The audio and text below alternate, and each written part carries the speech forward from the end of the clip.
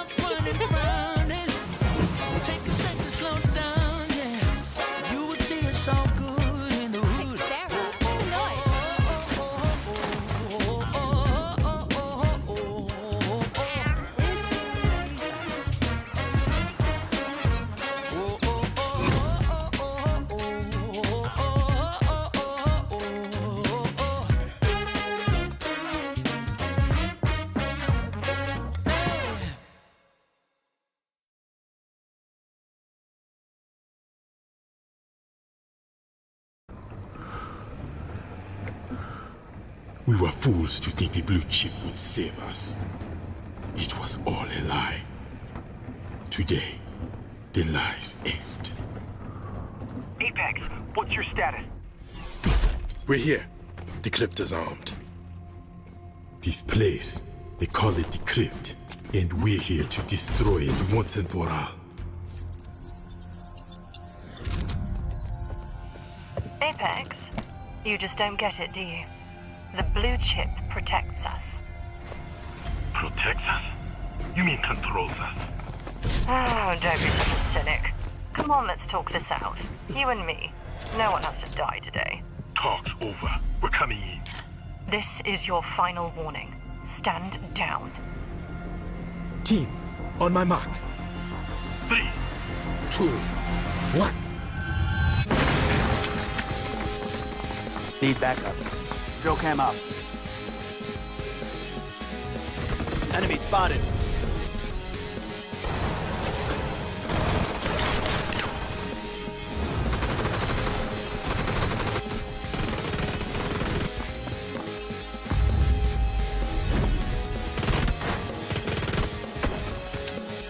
Blue zone out.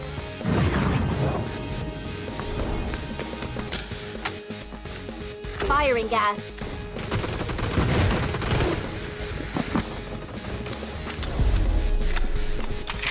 Sticky up. Sticky bomb deployed.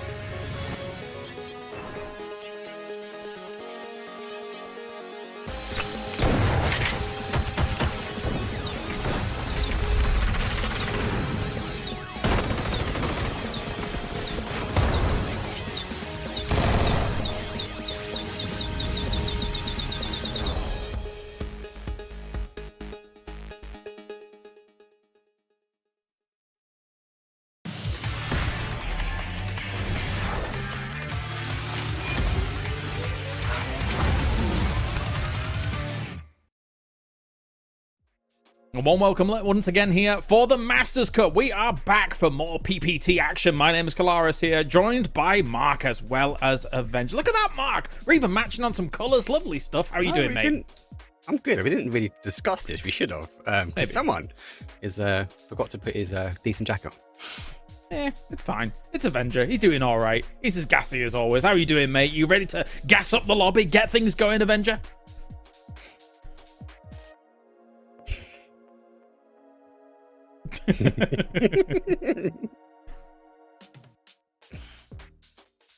Maybe we can completely, get that things fixed tomorrow.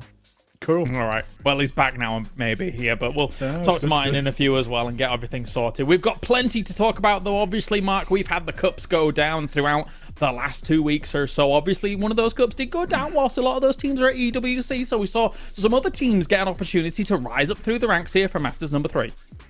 Yeah, it was good to see. It was good to see. And I think a lot of people looked at the opportunity that actually with the big event on that they could get themselves through and get themselves into the Masters because this is where the big prize pool is, right? So opportunity was taken. And then as we saw last weekend, everyone else trying to take the last chance to get through. But that was a bit spicy with a lot of chaos even towards the last game. Yeah, it definitely was, of course. As we lost some big fan favorites as well, I suppose you could call them here, Avenger, when it comes to like the likes of BB team not able to go through. Obviously, we didn't have like Twisted Minds and the like. I guess they were off celebrating maybe their EWC win or something like that. VP as well. Like, it's kind of crazy to be honest. Like, we're missing some big hitters, which is actually pretty exciting because like we're gonna have some potentially upcoming players. Imagine if we find the next Ibiza in this lobby, right? It's gonna be pretty cool. I'm pretty excited about that, to be honest. Yeah, same. I mean, it's not just those like big org names that kind of lost out, right? Teams like 100 ADR that we had in Masters 2, for example, Mark, had a terrible second cup, so they weren't able to do anything with it. So now we've got a few more names, even aside from some of the more unknowns relative to kind of those big org names.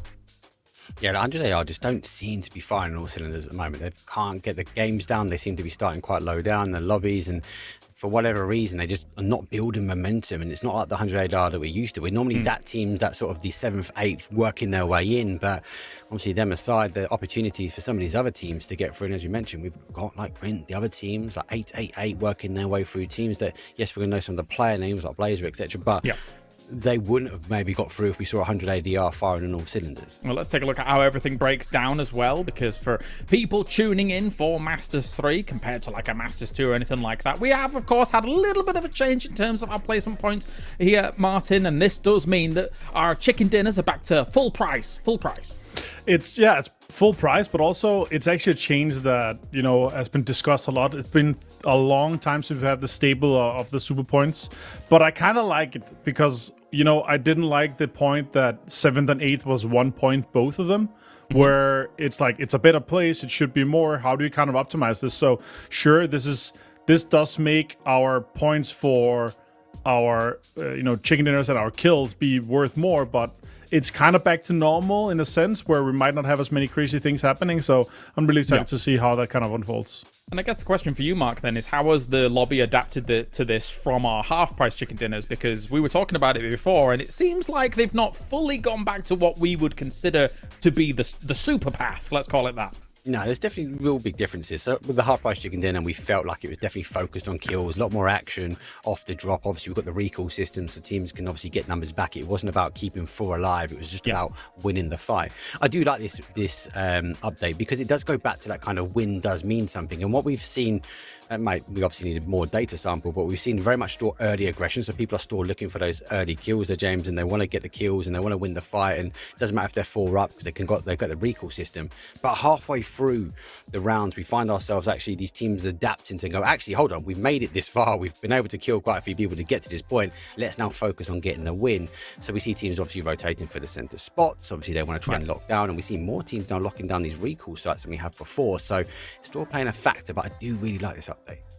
Yeah, and we've seen some unbelievable, even individual performances, Martin, throughout these last 2 cups. I mean, you saw Spiro with 10 kills in one of the games. I think it was in day 1 of Cup 2 or something like that. It's sort of crazy numbers coming out from him. Hakatori with 9 kills. So some huge performances coming out from the very known names, even though some of the other ones, like Sloy over on Skittles, for example, 7 kills in one of the games too. So there's been some really, really standout moments from those cups that I'm hoping to see materialize here as well. And also, like, we've had, Krint go in and get as many kills as Na'Vi. They got 3rd. Like, sure, they didn't have as many placement points. So it's like, I was just overall impressed with, like, we're having these new talent come in and just actually compete with the very top. So that's amazing.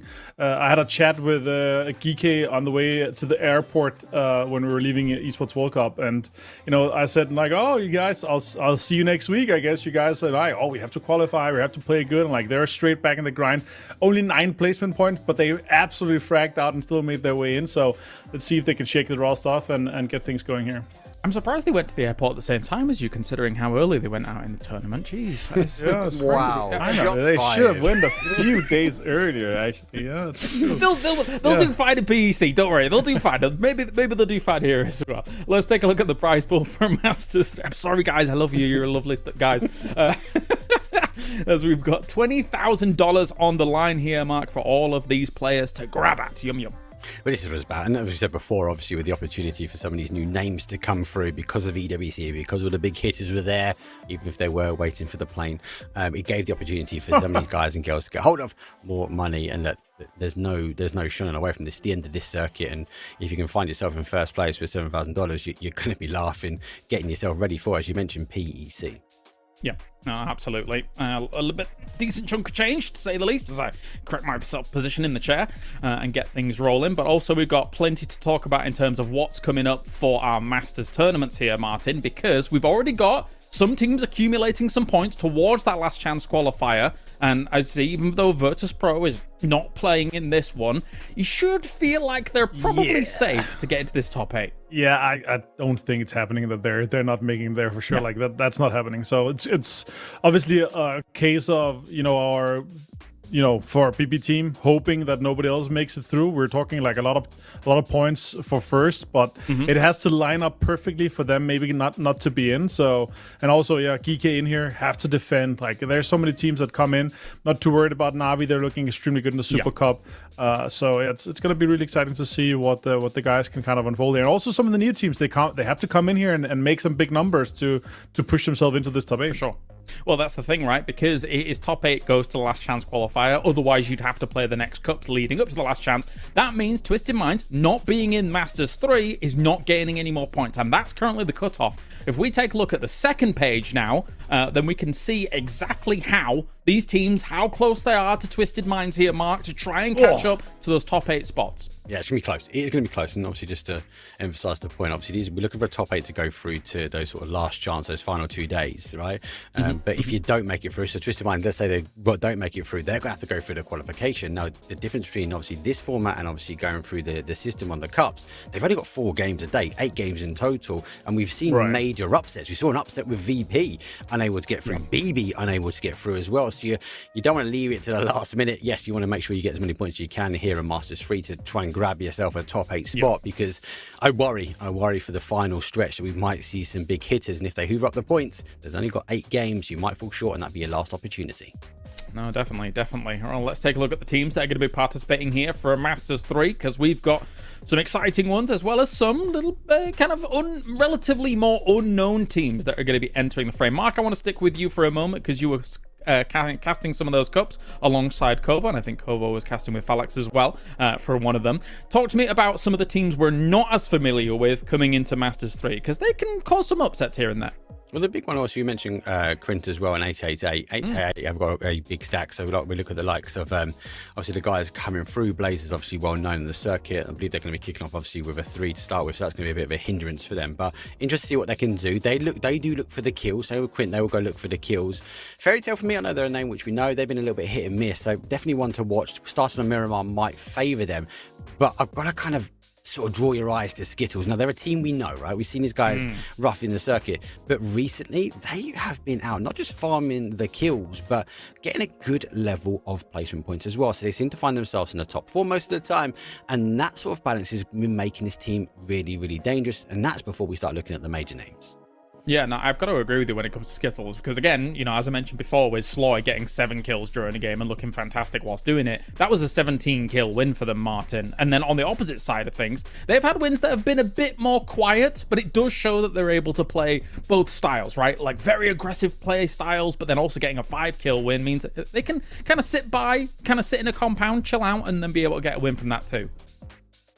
Yeah, once we get to Masters, like in this case here, we have a change also on point system, so that also changes the meta a little bit, right? Because last time we saw super aggressive, very kill heavy meta. We saw, you know, some lobbies, some games where it's like, okay, we have 30 people alive and it's only circle 2, like, because there's so many pushes. And now I think that kind of balances out, especially now that we have $20,000 on the prize pool on the line. I think it changes slightly towards more what we're more used to seeing, more kind of a strategic play style where we have the approach of, okay, we have to have some sort of a playing line, a fighting line into the next circle, rather than, okay, guys, we didn't get the circle, we're full sending into this compound, we're going for all the kills, you know? So it's going to be more strategic. Oh, definitely, as that is how kind of our teams are going to stack up. Obviously, there's a lot of names that you guys are very familiar with out there when it comes to, like, for example, Hive, the previous game in Gladiators roster here, Mark. They looked fantastic in Masters 2. Yeah. Maybe they can repeat that performance. And also, you guys at home, use the hashtag MastersMike EMEA with that handsome devil. You can ask us questions over on X or Twitter, whatever you want to call it, about anything, really, related to PUBG, and then we'll be answering those a little later on. So that's always exciting as well, Mark. Always exciting. It will be a chance to win some G-Coin, but more importantly, get to ask us some questions directly, whether about the game or anything else in between. So, interesting. Back to your point on the Hive. I think Hive are going to come up swinging. They've got a point to prove. They want to get more points against them, and I think they want to kind of become that household name as well. Yes, they're the old gaming Gladiators. They look settled at the moment. They look. It's good to see, and again, when we look at the new point format, they're going to be a team that's going to farm the placement points, and they'll be happy to go back to sort of a 10 for a win, because they're a team that can convert wins. Yeah, definitely. I mean, last Masters, all you had to do was look at how they were playing things out, Avenger, against the big names as well. Not that Gaming Gladiators wasn't big names. We obviously saw them over in PEC, etc., and things like that. So they can definitely hold their own, and I wouldn't be surprised if they were walking away with a few wins like Mark suggests. No, absolutely not. Like, they're a team that can come in and kind of rustle things up for sure. For me, it's like more of a way from them to come in here, like, we got to make some money, we got to make some prize pool now. We're not an organization anymore. Like, we have a point to prove, and also to make sure they get some of these points to go to the Masters West here later this year, obviously. So that's going to be huge for them. But also, another case is like, okay, like, sure, we're not an organization anymore. We can still hold our own. Also, they still have the synergy. They still have played for a long time together. They don't have to kind of fully rebuild all their systems. It's just a matter of taking it into TVP. And speaking of kind of taking it into TPP here, I want to ask you, Mark, obviously at EWC, we saw BRDMs and even blue chip not having as much of an impact, actually, as some people may have been concerned about or speculated about. What's been your kind of view on it in the last 2 cups here when it comes to the PPT? How, has it kind of dulled down in terms of impact as time's gone on? What's your take on it? People are definitely changing the meta, so people are still adapting. I definitely have seen less BRDMs. Now, I think that the risk of that Panzer hitting that is too big and too great. Yeah. As I said before, we see more people maybe fighting for the compounds that have the recoil systems where we wouldn't have before. I think that has been a big thing, and obviously with the early engagement, I said earlier on, if you can win the fight, you can get the chips back. So I still think people are focusing on making sure they can keep 4 up and obviously more importantly get those recall systems. But where it first came out, James, it was about getting those recall systems no matter what. But actually they're giving away points, and we're seeing more and more of this. It becomes a bit of a desperate attempt. So maybe mid to late game, not as many recalls, but early game 100% straight get back in. Obviously other factors, obviously other changes as well. Still be interested to see when these teams sort of learn and adapt. So we've still got a lot of blue damage out there, and obviously we've got teams sort of lurking out in the blue as well, which then sort of counteracts that recall chip. But definitely less BRDMs. How about you, Avenger? What are your thoughts regarding it? Yeah, so like I was, in general, just against a lot of the things because it changes the way of playing PUBG in such a way that we're going slightly away from the more kind of strategic approach. But I actually think it has way less impact than I thought it was gonna have. And especially like BRDMs, they get super punished. Panzerfaust, and you're seeing so many teams are just hailing bullets on them. Even though some teams, like they're bringing their all-in-one repair kit to repair them and all this stuff, they're still getting absolutely destroyed. It's just 1 or 2 teams that focus half a mag on it, and it's actually gone. In terms of revive, like it's nothing like it. Sure, we're gonna see these, late revives, or we're gonna see a snake come in from behind and kind of snake in some bushes. It still doesn't have a lot of impact because like once we're past circle 2 and 3, we still have so many situations where it's like it takes too much time away from the remaining 2 or 3 players or one that it's gonna have an impact. Like they're gonna have to go outside this circle to get the players back. They're gonna have to find a place where they can lose safely, and before you're gonna have this full format back alive, like it just doesn't. You're taking so much time away from getting into priority compounds to get information into the next circles to take any space away. So, like, it just doesn't have as much impact as, for example, a DMR nerf is going to have. There's so little impact from the BRDM and the revives that a lot of players kind of thought that they're going to have. All right, well, we've got ourselves 6 games coming at you today, and there will be 6 games in the next day and the next day. So plenty of PUBG action coming your way over the next weekend. Tons of games. And we'll start it on Miramar, and then we've got our wildcards. Then we've got good old Erangel to round things out. And I do believe at present it's the same every day. So that's how it's going to all shape up here, Mark. But one question I actually had for you before we get into our game is Foot, Ascend, FaZe. These 3 organizations feels like they've been having a bit of a hard time over in PEC and then trying to qualify for internationals. Surely this is a great spot for them to try and recover some kind of lost ground here in the PPT. Definitely for Foot. So Foot have been farming money. This additional circuit for them has been great. Yes, they've not made the major events, and obviously they've been changing the roster and all that jazz. But generally speaking, we see Foot give or take in a sort of prize pool scenario. So 100% for them. FaZe obviously on a rebuild. Want to see them back on top as well. Obviously the adapt, as Martin says, between looking at obviously a TPP versus FPP. So there's still a little bit of work to be done there. Plus obviously the change of roster. Ascend, that's the 50-50 for me. Interesting to see what they do. They made a late dash to get in, but that was over 4 maps. Are they going to favour 6? We'll have to wait and see. Yeah, it's fair. I mean, at the end of day 1, they were 14th on Cup 2. And then, as you say, that late dash was very much needed, considering they got 12 points in that first day and were able to rocket all the way up to 49 points in day 2 of Cup 2. Well, gentlemen, I'm seeing that the game is getting good and ready to go. And I believe you guys are casting it first, Martin. So, you know what? Why don't you take it away?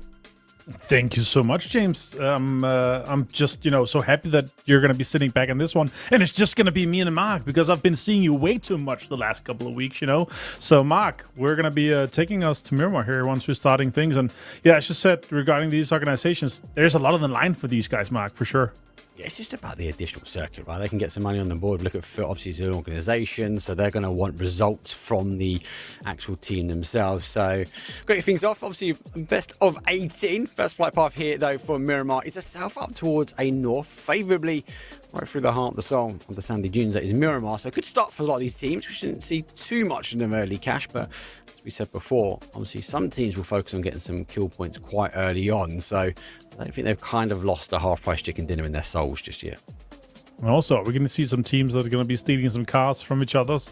The vehicles here is definitely a big thing, right? And yeah, we'll see if there's any kind of early contest. But no, it doesn't look like it's going to be too crazy just yet here. It's kind of already settled. And then again, in a BO18 where there's so much money on the line here, it's just not worth it fighting for these cities. Like, again, everyone's kind of starting off. And at an equal footing here, and we just need to get off to a kind of decent start here. But Krint getting Picardo, obviously cool things for them, but I would expect one of these kind of big name organizations just taking it away from them. But then again, like, they have nothing to lose, and the big name organizations, they need to come in here and really prove themselves, and also to make sure that they are in our top 8 for the overall Masters leaderboard here, Mark. Yeah, 100%. 100%. Early engagement, good stuff. Looking to try and close the door on Slam G. Unfortunately, he clicks a blank, though, with the mutant. As, we can't see, but there is someone off in the distance there. Yeah, 100%. Worth a go. Obviously, look at the flight path, though. Plane has now done. Ascend going quite late, not taking their normal drop for water treatment, so going up towards that oasis. So maybe a bit more of a cautious approach this one. We do know they like to play the outside edge. You mentioned, obviously, Krint. They are split slightly on a 3-1 here. We've got to be cautious because that is quite a big split, and he is not too far away, so might catch him working his way to collapse to Picardo. And obviously, a lot of teams here have a really early priority towards the center. We're going to die, obviously, Hive with some really good compounds, but it's just dead center on San Martin. Like, do they have to hold on to some of the big kind of southern buildings? Like, where do they split? I like what Hive is doing already, sending 2 guys up early, because it's a really good spot, obviously, up on the plains and this crash here west of San Martin. So taking that early with 2 is definitely worth it. It will definitely worth it. What's your thoughts on FUT Esports? Obviously, they made a late announcement yesterday about their the roster, where they did kind of locking in Cappy onto the team, and obviously Scav, who he's been thereabouts. He's been trying out for the guys. Obviously, Edix. I'm not making the full team. I don't know if it's still of a tryout, but I kind of like Cappy's introduction. I don't know what your thoughts are. I mean, Cappy is a fantastic player. I think he's, mechanically one of the craziest players in EMEA right now. I think he's extremely talented. And with what he's been able to kind of build and how he's been playing and, scrimming and in general just being across a few teams here and there, I think this is a great addition. I think FUT will stand stronger. Are they up to a kind of VAD level at that point where they had VAD and Pixel in terms of experience and so far? I don't feel that yet, but this could be the tournament to prove it. And yeah, I'm really hoping so, because Kabi, first of all, great guy, fantastic player. Wild shots are coming out here from Hecatory. Crazy to hit Gustav twice.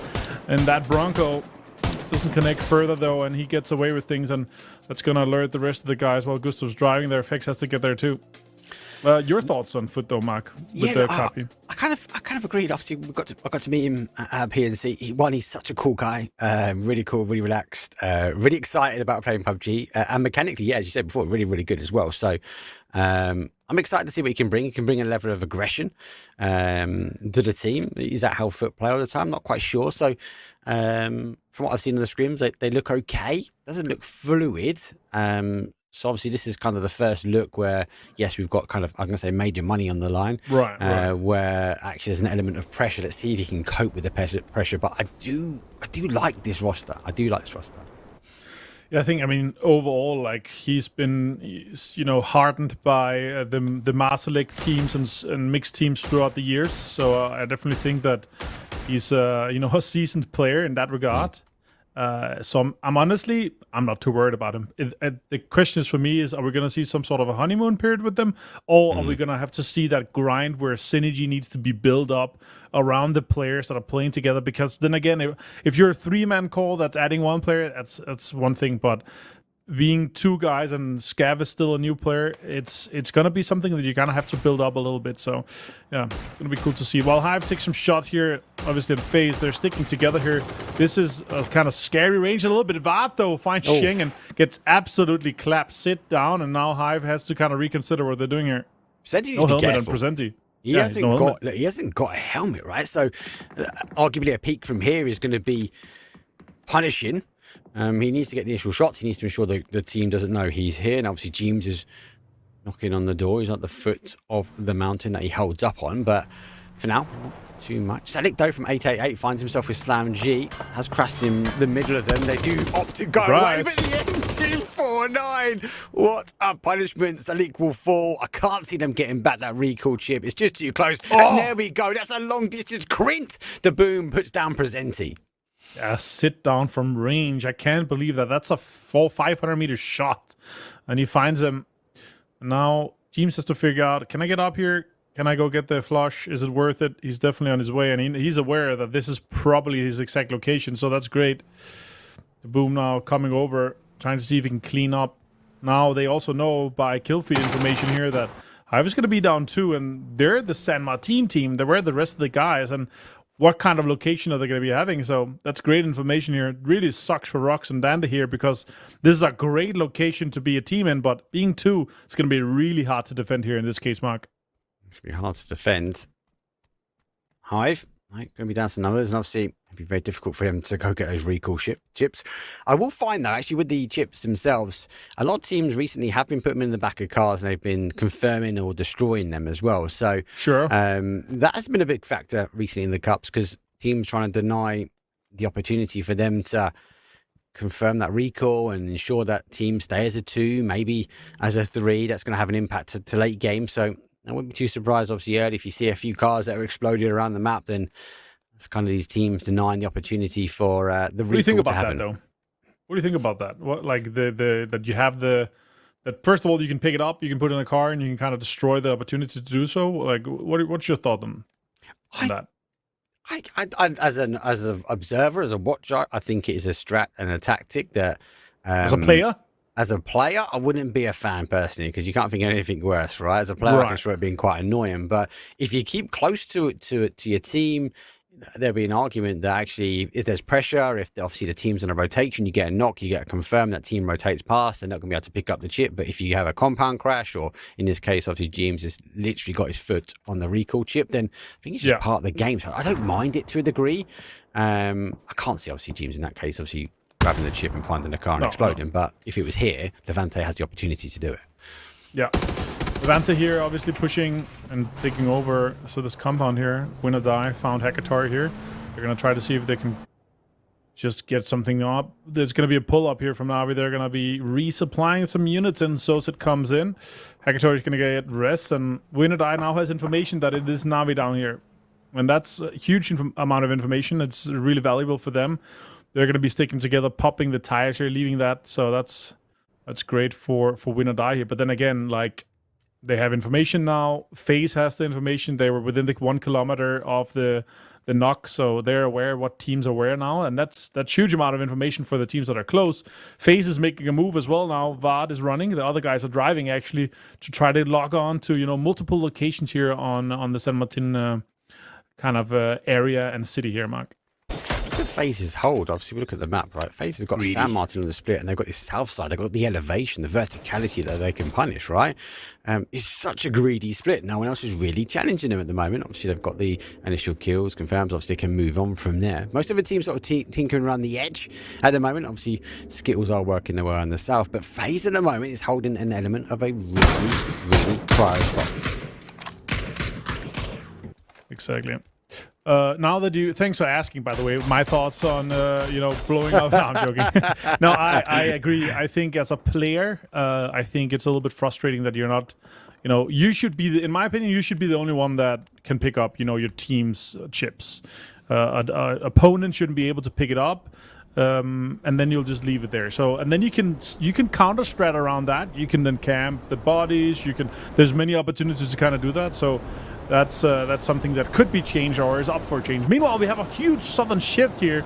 The FaZe guys are now going to reconvene on James and Vard's location. That's going to be a huge split. We also have some high ground that's going to have an effect once we get to the later circles as well. So that's going to be interesting to see how the teams kind of adapt to that. But yeah, a lot of information has already been shared by the Nox already from Winodire and Navi. So let's see how these teams are approaching it. Maybe Winodire actually saw the FaZe Clan guys leave, and they can kind of backfill that a little bit. So let's see what Vard opts to do here with Winodire coming in with almost all the vehicles at this point. It's got a nice angle. Just be careful. He has to keep control. Gustav, though, obviously is going to tighten the gap here. Vard waiting for that crossover. Sees one. Looks for the initial shot. Takes spray, though.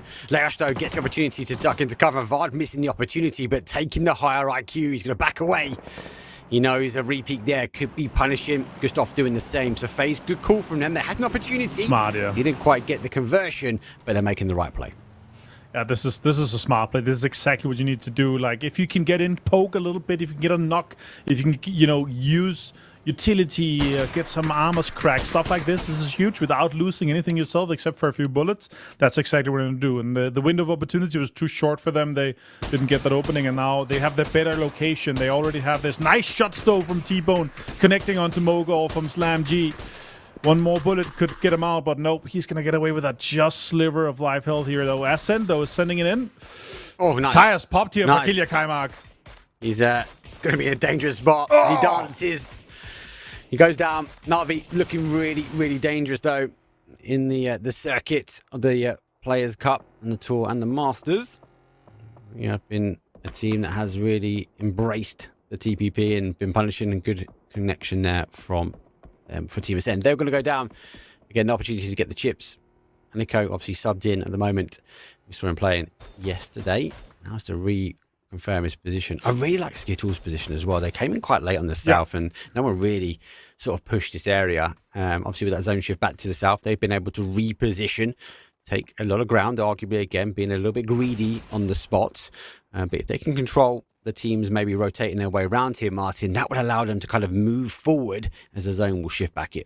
Yeah, I actually like, teams like this is like, okay, sometimes you stay away from these areas that we know, okay, if Circle 4 is going to shift away from where Skittles is, where FaZe is right now, but the amount of information and the amount of kind of damage you can do to some of these teams trying to come in and backfill is actually quite severe. So I kind of like that they're holding on to this. They would need a southeast hard shift to get actually anywhere decent Circle, because Circle 4 is going to go away from their location currently because of the land ratio settings. So that's really the interesting thing here. Foot, though, are going to be making a move on the eastern side. They have definitely seen or heard Na'Vi taking shots at Ascent, so they're definitely considering what is the split where they're setting up. And there are a huge split here from Na'Vi, a 1-1-1 one-way split here, so there's definitely room to punish that at the moment.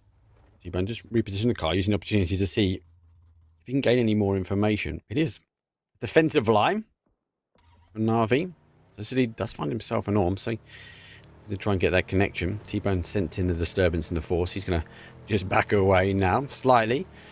Attention, the vehicle is there. Here comes the shift. It does come back up as expected. Obviously, there has been a change of it's a big how the one. train works, but he's gone very, very north. So T-Bone, like enough, might be looking to try and take on Sosadi. Actually, with that zone shift, gives him the opportunity to try and find a new compound, at least for the team, as rest of Foot get moving. Yeah, you can see all the teams already moving in here. This next zone is going to go north. It's going to go away from those southern ridges that are considered land ratio in Circle 4. So this is definitely going to be a high chance of an exact urban ending. We have seen a lot of these urban endings being that northeastern side of San Martin. That's why we see win or die. They're moving in there extremely quickly here. See, obviously, also a e-pickup that could be coming in here. No, it's a return from Revive as well, but we see some big rotations coming in. It's also being punished at the moment. Stolen here. It's huge for Team Saint. Oh, Saints though, overpeaking, gets punished. One team will go down. That's the pressure we talk about. They're looking to try and get their crash in. Team Saints though backing up. Conquest in difficulty at the moment. Twingsy obviously got the high ground, but obviously they're trying to confirm out at least that one knock they've got. They've gone for a full send here, but the Saints are rolling in. See if they can find the final player. That'll be huge. That's Conquest out there in 15th. Unfortunate for them. You hate to see it, but they might be able to get mine set up. Let's see if it's currently happening here. Hive taking shots here. Great shot from DK101.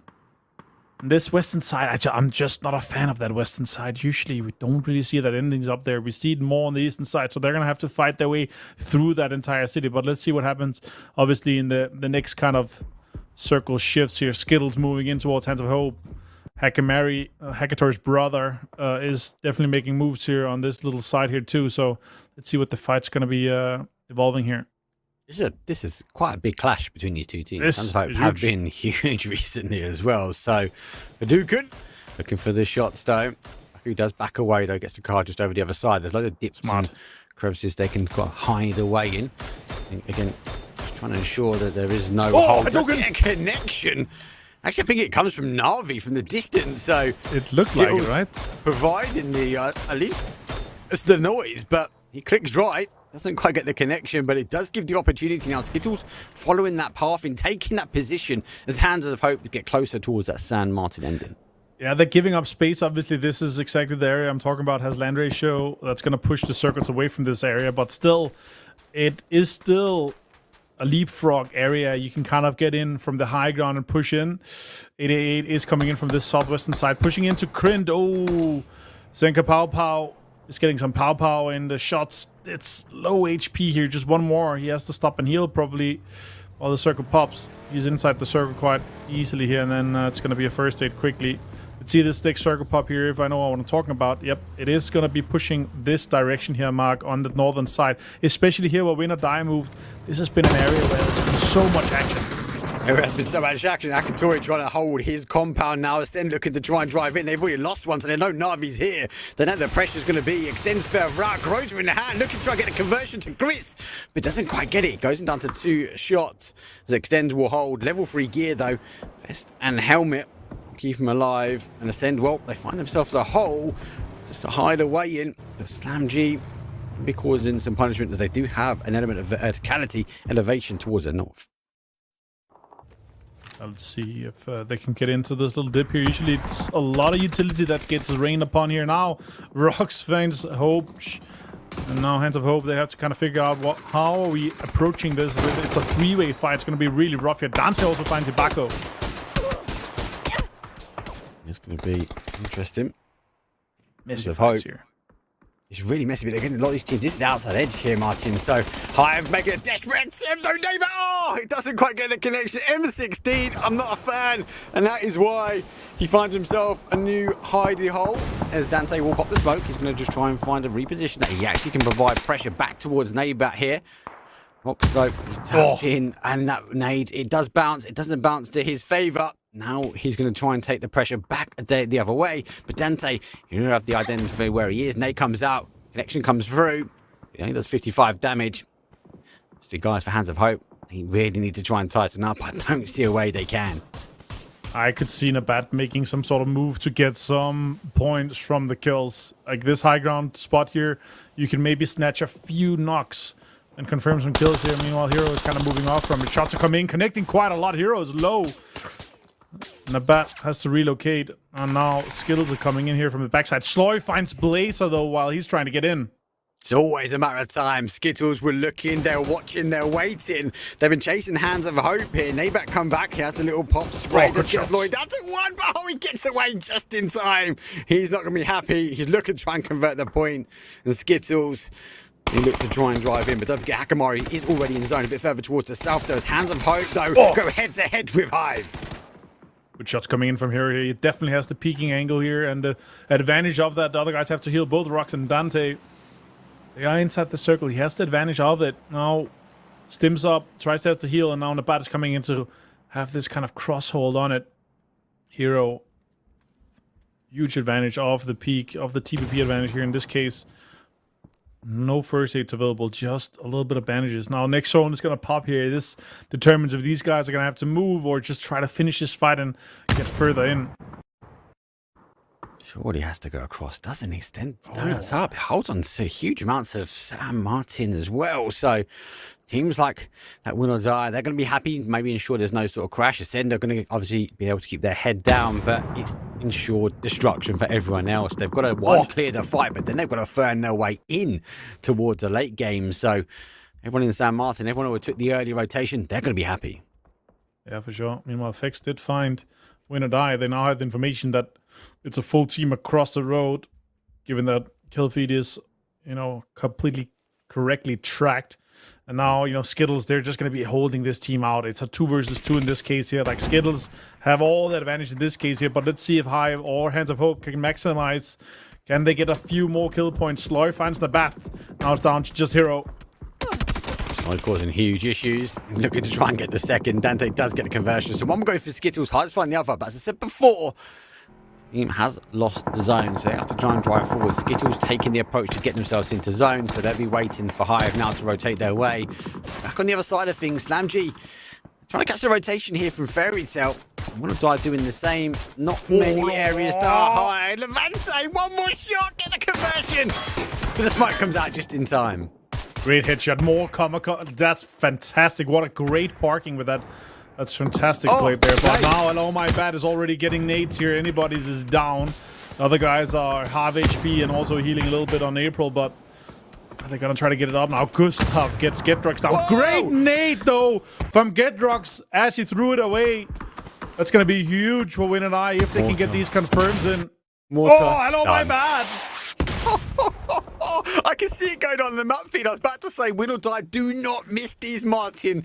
Every way, every cup, every weekend, we see win or die secure points, though, with the mortar. And it is always, always, hello, my bad. He's put the hours in, he's got the calculations down, and now he's just got the conversion. We see teams in these positions unable to get kills, but when you got hello, my bad, with a mortar, got the cover of the compound, easy, easy points for them.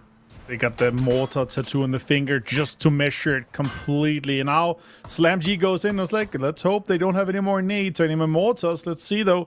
It's Chris here. Has some information across the road. This is a 2-2 split from Ascent. This could actually pay off quite heavily here. All Saints are fighting as well. Happy. The new pickup. Oh, newish, because he's been on try it for a little while. Obviously, found the element zone thanks to T-Bone. He did rotate round and past Na'Vi. Na'Vi didn't obviously need to leave the cover, and the terrain of Miramar did favour them. So T-Bone just trying to find a way where he can expose Na'Vi. But as it stands, the ridges will just provide him the cover, just for now anyway. All right, this next circle actually went a little bit northern, putting in Slam G in a good spot. Foot has to later on fight Na'Vi and Ascent for some locations here. But the teams inside San Martin, they have a little bit of a sliver. FaZe is controlling that. The other teams are going to have to push into either Win or Die or FaZe.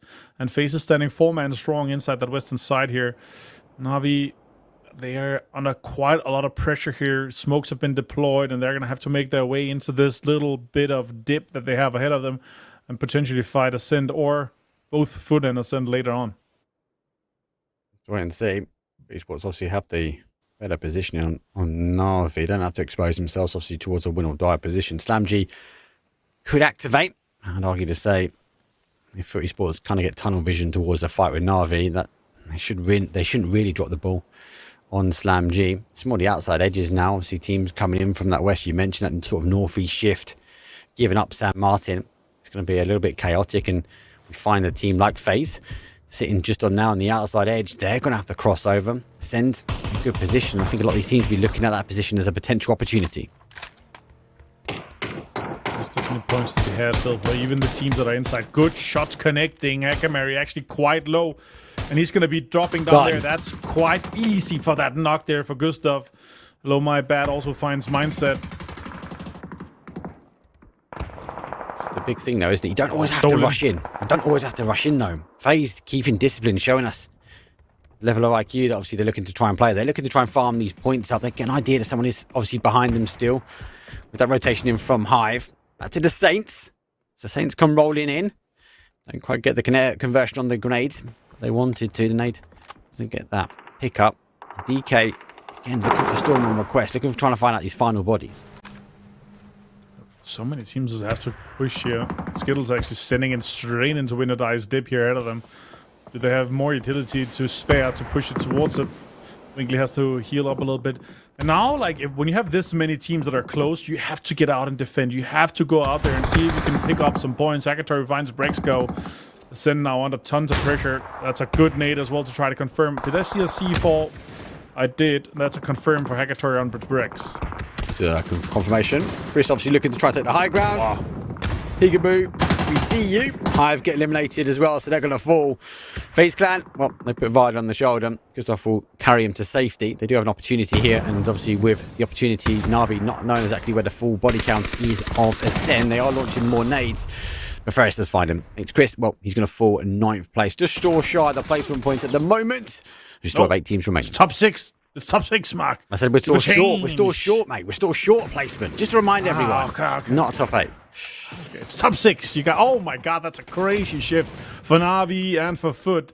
Soset now finds Kapi. Now the teams, they have to reconsider. Okay, let's here for Foot. If I'm Foot, I am just defending. I'm holding on to this. This is an easy placement point. Shots coming in as well from 8C. Takes down Soset with a great headshot off the mini.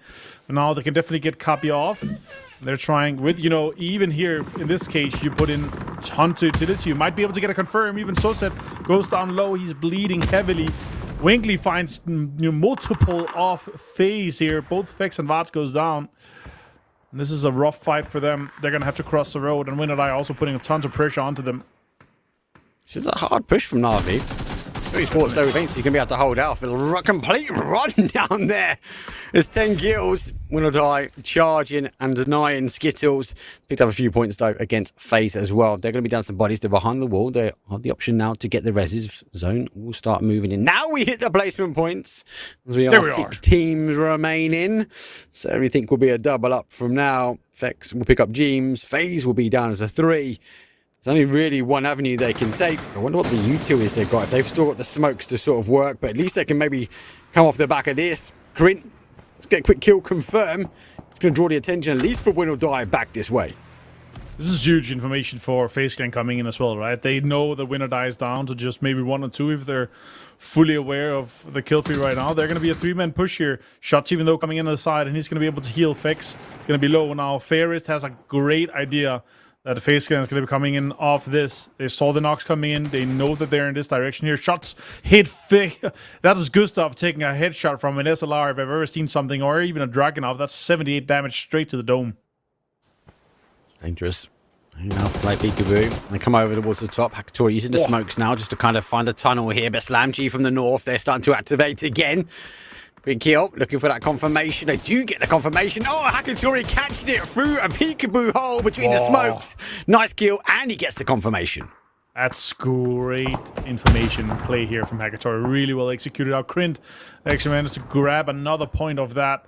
We're into the top 4 with Foot and Slam from getting into this dip here, Mark. Even though tons of pressure on them quite now. Still a top 4, still a decent amount of kills coming in for them. Now Foot is taking control of this. A 2-2 split for them. And now they still have a little bit of sliver of that. A little bit of a shit over there that's going to be in. And also the Rich is still in for them. But Hakatori is dominant off this spot here with an arm still in play for them. How is Foot Esports been in the action, especially mid to late game, and only bagging one kill at the moment? They've got so many kills stolen. I know. It seems to be Na'Vi are just stealing everything they put down at the moment. FUT Esports obviously on the defense. They have hard cover here. Na'Vi have cleared out a send. Now that ridge line round towards the sort of southwest is going to be difficult for them to get into. So I think they might try and lock their position, try and find their way in. First finding himself though the zip line. Interesting if he can get himself on that roof. Don't know what benefit that will provide. But for now, here comes the charge. Extend vest completely gone. That's smart. Look at that. Both the molly and the blue zone to push them off this angle so they can get close. That's exactly how you use utility here. T-Bone with a great nade here off that 43 and 33 damage. T-Bone also with a Panzerfaust. This is going to be huge for them. It looks like they want to try to get up on the top of this building here. Maybe that's not possible. I don't think that's possible just with the Mirado here.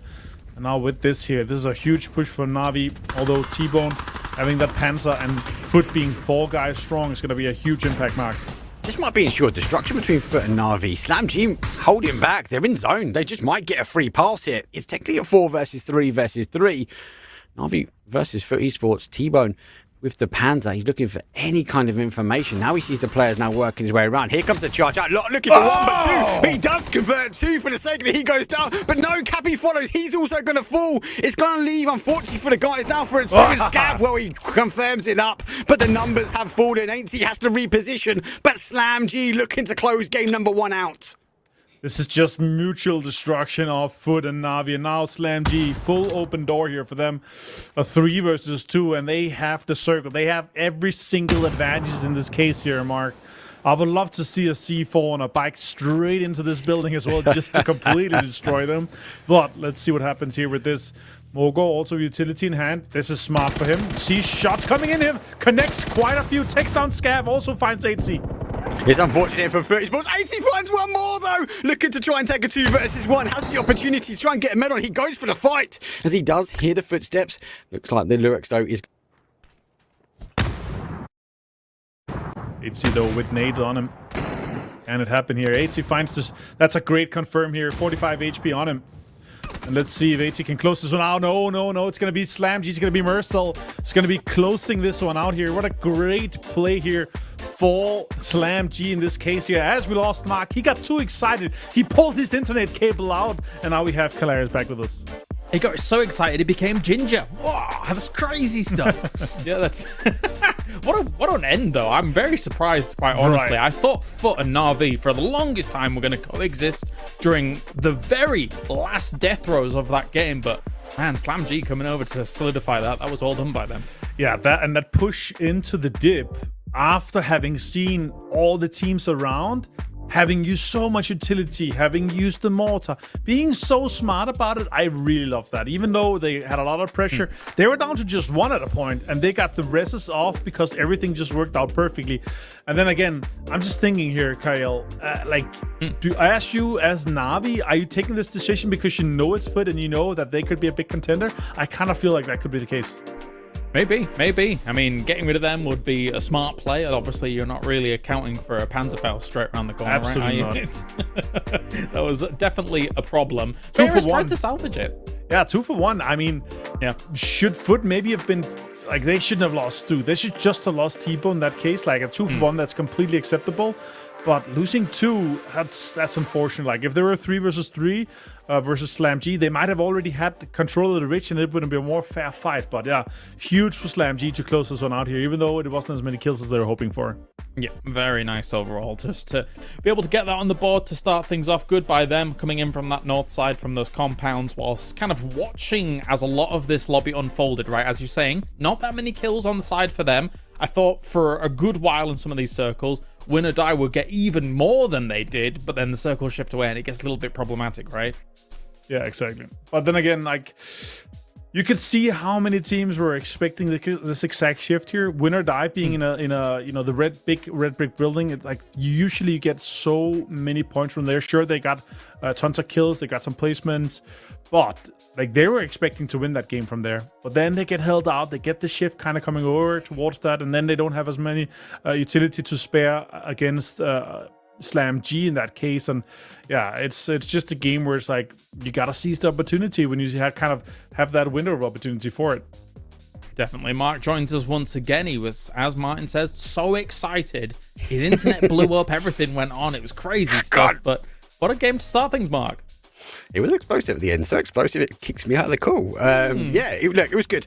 I was surprised, obviously, that ensured destruction between Na'Vi and Foot Esports, which was said before, but obviously they had to fight. Na'Vi didn't really have any other option to work their way in towards the zone. As a result, obviously, that gave that sort of win up towards SlamG. The other big thing for me is Foot Esports limited on the kills from that position. So much was stolen away from them, and obviously, as a result, they got the additional placement point, but that's about it. Yeah, I thought they were going to walk out with a little bit more, but 11 points is respectable. Just in general, this is a very spread kind of high pack here, Martin. Normally, we get one team, getting a 17 or a 19 points, and then every so often a few other teams with double digits, but super close game to start things off with this lobby. Yeah, it worked out great for Win or Die, even though they were in this spot here. But then again, like, they could potentially, have gotten a few more kills. They got held out by multiple. They got kind of third-partied so many times here. It's a great play for Win or Die to take this big red building, even though it's really difficult to hold. 10 kills from there is a great feat for them. Not bad at all, not bad at all. It did look like our circles were bearing down on San Martin, and all of these teams trying to kind of prepare for what was going to be that proper urban ending here, Mark. But in the end, some of those teams having to go through that urban situation kind of just get slaughtered as they're trying to move out that east side. So it's tough. It's a difficult thing that you've got to try and solve for some of these teams. A lot of it was a gamble. Is it going to go to C? Is it not? Obviously, we saw Team Ascend send it towards that sort of dip. That's because they were down numbers. Arguably, SlamG doing the same. They didn't really have too much sort of team sort of knocking on the door, so to speak. Everyone else, I think it was that zone shift. It was, hey, this could potentially go to an urban ending.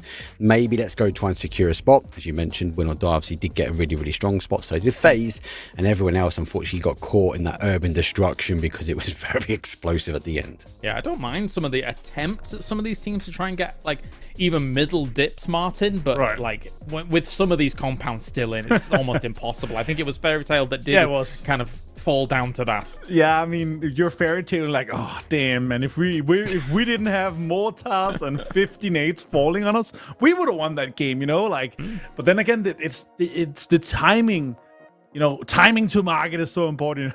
But still, here for this, like, when you're fully surrounded, you still have Slam G on that northern side. You have to lay extremely low. But when Slam G enters that dip, they know that the northern side is free. They know that they can park their cars in a way like a V shape or U shape or whatever you want to call it, where they're going to have the northern side completely free, and with a few smokes they can survive for quite a long time. Then again, as I said, like, they had 2 knocks. They were down to just 1 active, and they still managed to salvage that, get back up to 3, then take on this. I mean, it's a perfect third-party opportunity for them. They know that there's just 2 teams left. They know it's the 2 stronger teams, and they can take so much base from that. And I mean, for Na'Vi, it's the only play. Like, if you try to make a play onto Slam G, it's Foot that makes the third party, right? It's the play for the win that Na'Vi is doing, even though it was assured mutual destruction for Foot and Na'Vi in that case. And obviously, to address the elephant in the room, we have no Geek, obviously, in that lobby to get things rolling. Still flying. From home from Esports World Cup. maybe. Even though you talk to them in the airport, they're still in the air. But that actually does take out one very strong potential component from this lobby here for the moment, Mark. So it gives room for some of these other teams to get some points on the board soon. As you said before in the pre-show, obviously they're a team that likes the farming of points, right? They like the early engagement, and obviously catching teams in those rotations, those hard shifts. A Geek might have picked up a few more kills. Obviously, that zone shift, back to your point before, obviously is going to be really beneficial to teams like Foot Esports. Obviously, in Na'Vi, yes, they had to kind of play in there as well. So I like what we're seeing from a lot of these big names. They are finding the position quite early, looking to try and get the kills. But as I said before, it seems like midway point, that's when these teams go, do you know what? It's actually, we need to get that confirmation. We need to make sure we get the win. And we saw that with that shift towards San Martin. Teams looking to secure the spots. Obviously, that's why we saw that win or die get so many kills. Yeah, if we can continue to see some excellent mortar usage coming out from them, I'm all for it. Because if Hello My Bag can keep lining that up the way he did just then, it was a perfect shot, Martin, coming in from him. Brilliant stuff. Yeah, I think he's the guy that also has the tattoo in the finger. You know, he can go up and use like the measurement here. He's like, oh, okay, he's that far. This was a meme, but did he actually go and do this? Because we were talking about this for ages. Yeah, I mean, I don't think. I mean, Tickleton was also talking about he had to do it. Yeah. So yeah. And I just talked to Quissy. They will be joining us in the next lobby, so they're gonna have 17 games to get in and get things rolling. But yeah, it's gonna be good to have them back in, and that also changes again. It changes the lobby a little bit. You have a stronger team that's kind of coming in, so it's gonna be cool. We'll see. Well, they've got the chops to be able to make it up, even with 17 games. So thank you, Martin, for that update. Lovely that you can just message Quizzy and be like, what's going on? Tell us. Are you not playing? Yeah, exactly. We want those kids in. Again, especially since, as you guys watched when it came to the Cups, Mark, overall, seeing Spira get 10 kills in a game as well, it just shows the class that he can kind of exude. Even though, back in the day on that Twisted Minds roster was looking awesome then, obviously kind of things changed from there on out. He was going from place to place. It didn't quite work out at BB team, but he's still showing he's an excellent player. All 4 of them are good at getting points. They're great for getting the kills. It's just trying to get the placements out of them, find that consistency, that sort of flow or the synergy that this team can kind of work themselves into sort of the top 1, top 4 as example. But even that aside, they're going to get kills. We're going to see these teams punish teams on rotation. They're not going to allow those individual shots just to sort of miss. So expect explosive action. Yes, they've got 17 games compared to the 18, but I can't see it being an issue for this team. I'd expect them to be knocking at the top of that prize pool. Yeah, tell me about it when it comes to their individual components being able to get points, because Martin, if we recall, when we did our little fantasy draft during EWC, I picked Diffex really early, and that really did not pay off for me. Yeah, it did not. That's unfortunate. Yeah, it was a great time though. We had to make a custom fantasy draft, and it's always super fun when we do that. Like, you only pick one player each, and in this case here, like, anyone would have picked Diffex. Like, I think it's also because we amongst ourselves also. We upped him. We, big upped him quite a lot. We did. We had quite high expectations of him. And also, even in the qualifiers, even in the Esports World Cup qualifiers, even in previous, in PC so far, like, he's been such a great player that when they came that much short in Esports World Cup, like, wow, that's a surprise to so many. Yeah, and it was a surprise to many when we thought we were going to get long black hair Diffex, and instead we got German accountant Diffex. It was not what I expected, Martin. That was also a surprise. I was like, he's a shapeshifter. You can still recognize it, right? But it's definitely a change for just half a year. But yeah, it's good. There was a moment, Mark, where we were like, there's no way that's the same person. And we were like looking back and forth at different pictures of him. And were you as confused as we were looking at from home? I cannot lose that he looks like an accountant. That is like, I can imagine you guys going, who brought their accountant with them to EWC?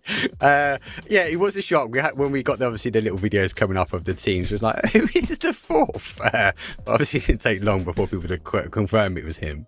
I love the meme about, it's like, okay, no wonder he had issues with his ID. Like, he doesn't look like himself anymore. That was a great meme. I love that. That was good. All right, so hopefully they're in the lobby coming up, which is going to be good. Obviously, we've got one more Miramar on the cards, and then we're moving to our wild card maps. But a decent start for everybody, Mark, obviously, as it being so close in the points. I liked what Krint was trying to do with their big wide wraps kind of on that west side coming in from the north, because you don't want to be going into San Martin with the way the circles actually shifted for them as time went on in that game. No, it was a full commit at that point. I mean, they're expecting it to try and play in towards the at least hold on to a part of San Martin for a lot longer. That would give them an opportunity. But yeah, you can't argue that rotation in. It was the hardest way in, but they're able to get some points down the bodies early. Every additional kill, obviously with that knock on towards win or die at the end, additional placement point as well. So obviously teams have fallen full. It was actually the blue zone that claimed the final stint, but not a bad start from a team which a lot of these people that might be watching going, actually, who are they? Where have they come from? So it's good for them just to sort of secure maybe mid-pack, especially after game number one. I wouldn't write them off either. I'd expect this team to continue the way they're going. Oh, well, I mean, the way it works for our Masters, of course, is it is 18 games compared to the Cups, which are an accumulative 8 games, because it's 4 games played per day across the 2 days of each of those Cups. So definitely a bit of a different beast, Martin, maybe for some of these teams that are a little less frequent to these kinds of fights, right? Compared to your faces, your foot, all these guys that are going to be used to this kind of marathon compared to a sprint. Yeah, you got to just stay steady. You gotta make sure that you stay on momentum, and also, again, in this case here, you gotta get top 6. Like, the placement points are now this heavy that you cannot just rely on kills compared to previous Masters. And now with this and kind of how it's shaping up, you can see the approach of teams. Like, they're playing way more smart about it. They're, trying to get in, get a kill, get some damage done, and then get out, because they know now, okay, we gotta stay 4 guys strong, because a win is now again 10 points, and it's quite efficient for these teams to come in here. But again, as a team, even as win or die here, like, you can see how they're moving collectively as a unit. They are extremely focused on staying fully four-man strong here, and just making sure, okay, we take a fight here, even in TPP, like, we're going to have way more utility to throw. We're going to have a bigger chance of getting as many kills as possible. No, definitely. All right, well, we're just a few moments out before we get into our next Dusty Dunes match here, as Miramar will be on the way. Slam G has already got themselves a win on the board. Who's going to be able to take our second match of the day? Let's head over to good old Avenger and Marky Marcus for our game number 2. Yep. Thank you so much, James. We're going to be having another one here, Mark, and it's going to be a great one. Honestly, this first game was actually quite a great start. It's not, a crazy curveball, but fair for most of the teams to kind of get into these more central circles here. But we are going to be starting off with this playing path here. It's a little bit more difficult, though. And if I was Toby right now, I'd be saying, oh my God, look at that. That's the playing path. You could get a little bit of it's a little bit of island action on the eastern side. But yeah, I don't trust it until I see 50% water. You know what I mean? Yeah, that's been rare. We've not seen one for quite some time, actually. So, playing path for this one is a southeast up towards the north, pushing towards the northwest as we end just about over Oasis. Yes, it does push towards that sort of northeast corner. Yes, we do have the islands in. Arguably, we've had a lot more pushing towards Lost Leones and out towards the west. Everyone's out. Look at that. That's GK, Mark. They're in. They're in. And now they're claiming an early out, and they're going to be pushing their way to Resort. So, You're hoping for the southern shift. Yeah, praying for the southern shift, Martin. Yeah. I mean, that's if we're talking a northern one, like a Cruz del Val Campo Militar style circle, they're like, okay, guys, we're looting until we find an E pickup. I guarantee that. But we're gonna have quite an easier Picado Chumacera circle here with quite a few teams that's not even in this next circle here. So Kike might be considering here with this plane path here, just straight go loot resort a little bit, or even go Chumacera, because it's very unlikely we're gonna see a team drop for cars when we have this plane path here. I think Chumacera is going to be the question, because that's their normal drop spot. This plane doesn't offer that for them. I think they'll be questioning whether they go that far. Will another team try and rotate their way down? But that's their normal drop spot, right? Why not? Why not get in the cars and rotate early? Yeah, definitely. This is 100% what you should be doing, because you're also gonna be closer to kind of get in and get back up. And now there's just a race, like who gets there first, send it. And hope this sports car is going to be the faster one. The RB Cube, exciting with some also collaborations coming in for new vehicles into the game as well. Mark, are you a sports car connoisseur, enjoyer in PUBG, or what's your take on that? Yeah, but I just can't get the new one. That's it. Doesn't matter how much I put my cheat code through, it just doesn't convert for me at the moment. I got the Lambo, but I'm trying. I'm still trying, mine. I'll guarantee you've most already got it. Yeah, I've got all of them, except for the bike. Actually, didn't have the bike. I didn't really like it as much, but let's see. I'm also a Kawasaki man more than a Ducati, but let's see what it offers in the future here. Now, FaZe and Win or Die is actually driving quite close to each other in this case. Only a 1 vest here for Hello My Bad, so that's only going to offer 30% damage reduction rather than the 40% that the level 2 vest is doing. Fax is going to be Panzerfaust and get knocked there, and also just gonna drive him over. So the boom taking shots too from Leers. That's, oh my god, he finds him. He finds the headshot with the scar. That's huge. Now this is gonna be a little bit rough. It's Krint. It's gonna be completely knocked and flushed here. Did Win or Die not expect him to be here? Were they hoping that maybe they sort of rotated early, like we saw with Geeke, but they rolled in. They've got the better of him. Boom is down. But maybe they're thinking they're taking like some higher prio, but like Picado is actually quite center, so why would you leave at this point here? Maybe you take like the southern, there's like a big red brick building prio high ground off the west, but it's just as the same as Picado. So maybe they're just thinking, let's just get as much loot as possible, hold on to the southern side, or maybe the 5-star, and see what happens here. If I'm a Picado looting team, that's definitely what I'm considering. But yeah, Win or Die kind of early on here. Also, losing a player like that, it's all unfortunate, but now the boom, he's gonna get his body's gonna be held for quite a while here, I assume. Yeah, again, you spoke about obviously the capabilities of like holding out the blue chips. Win or Die are a team that has done that quite a few times as well, so they might just set a trap, and yes, they know they're here, but maybe wait for the temptation that actually crosses over and tries to get that chip, and looks like he's gonna go for it. There's the smoke. He goes for that reload. There goes one. There's a second. Can they catch him? They're also holding on to the southern side mark that has the blue chip revive station, right? So the recall station. So that's definitely the case here. Oh, look at that! Hecatory's out sniffing with a 6.6 and an MK, and there's a nade dropped. Okay, I didn't have any lethals, so one molly, but nothing else. Smoke's out here, saying a power is definitely going to be getting that. The question is really, are they going to be allowed to get this one here? Nitro, as I said before, has the flare gun too, so even if we have crazy zone shift, they actually have a BRDM available to them, so that's definitely what I would be playing for. If you're under pressure, like it's not worth it. Like a BRDM can get you quite deep. Sure, a second, third shift. Once you see that third shift, likely where that next circle is going to be going due to a land ratio, so a big send with a BRDM, even as a 4-man, is quite worth it here. So let's see what Krint is going to be able to do as a Picado looting team. Statistically, Mark, because they have a shorter, closer to the next center circle, they usually get more points over the course of 18 games.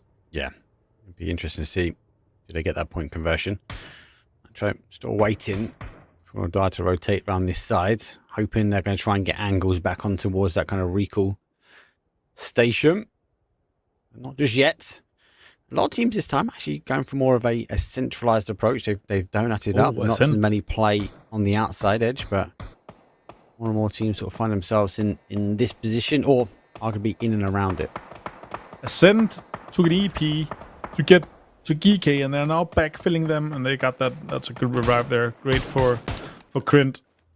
And Gedrick's not going to be able to get back unless they drive up towards FaZe. FaZe is maybe even holding it. We can't see their inventory, but Ascent backfilled onto GK. They're taking shots in the high ground, and now GK left to kind of get back together more, as a one. I think it's a 1-2 split that they're going to be having. But then again, now they know they're going to be backfilled. Now, hello, my bad. So finds Senka Pow, and that's going to be, I guess, another rest. That's a huge steal from Sosa, though. It's a steal and a half. Yeah, Na'Vi, they've been waiting for that. And unfortunately for them, the Boom is in the recall, so he's on his way back here now. I think they'd have a question whether they ensure he sort of lands here. He does go for the jump. He's coming back to Picardo. Win or die. I think there might be airbound looking this way. And don't forget, we've got Na'Vi on this south side, so he's to ensure he gets down as quick as he can. The shots are coming across towards him. Looks like no connection just yet. It's the monkey's paw. They are stealing. They're stealing one. That's actually so unfortunate. They're stealing one kill to get one revived, and now they lost another one. The monkey's paw steals again. That's unfortunate. But yeah, that's just not a case of being worth it for any of these teams. They're going to be delayed. Sure, there's going to be cast on the side of win or die, but they're down to 3. And yeah, for Krint, that's just an unfortunate situation that a strong team kind of pulls up to your city as you're expecting to hold it as a full 4-man in that case. 2 points. Already given up as well. So Krint's obviously going to be unfortunate now. They're difficult to get the man body back. Winner Die looking to reposition here. James works his way around trying to get the tire conversion, but he clicks try on the M4. Swaps over to the Mini. Unfortunately for Win or Die, not getting the conversion, and Gustav is just dancing around, teasing Win or Die to a degree as he missed the first 2 cars. And now shots are coming in as well from the top side off Na'Vi. FaZe pulls up and thinks this is a third party that you can win. We know that they have lost 2 and 1 player. Vard goes down to Levante. And now pressure is going to be coming in.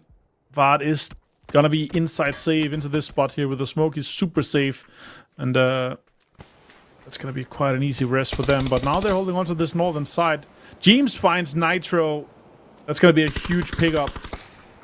The flush comes in too. That's going to be a flare gun also on the side of FaZe.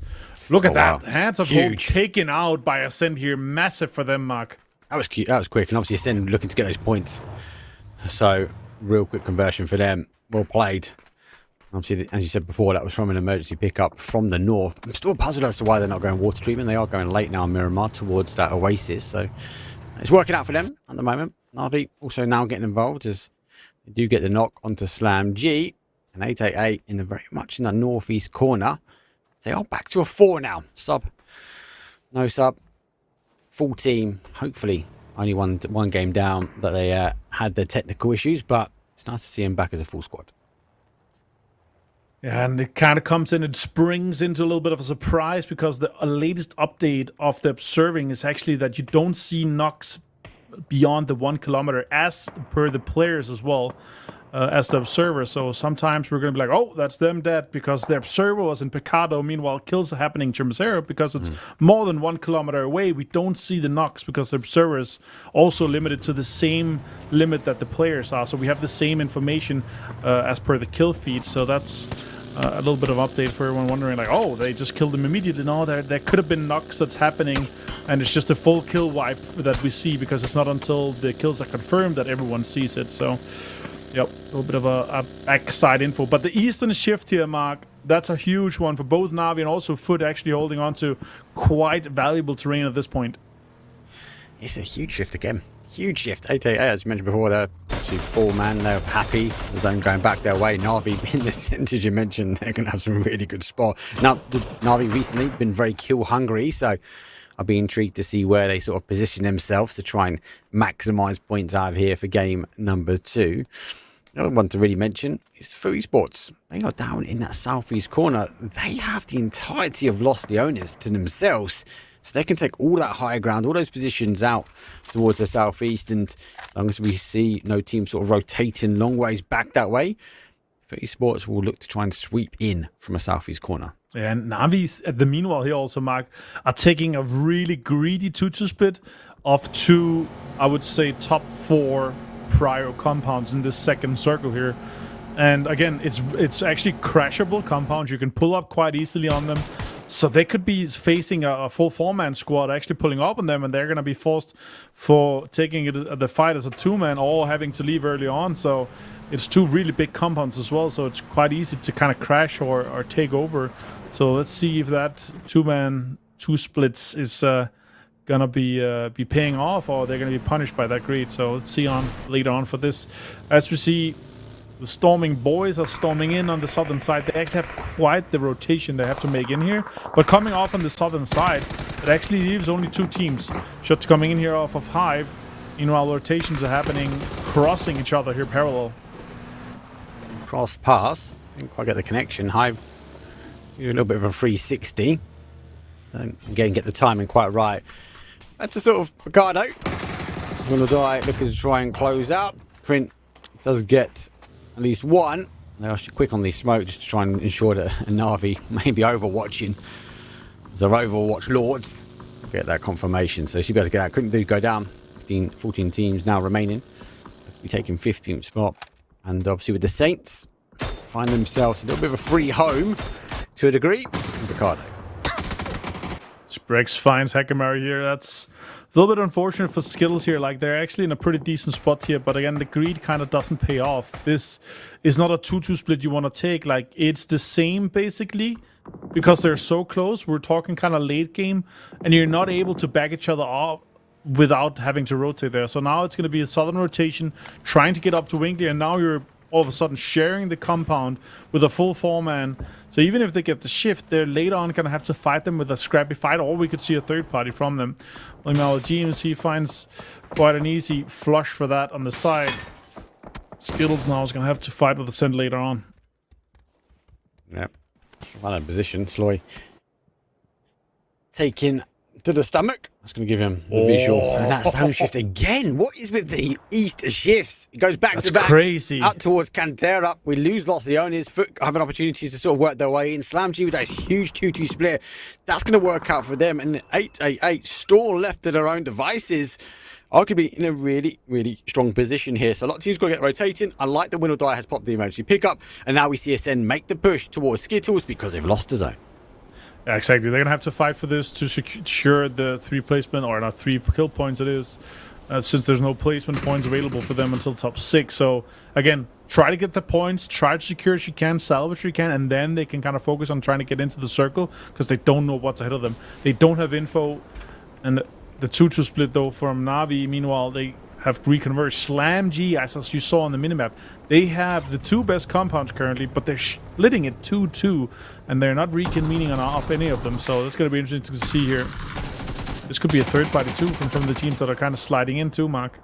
Could be a fair party. I was worried then because Brex taking away the cover from Gilikai, but Gilikai finds a nade and says, Lloyd Blex does get the confirmation. Hadouken launches a nade down. That's a good position as well. Doesn't quite get the conversion here, but Skittles down to a 2. Ascend looking to try and push in as Gilikai and Brex, well, further down to the south, they get the ridge they can make the rotation round on. But it's a full util dump here, and Hadouken, he does get the conversion, and as Aniko jumps his way to what he thought was in safe.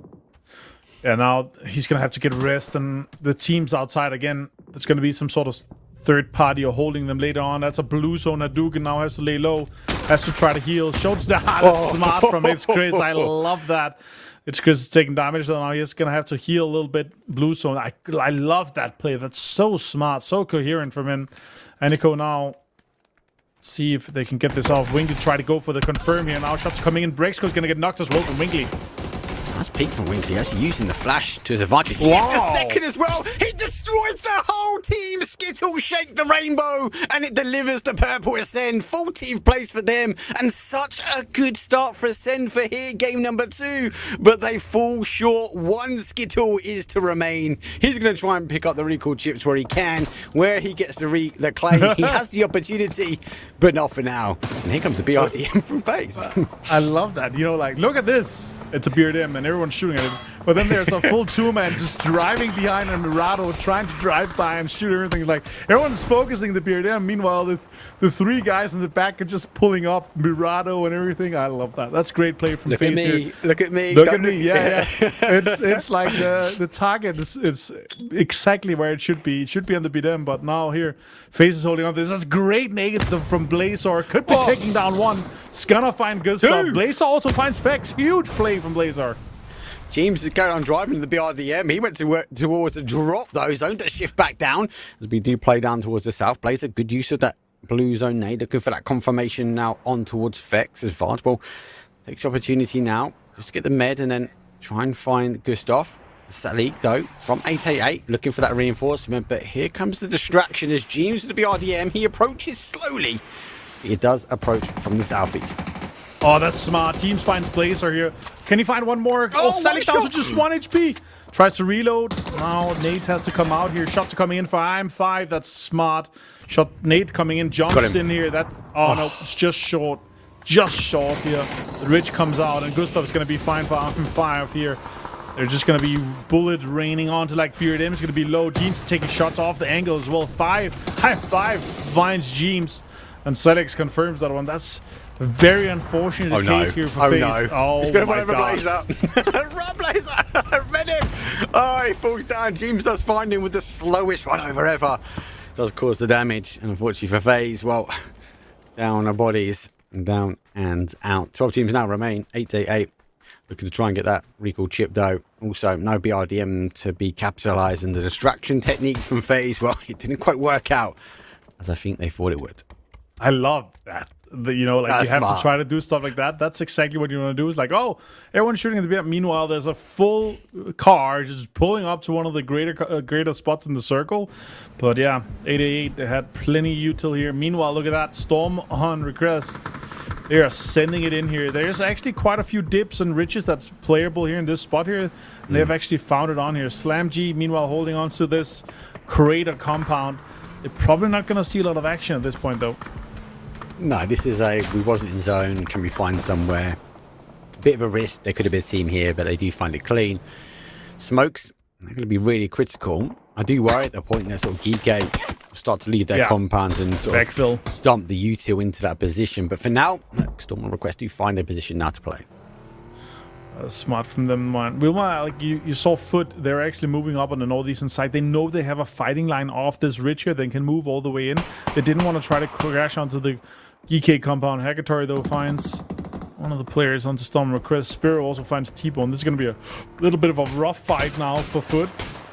Scav's been spotted too by April. Now Fairy Tail is putting tons of pressure onto trying to hold Foot outside of this circle here. Do have a little bit of a Foot inside. Conf though finds Diffix now. They're greedy. EK already out here on this ridges here without any cover. That was a little bit too greedy for my liking. Hector gets to confirm onto 210. I agree. I do agree with you. I think they've got the knock on to sort of Foot there and thought, we get the flush as quickly as we can. We were down the game. I think they didn't realise actually they still a good say. Not many teams got enough points here for game number 1, so an extension. Too early. Hecatory does find Conf, so here goes down. And now, yeah, it is from Narnia. It's very much in the south, so it's like 3-way, potentially 4-way fight here. T-Bone needs to be back up. Anybody's, well, he's going to use the smoke just to give him a little bit of cover zone. A little bit further out. And Scav driving his way forward to sort of reinforce that cappy position because Esports can only push forward now. Yeah, that's really smart. Meanwhile, we have a bit of an update of the leaderboards there, I think, that went out a little bit. And goodbye. We'll be back to seeing Fairy Trail trying to, again, defend this spot here. Winkley is out in 12th. What a great effort from him, though, and from Skittles. The amount of points that are able to get on the send is great here. Now, Brightside trying to get some lethals out, trying to get some defend onto this here, but Foot is coming in. Kabi finds a Panzerfaust onto himself and gets knocked. That's unfortunate. H finds April. Scav with another Panzerfaust sends it in, but that's a great jump putting it into the smoke here. It's going to be a lot of damage, and that is Fairy Tail out. Cappy, though, that's unfortunate. Like, I would have loved to see what they're going to be able to do as a foreman here. Now, Geeky is going to be backfilling this and trying to get a third party onto this spot here. Conquest now on this side here, going to be fighting 888. That's unfortunate for Gappy. Scav showing how it's done, though. Jump shot the Panzers. That's how I like you convert. That is smart. Foot, though, obviously down to 3 3 points, though. And now Gigay looking to try and push the pressure towards Foot Esports. Nate does come back. Good conversion. Doesn't quite get the knock where needed. Foot Esports obviously still driving forward, still unsettled. But they have cleared Fairy Tale, so it does give them an opportunity now to sort of hunker down and try and catch the remainder of Geekay, which is coming their way. Hekator is the different beast, man. Like, he just frags, does damage. He just has such an impact on Na'Vi. They're up to 5 kills again here off 2 of Hekator, but tons of damage dealt from the entire team. Obviously, has a huge impact here. Now taking over the spot of Storm on request, so that's massive for them. Spur now trying to get in, see if he can get some kills onto Foot here. Meanwhile, Presenti finds Levante and win or die here off the western side. Hive is trying to hold on to this western side so they can kind of sweep and push further north. Meanwhile, Lear's last player here is going to try to lay low here, but Hekatori and the boys are sniffing him out. They're going to have a great peek on him. Hekatori finds him, and he's now on 3 kills for this game. Good hold though from Spiro. For me, obviously, he had to just hold here. Quizzy did go get the recall as well, so if you are watching the map stream, you would have seen him pick up the chip and obviously work his way back to the compound he came from. So it's all about just sort of that hold. So just going to be waiting. That recall to take effect. Quizzy does get Hekatori though. Try to get the confirmation. Loads of damage, but doesn't quite get the conversion they wanted. Yeah, and nobody's else, like, there's nobody else trying to confirm this, so shots just going to be coming out from the barrel. Try to see if you get it. Salik finds Antlers on that northwestern side here. That's the ridge of the crater that is now a fight where all of them have to move. And as we see it here, Mounty and Antlers, they are knocked. Cramsey and Milkirio, they're the last 2 players. Look, they're also extremely low here. Great amount of util spared here for 888. Now they could be pushing on Salik. I love this push here. This is smart from him. Oh my god, 888 completely wipes the floor with Conquest here, Mark. Extremely well executed push. It's lucky timing as well, because obviously Foot Esports be looking to try and apply pressure this way because the zone shift back down towards the south. Yeah. DK has actually held them at bay, so that's drawn their attention back the other way. T-Bone still unable to shift away. He's just trying to find any sort of sound cues or information. The zone obviously is going to force both these players away. He sees the shield, but I don't think he's confirmed anyone's behind it. I think he's just waiting. He's kind of teasing to see if he can get some shots out. But Spyro, he's just holding. But how much longer? Zone's starting to shift. And now Foot is encroaching onto 888's location here. I don't think they're aware. I think Motic might just be running into this now. Navi wants to get the clearing. Oh, that's so unfortunate. The car got exploded directly into Quizzy. And now Foot actually finds both Iron Fight and Motic here. Extremely well executed by the boys at Blue. So Nate's going to push on Spiro here and push him out. It's probably going to confirm Quizzy as well. Great play here from them. Really well executed. Diffix has now gotten in though. Can he get out and grab some gear or some loot maybe? Or is T-Bone's going to find him? I don't know actually what's going to be happening here. He must just mostly pop the parachute and just try and stay sky high for as long as he can. I don't know if it's good time or bad timing. It keeps him in. Now we're in the placement points. The only other team's now full. Yeah, Diffix just needs to survive, right? Survive. Might get a placement point more here, Mark. That actually might happen. But that has to be their game plan now, right? Diffix obviously was trying to get back to the guys. They would have had some loot, but now he's just got to fly, be an observer. I wonder if anyone's going to spot him. That's the big question. He's too far up. Like, nobody's going to look at that. And you can't even, like, at that point, only Slam G can put focus on that. I mean, maybe even Navi, but the other teams are fighting here. Schengen is extremely pressured here on this western side. There's going to be teams coming off the high ground. Salik is outside the blue, trying to survive, trying to heal a little bit here. He's got 7 first aid, but he's got tons of damage being done here. And the Foot guys, they're aware that there's still a player left off 888, so they're going to be looking into the blue sometimes here and there. Look at that. Shots coming in here. Salik's going to be running in. He's going to be spotting one player. Schengen could be taken down here quite easily from Salik. Oh, look at that. He's going to spot him. Mogor actually finds him. And now Schengen actually exposed by shooting. He exposed his exact location here to Lurix.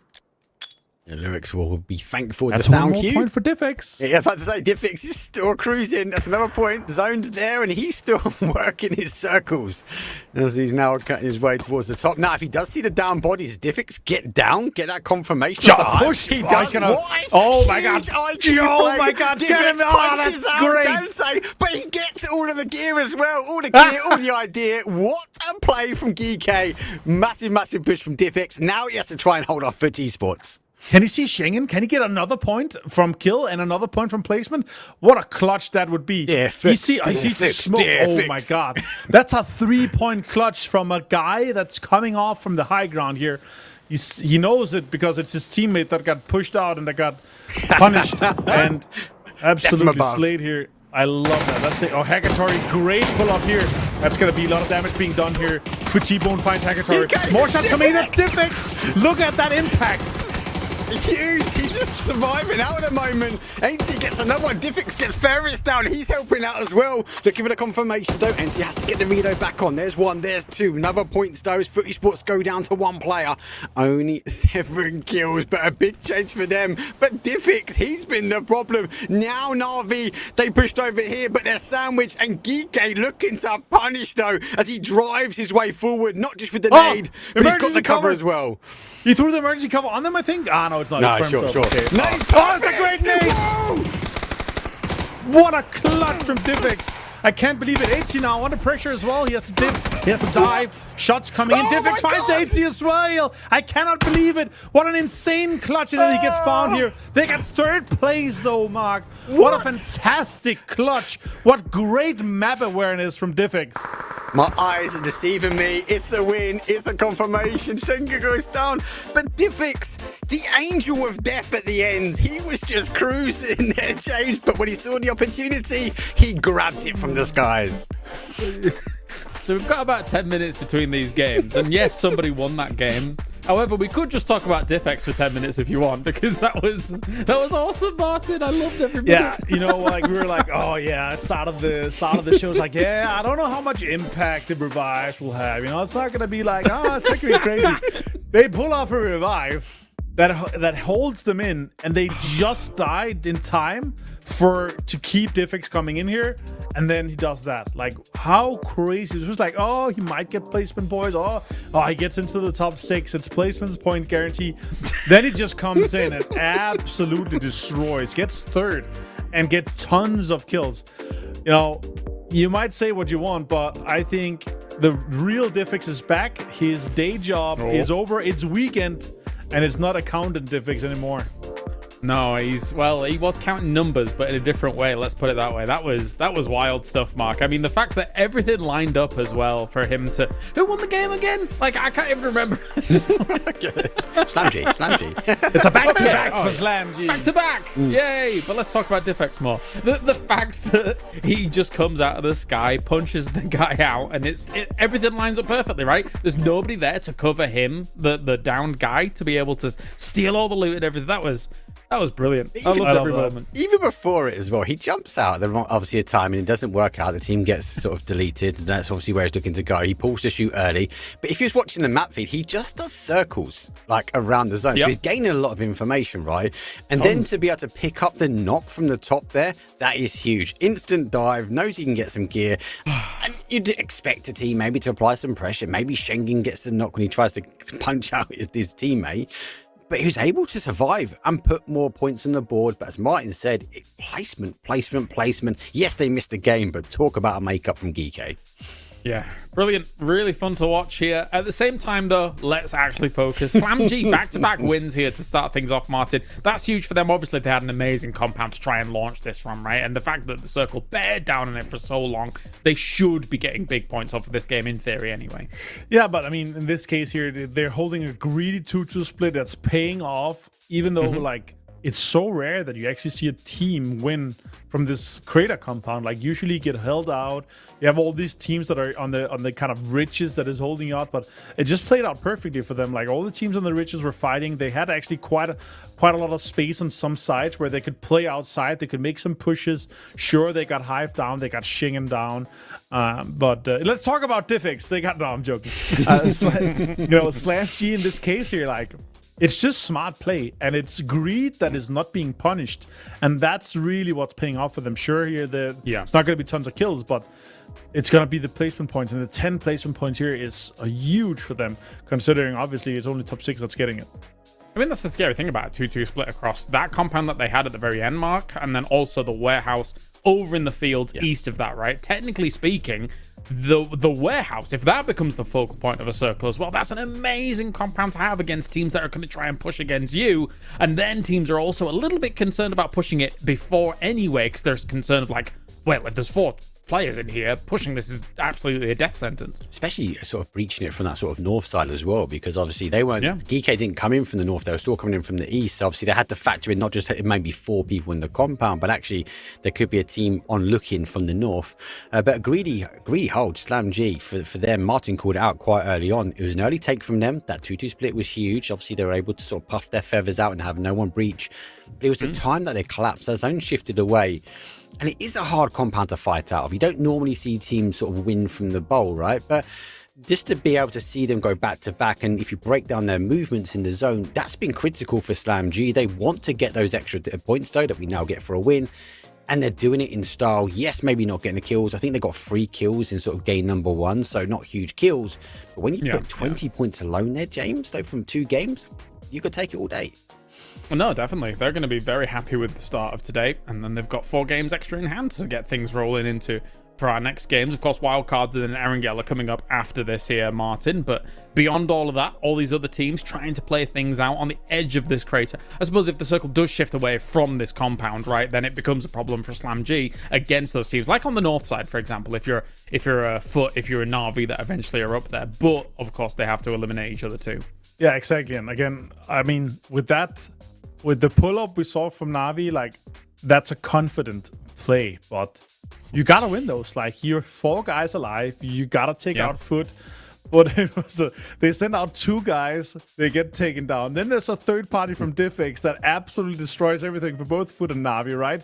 And then again, Na'Vi was like, they could have held that Rich on the top side and potentially actually won the late game and won against Slam G because they had to eventually get out of that compound so far. But that Diffix third party and actually Foot getting quite hard knocks when the car is driving in, where the third party is coming in, even though there's Panzerfaust available and so far. But Foot was, making it definitely harder for Na'Vi than Na'Vi expected there, and that's definitely the difference maker for them, right? But all right, that's enough about Na'Vi and Foot. Let's talk more about Diffix. I mean, I will. I will say this: that he got third, right? That's 4 placement points. He got 3 kills. That's 3. That's 3 points. So he clutched 7 points for Geeky in that game. Talk about a comeback! Like, they're now in the top 10 total points for this today here, and with everyone being so top heavy for Na'Vi and for Slam G, like, they're gonna be within striking distance of the top 4. That's huge. Well, this is the silly thing about it, right? Like, yes, you miss a game, but then you come into this one, Mark, and Diffx pulls off something like that. You are guaranteed that the rest of GK, whilst this is going on, is laughing their asses off. Laughing. And it's a moral victory. They're going to be loving the rest of these games after seeing something like that pulled off by Diffx. Talk about rags to riches, though, from Diffx. Diffx was the one player that overextended, that got caught out by Conf from Fairy Tail. Obviously, they picked up his chip, they got him back, and then rags to riches, or hero, in the end. But yeah, they would have been laughing. They would have been laughing. So he did have to make a comeback, obviously due to the mistake of the overextension, but he made it in style. And as we say, like, it's a good hold from him. It was a good hold from him, and it's just that sort of little bits, the ability to identify a player that's been knocked, that he gets down quick enough without getting caught, and he doesn't over peak too early. He makes sure he gets looted, he waits, he then picks the fight. He could have easily gone for a 1 versus 1 in Schengen and got punished, 50-50 chance, but no, Na'Vi crash in, he takes the opportunity. Oh, what a funny little scenario. These are the kinds of things that we occasionally get them in PUBG, and they play out, and they'll stick with you for such a long time, right, Martin? I mean, there's so many moments that you can think about, even from EWC, from PEC, all these kinds of little things that occur. This is why this game is so, I would say, technically unpredictable in these kinds of moments. Yeah, I mean, there's definitely, moments that you will never forget that is so epic, and this is definitely one of those that sticks with you forever, right? Like, it's what a great play, what a sliver of a window of opportunity that you are just so aware. And the comms on that team, they must be howling. They're just laughing, belly laughing. 3 guys just sitting back, so like, oh, this is exactly what we were hoping for from that game. Like, it's just great. I love to see that. Yeah. But then again, like, sure, Slam G winning back to back here, but we also have to talk about Na'Vi. Like, what an impact. They could have won this game here, but they're just killing. They're third-partying. They're full squad. Pull up on GK. Pull up on Foot. Like, the confidence of this team is just at an all-time high. But that's what I was really hoping to see that already at Esports World Cup with Extend and how everything is kind of working out. But this is exactly what we'll see. And we're talking about these kind of 2 scenarios when you have new teams, when you're adding players. It's like you have the honeymoon where it's just everything is just working off from the get-go, or you have this time where you're building synergy, where everything's kind of coming to fluidity, and that's what it kind of feels like at this point here with Na'Vi, right? Because as we heard in Esports World Cup, it's like, yeah, we heard from Fair, he's saying like, Extens is helping me call, like he's co-IGLing. We want to make sure we can call from multiple fronts. Like Extens can be off to the side and see something, and he's going to be able to make a call based off that. And that is what I really think. It takes time to build synergy with that. It takes time to kind of build a roster around that.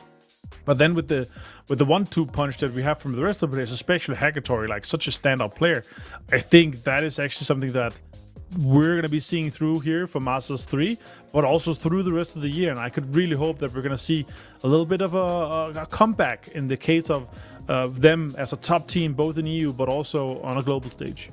I mean, with what they were able to put up in some of the games at EWC, and also now Hackatory looking great in these first 2 games, Mark, I expect them to be not only rivaling here, but also at PEC when we get around to that at the end of September, or middle of September, I should say. So I think for Na'Vi, the future is definitely bright, because Extens has slotted in very well by the looks of things from some of their higher games at Esports World Cup. Even Esports World Cup, this looking back, obviously him coming into the team, it seems to be they're just fit, and you're right, and as Martin says, the ability that they're kind of holding that IGL, making the calls, gaining information, and obviously making decisions. But they're making aggressive stances, and I've always said that Na'Vi seem to be really comfortable when they're making the aggressive pushes. Yes, they don't always work out. We just saw that in the last one, but actually them pushing forward, getting kills. I'd actually argue to say they could be a really big contender, not just for the PEC, not just for Masters here, but actually going to PGS at the end of the year, that these guys will be really, really strong, because they do look in sync. They do look synergized. They're getting kills, and they're delivering the Na'Vi way.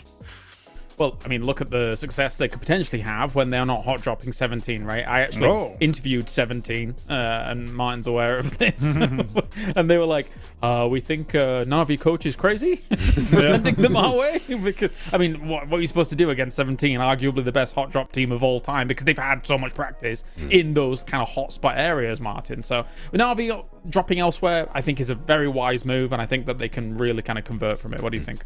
Yeah, for sure. It's a team that with time we're going to be seeing coming in and actually have an impact. And again, like Hackatory, when you're looking at Esports World Cup, sure, it was closer than ever. And Avi, with one or 2 more good games, we're talking about top 3. Hackatory had 3 less kills than our kill leader, Perfectix and Heather shared on 20. Yep. Like it's a huge impact they have. And I think with how they're kind of building in, and also I feel like Sosa is actually stepping up more than we are. I think he had 14 kills, so like you have 3 less kills than Hackatory. That's exactly what we were kind of expecting from it.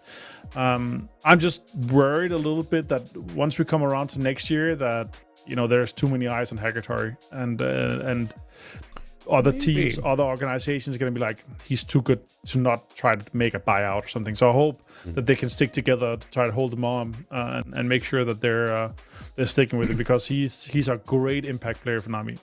Yeah, no, you make a good point, because I was even thinking about it just then. I was thinking to myself, like, if you had to rank in EMEA the top fraggers, Hackatory is a top 3, top 5 mark very easily with the kind of plays he's able to make happen. I mean, even just in these 2 games alone, still very much up there every single game. It's very rare you see him really kind of drop the ball.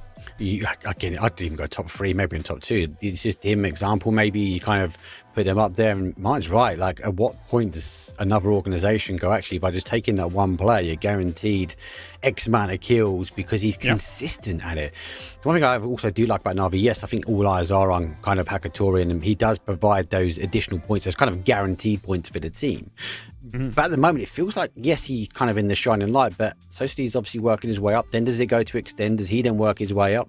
So Na'Vi just seem to be pushing themselves all the time. And we mentioned earlier in the year, obviously, Twisted Minds were that forefront of a team, and everyone was looking towards them.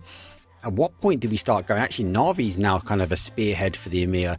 They're the ones going out getting the frags. What are they doing? How are they rotating? And do teams start sort of replicating that aggressive stance that we're seeing from them? And just so everybody kind of knows what's going on at the moment here, we're just waiting for our third lobby to get up and good to go. We were having a few moments of problems with the API, but that should be fixed anytime soon. And with that, we'll know exactly what's going to be going on. But as if you're just joining now, Slam G has got themselves a back-to-back victory here from all of things. And of course, in our next match, we will not have the leaderboard, just so everybody is also aware of that, because that relies on the API. So don't you worry, guys. It'll be back. But Tago coming up next, Mark, here. What are your thoughts going into good old Tago? Well, the wildcard maps are more wildcard when you've got a match of 6. So I think these will have a big impact. Obviously, I'd expect teams like Na'Vi mentioned. I think a Geekade, they sort of thrive in here. I also believe a FaZe and Foot will be looking to try and convert a win. So again, it might be looking at the household names, but they'll be the teams that I'll be expecting potentially good rotations, try and catch the early kills, and maybe for one of them to try and convert a win and stop the Slam G wins. Yeah, we could definitely just copy past the Slam G onto the Miramar match too. Like it's just it's the same. It doesn't matter.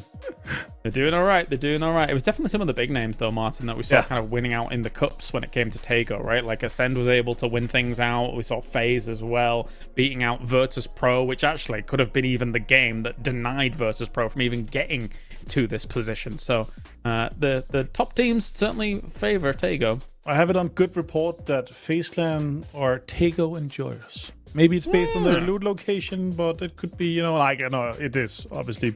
Good loot location is great, especially in Tago here. Also, there's tons of loot. Like you get quite stacked, and also with how Jeems likes to IGL, especially around Tago and how they kind of play. A lot of Tago games actually goes their way based on the greed and the amount of area and terrain that they control due to their loot spot in general. So that's actually something that I kind of enjoy with Tago. And also it's growing quite a lot. Sure, there's this water river in the middle that kind of have this funny thing with Land Ranger, but it's growing on quite a lot of players, and they're enjoying Tago more and more. That said, day 2, Cup 1, Slam G was able to get a win on Tago, so maybe we'll get the triple. Who knows? It's a far cry away from that yet. We'll see. We'll see. The competition is fierce here when it comes to the Masters number 3, but we are ready to get into the game, and I believe it's going to be me and Martin bringing you this one. Oh, all right, Martin, let's do it. Yeah, let's get it on. It's going to be Tago. Mark, you can take a seat, buddy. Yeah, go away, Mark. Don't worry. And we're going to have this. It's quite a difficult playing path, though, here, James, as we talk about it. Is southern side here, it's quite far to Gangneung. The airport is difficult. Yangchang is impossible unless you get the cars north of Palace. Like, it's quite of a deep dive for a lot of it. So let's see where the teams kind of end up. As we're talking about here, FaZe Clan obviously with the usual setup with Books and Sa, and James taking this compound west of it. Quite a lot of control there. The question is really if we're going to be seeing win or die coming up with the third parties there. And as you say, no one's really going to challenge the position of Buksan Sa, which is the good old FaZe boys. That being said, though, James is very close to Extents here, so they might be trying to look for a similar vehicle or something like that, but looks like Extents is veering off just a little bit. Okay, so James gets the vehicle, and we'll be moving on away. Meanwhile, Ascend out of the plane super quick to get the boots on the ground near that hospital position and get themselves moving. Krent, will you be careful here? Run away. Oh, Skittles, Sloy. He's punching him. I love it.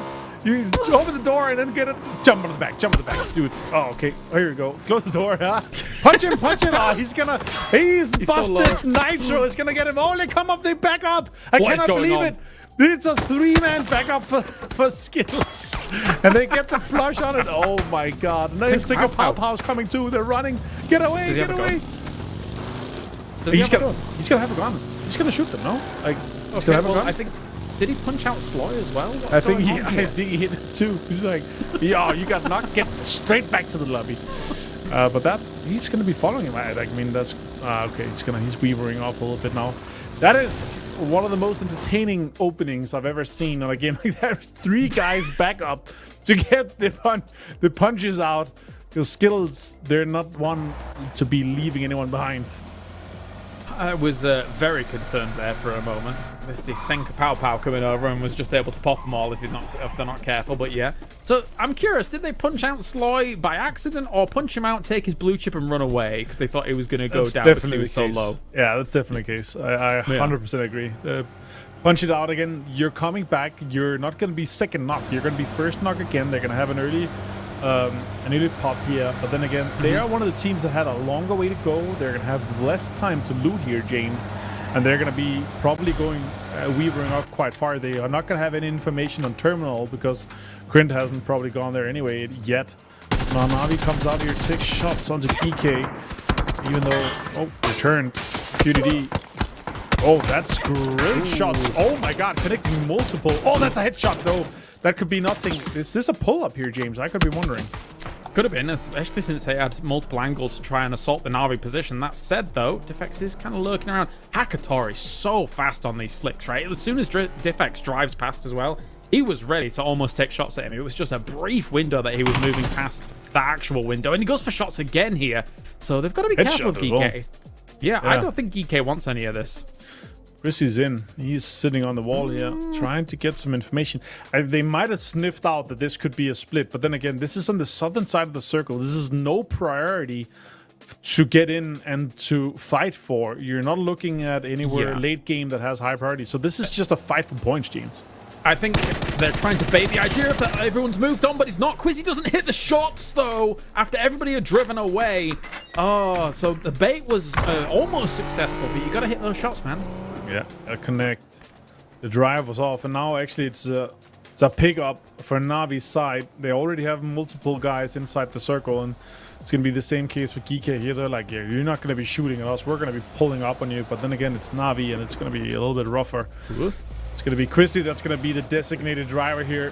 Spiro wants to be shooting out of the car here, and we're going to be running shotgun. Now Hadouken here with a 3 vest and a 1 helm. Not the one you want to be having. It never feels safe with a 1 helmet. You always just get popped. Yeah, it's a bit scary, and they probably are aware that people were lurking around. The reason being is Foot would normally move up to Yongchon anyway, but because the plane path was so far away, they had to do a little bit of a weirder drop and split. Drive it up here. Does he know he's here? It's not looking like it. I don't think he knows. There's no way he knows. Otherwise, he wouldn't be looting running like this. He's just getting info and looting at this point here now. Could Scav could. Oh, look at that. He's peacocking. Yeah, he's peacocking because he hears the car. Hadouken is leaving. Hakamari is shooting. So now HC has full information. And Scav is going to be able to... Oh, did you see him there? No, he didn't. I don't think so. No. That's the kind of thing, right? Normally you just peacock if you hear a car coming up. You're not doing it if you think that somebody else is in the compound with you. Exactly. So you're totally right that he's not aware of the presence at the moment. As Hadouken's looking for an off angle as well, but shots coming in from across the river. Got to be very careful about this. I think they're completely aware that that car is also connected to them, so they know that there is a split going on. Otherwise, why wouldn't have the people across from the river shot at Scav at the same time? So Hakamari's looking for an off angle here, tries to find the spray, goes for it, does knock him, but Hakamari in turn has also been knocked by 80 from the distance. A little bit too late for 80 to actually save Scav here. It's a great way to sandwich Scav, putting pressure on both. Now Diffix and the boys on GK, they're like, yeah, we're going to be joining in on this, and Skittles are going to be left to just 2 guys now with 1 kill on it. Winkley, we've seen him be able to clutch before, but this is a difficult one. And also, this leaves the pressure for Foot to be extremely difficult. They only have 2 players. One is knocked. Scav is on the riches here, and if EK actually had any information on that, anything to kind of lead in on that, then they're going to have the full compound, or they're going to be pushing 80 to try to get it. Now, Mogul found Fairy Tale and April. It's actually a trade on the other side here. It's a little bit of a rough fight for them here, as you see on the down left side of the... oh, look at that. Okay. Fairy Tale actually managed to come out pretty decent for that. I think they're going to be able to get April up as well here, James. It's such a very awkward fight for Yeah. as well for Skittles. If they wanted to try and salvage some of that, but at the same time here, Slam still taking the fight against Fairy Tale and finding Bright Side. He's down. Buddies, can he do something with this? A little drive-by, but no, anybody's will take him out instantaneously from inside that bush. These bushes are great cover, visually at least, to try and deal with some of this. He sees him through the tall grass, though. Artix takes down anybody's. That's really well played. That's exactly what you want to do with TPP here. And the shots are coming in off the side. Convict, the last player here in Fairy Tale. They only have 1 kill. He's going to be taken out here. Fairy Tale is going to be out in 16th. Meanwhile, we jump over to PKS. They're taking them dirt to the compound here on the southern side of the road. But Foot has actually backfilled, and now they got Scav up too. Skittles, they have been so unfortunate this game through and through. Running on away. Running away. Where else can they find? A bit of an awkward circle, right, with the split with the river and how it works on out. Wrinkle's still in this compound. He is stuck with the Saints, and they're going to try and encircle this position and shut him down. Take this compound for their own. There comes Hadouken on the reinforce. Nice. He saw the headshot. He has to go for it. Wingy finds him, gets the confirm onto mindset. And now Saints, they're, I don't know, are they going to be, yeah, they're fully committing to this fight here, surely. And now it's a 2 versus 3. Hits are coming in, damage being done a little bit here. Nice connections onto Saints. One helmet is actually broken. Meanwhile, the 3 versus there. Oh, that's a good nade. It's not cooked enough. 49 damage onto Krix, though. Saints under quite a lot of pressure here for Skittles, even though they're just a 2-man. I get the compound fight, though. It's technically a high prior compound if you need to make a transition eventually across the other side of the water. As long as you can keep your cars intact. This one's not looking too great for where. Hadouken's still going to peek around the corner here. Instantaneously seen by Navi, though. He doesn't realize it's coming from the hill. Yes, he does now, though. Gets into that smoke, covers himself a little bit, but he's got to get on the other side of that wall. And even then, if he does, are there any threats? As there were some shots coming there across against him, but he does manage to get over to the building. Yeah, that's smart play from him. Sure. Again, Navi is just again and again third party, especially in Circle 1, James. Like, they are prioritizing trying to get in, get some kills, and get out. They're playing these high ground spots that give them great information and tons of third party opportunities. I really like kind of that new, I don't know the new style, but like that aggression that we're seeing here in Masters 3 for PPT. That's really lovely here. We're going to see a new circle pop in 15 seconds. And already now we're seeing a big P3 drive from Foot. Maybe thinking it could be going northwest. It could be going up. So let's prepare for that, because there's a little bit of a chance for that to happen. It's funny that they transitioned from Youngchan. I mean, some of that transition was off the back. Yes. Okay, that makes a lot of sense. Yeah, they've got themselves the blue chips. Although it does go south, so this will be costing them valuable time after that engagement on that compound next to the river. That they had to kind of persevere against. Hadouken still sat up against Saint's position here. Now, obviously, a compound like this, as soon as a shift happens like that, it now has lost significant value. So they need to clean this up fast and get moving at some point. We could actually see a pseudo-urban ending here with Terminal or even Market west of Terminal. Like, we see a lot of teams already coming in there. Send again in E-pickups. I like that they're doing this, especially on the top here, as we're seeing, and they're coming down as a full 4-man here. They're actually going to be getting in on the southern side of Terminal. It's very smart, a very clever play here for them, and they're actually going to get quite a lot of space in, I would say, what is currently the best spot inside the circle here. If you look from pure kind of where it is in the circle, dead center. And now we're going to be seeing the teams coming in here. Storm and Request, though, I'm not sure this is going to pay off when they still have teams behind them setting up like this.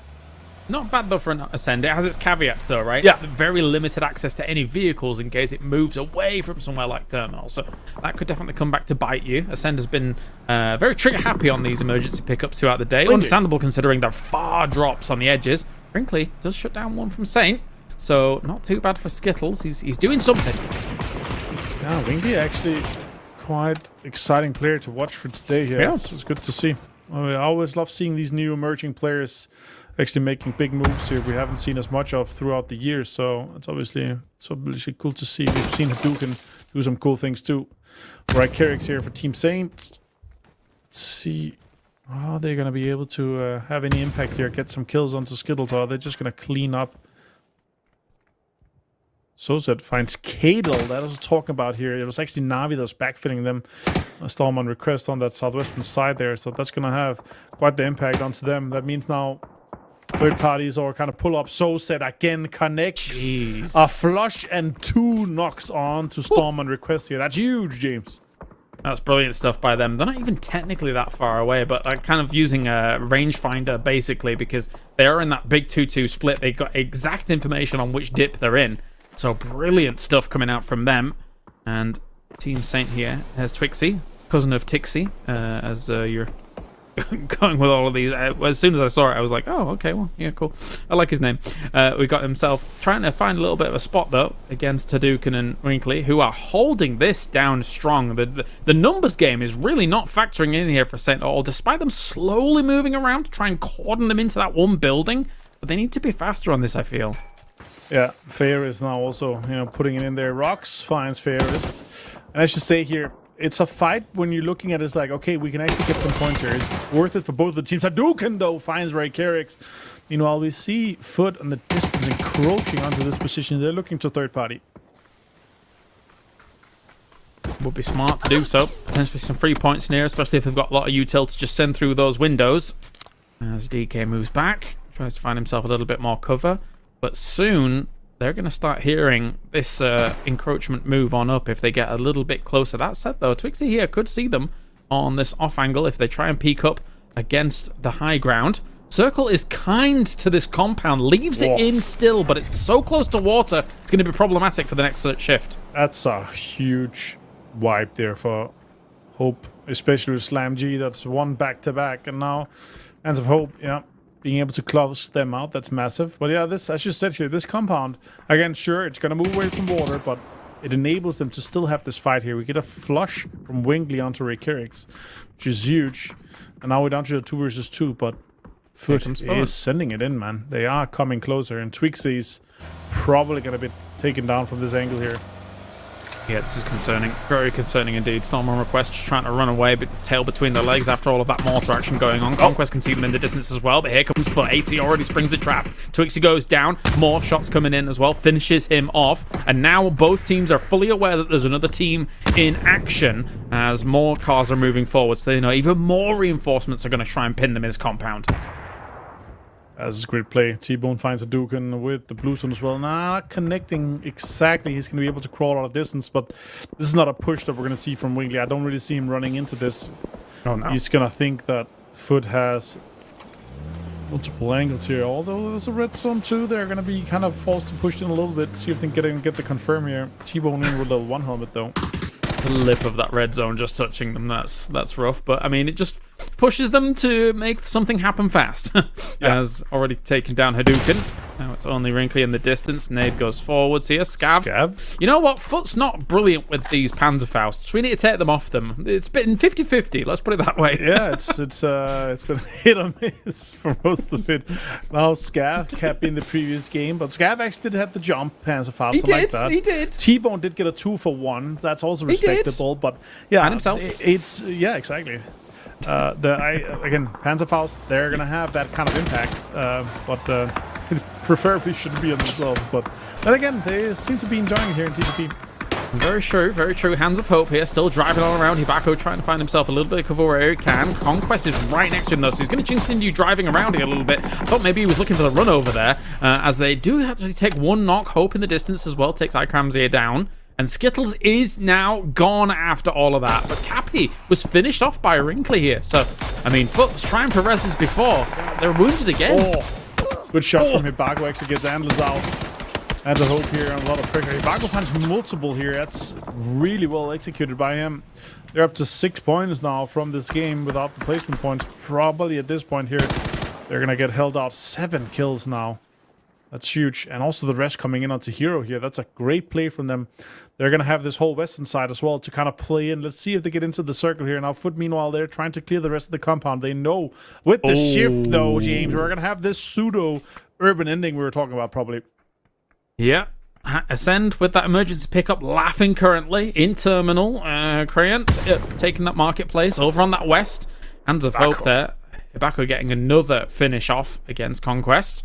So they're doing pretty well on that west side, but eventually they're going to have to... Well, I think technically what any team on that winning on that west side could do could just rotate in and maybe try and end it up in the south position or southwest.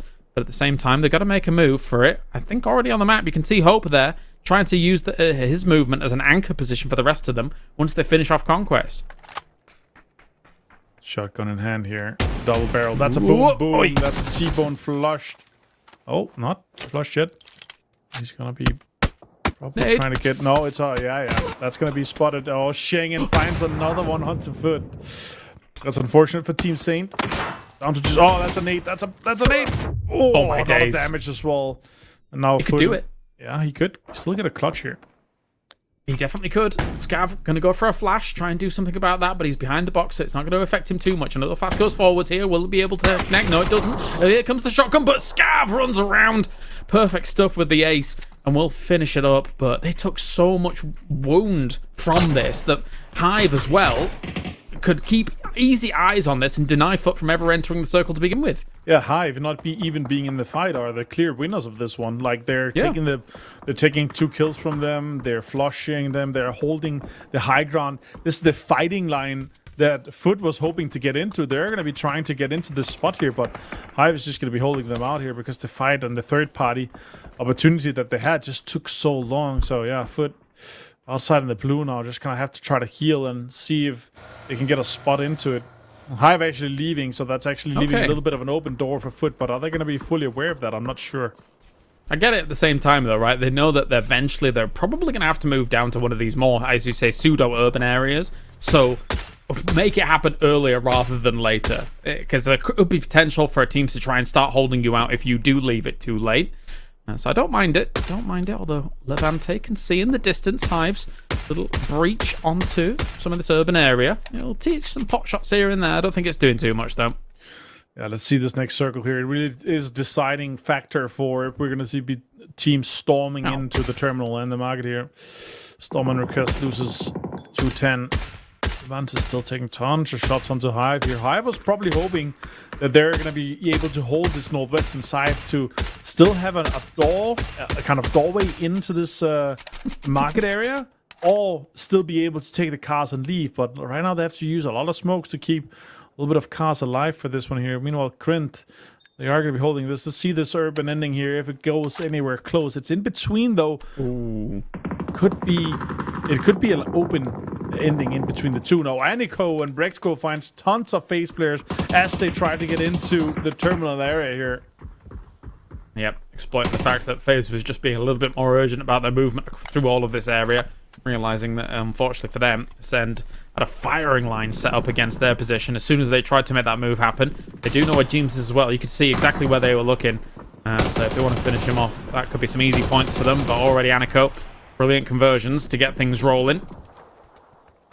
That's massive. It's exactly what you see for that. Like the cross hold you see from a spot like that for Ascend. Oh, yeah. You have to also, as FaZe, you have to kind of somewhat blindset into this. And now Foot is out in 12th place. Not getting as much as they were hoping for. Milcario here for Conquest actually managed to get 1 point for them. But Hands of Hope, the big winner of this game so far with 10 kills, James. Milcario doing brilliant stuff in the Cups as well. 9 kills from him on one of the games that was going down in Cup 2. Really fun to watch him get that. So let's see if we can continue to do a little bit more, saving some position here for a Conquest. At the same time, though, Hands of Hope. You know what? This is an approach. It's a slow one, and they will be in the circle here for a little bit as you sit down against these fields. There's not really much looking their way. Maybe a Na'Vi player or so if Hakator is able to move up just a little bit. He's being very cautious, though, realizing he's the only player left alive. Ooh! That's, if that wasn't Cook, that would have been a wipe. Yep. That's a little bit unfortunate. That's good for the boys on the sides of the receiving end with the Hands of Hope, but let's see if Krint, they manage to defend this. I mean, with this, Hakator could run up but also get a nade onto Hands of Hope, but let's see how deep he gets here. I think a pow with a nade and a arm and a 3-vest here. No nades left after he threw that first one. I will say, I'm impressed by the space that Krint has been able to control in this marketplace. Agreed.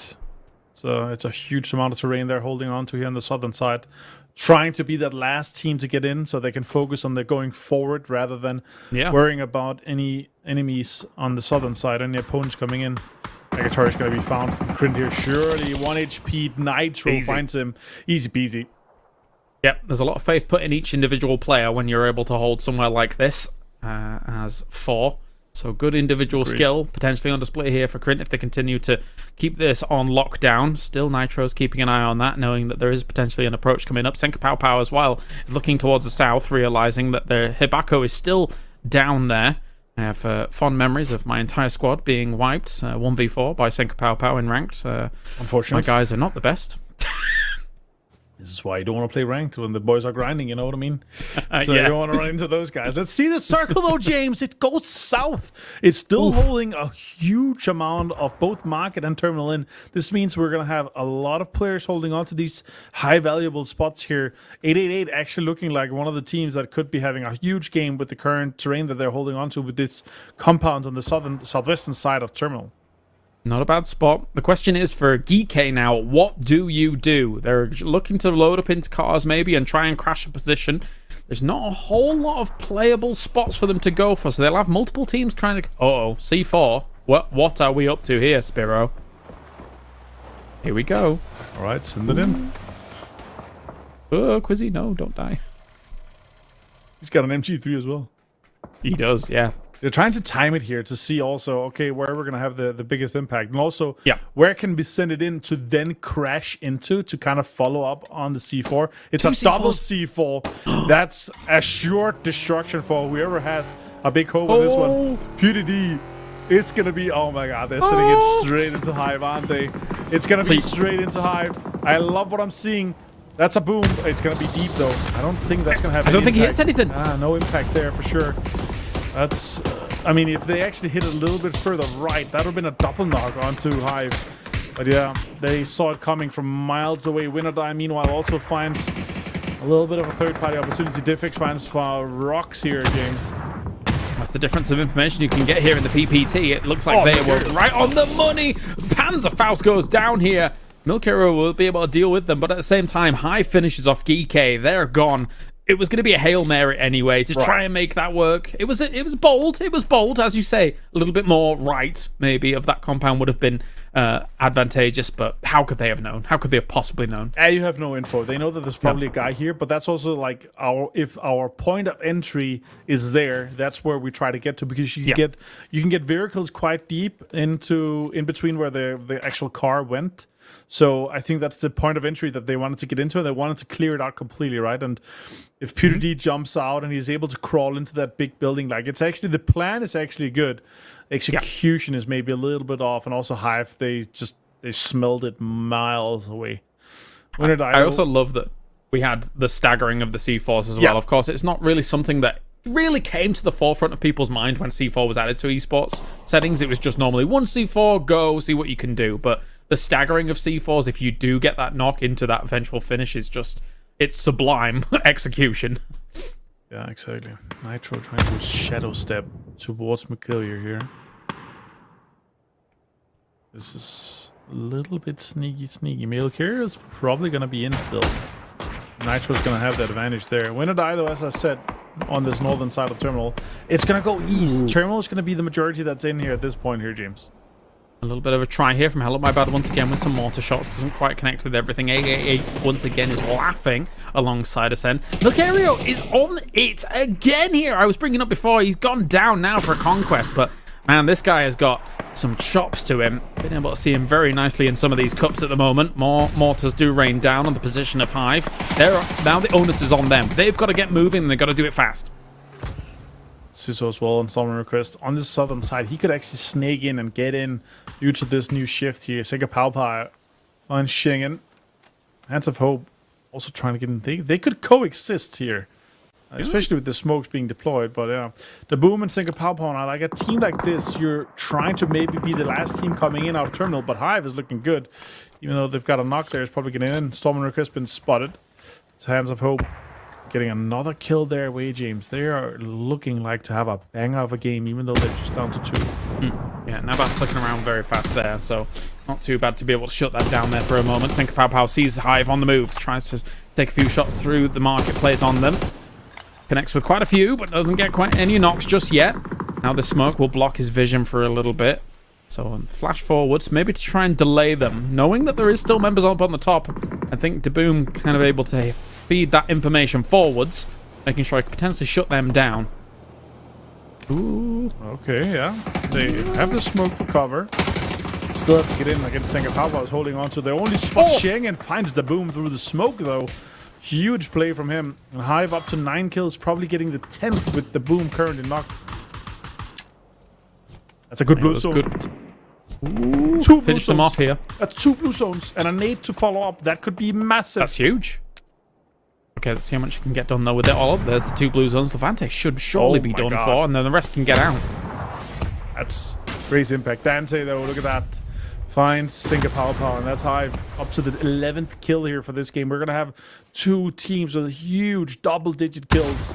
Ascend, meanwhile, they're going to be fighting here. Holding this high ground here is a huge advantage you're going to be wanting to hold on to. Oh yeah, the roofs are awesome, especially for the vision that they provide. Never mind the advantageous angle against some of these teams moving through. And Kiliakai still sat up here, still keeping an eye on all of this movement going on. Eventually he will be pushed in from the circle, but there are still some threats that do lay around. Chris waiting for an opportunity to spring the trap here against Win or Die. Win or Die needs to clear what's south of them and continue to move through into some of these buildings. The Sin is still in on this next shift here on the roof. That could actually have quite the impact here. But Winodai is trying to get kind of further and deeper into this next circle here. It's going to be quite difficult with 888 and Hive coming in off to the western side here. Hive already making a path, carving a path into the terrain, trying to get in, especially with the deployable cover that they're going to be coming in here. And also the Doritos coming down. Presenti, though, finds hello, my bad. Blazer knocks himself. What a crazy nade.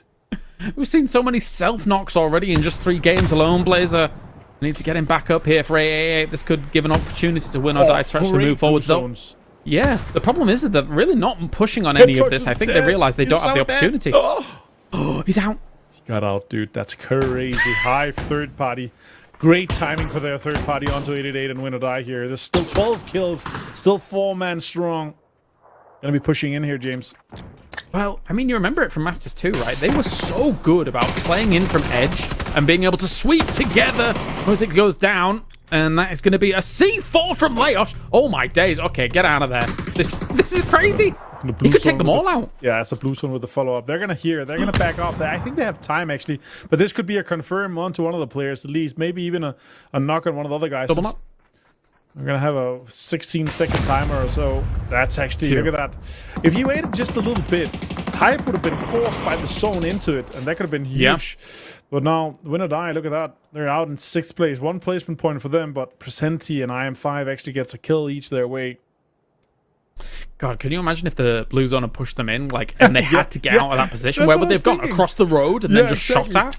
That's what I was thinking. It's like, if you wait just a little bit, hold on to the 2-star, then you might actually have shots coming in. It's Christo. Oh, that would have been a big knock for Ascent. It's a bit of a whiff. A little bit, but just trying to get in, get that sorted. James finds Kiliakai here. He's striking back finally.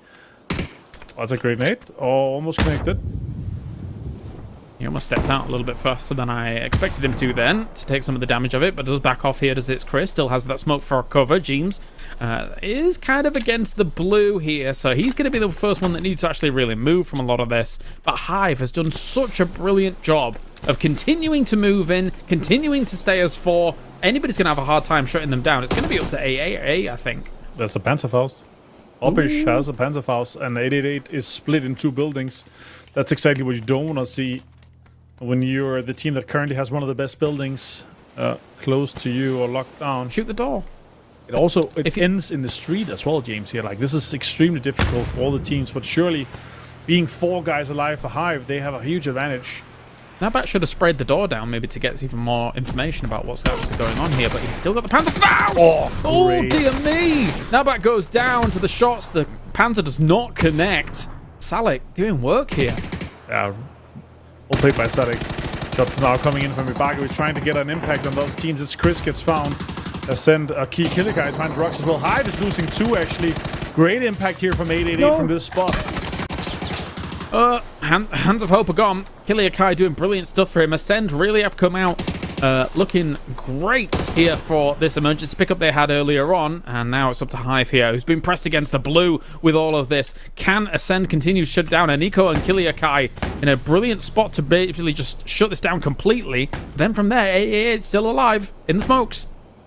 This could be 888's. Like, it shouldn't have been theirs with Hive being 4 guys strong, but Hive is down to just 1. I'm 5 finds Dante.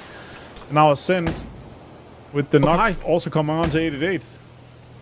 These smokes are blocking the cover entirely, so can't see them. Blue's pushing them as well. More flashes go out. Ascend has a really good spot here to hold them at a corner, at an angle, a single angle. Comes out with the shotgun. Kiliakai for the single. Salik takes Kiliakai down. Will he be able to finish them all off? Goes for the mad spray. Yes, it's Ascend here from an E pickup into terminal. A good conversion here by Ascend, Mark. Good. You guys called it. The early rotation really worked out for them. They took the verticality, and then from that point, they was able just to gain all the information. Everyone working their way in. The good stop on FaZe, because FaZe could have underpinned it. From that point, Ascend were in control. Gosh, can you imagine, Martin? I mean, FaZe losing 3 on the transition across the road. What could have been if they'd have been a bit more cautious about that, maybe putting a bit more thorn in the side, because they did actually have one knock go down up on the high ground from, I think it was Kiliakai that got knocked by FaZe, who eventually got him back up. Yeah, I mean, again, you have it's a Hail Mary situation for FaZe, right? But then again, if they would have hit some of the buildings where they could have played together and not lose 3 players to crossfire, basically, that would have been insane, right? But again, I didn't expect 888 to win this one. Like, they were losing players. They were down to just 2. There's multiple teams pressuring their spot. Hands of Hope was putting pressure on with the Panther as well. The odds were stacked against them at that point, right? But they're holding it in, and then Ascend coming in, closing it out. I mean, that's a fantastic play from them. And also from an E pickup, as you said, like, that's rare you see that. But then again, they didn't have to get a car. They could just play on foot from where they were, because it ended so close to where the E picked up onto. No, fortunately it worked out that way, because if they did not have vehicles and it went away, oh boy, it could have been a completely different scenario. Well, I'm getting word that we are ready for a break here, so when we return, we will have 3 more games remaining. We got Rondo, we got Erangel, we got more here at the Masters number 3. We'll see you soon.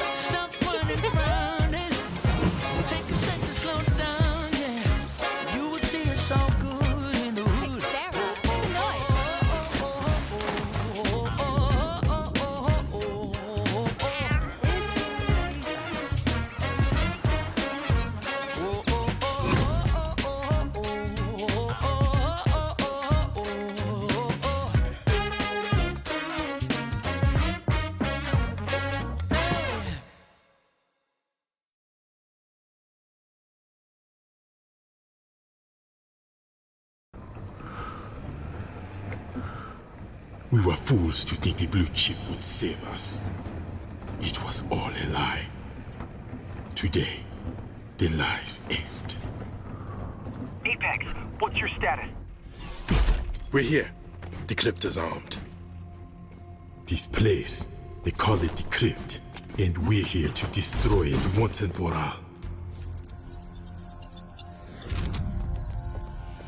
Apex, you just don't get it, do you? The blue chip protects us. Protects us? You mean controls us? Oh, don't be such a cynic. Come on, let's talk this out. You and me. No one has to die today. Talk's over. We're coming in. This is your final warning. Stand down. Team, on my mark. 3, 2, 1. Need backup. Drill cam up. Enemy spotted.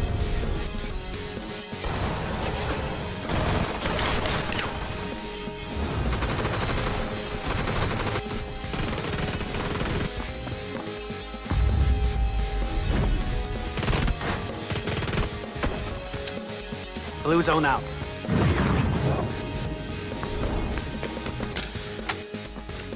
Firing gas.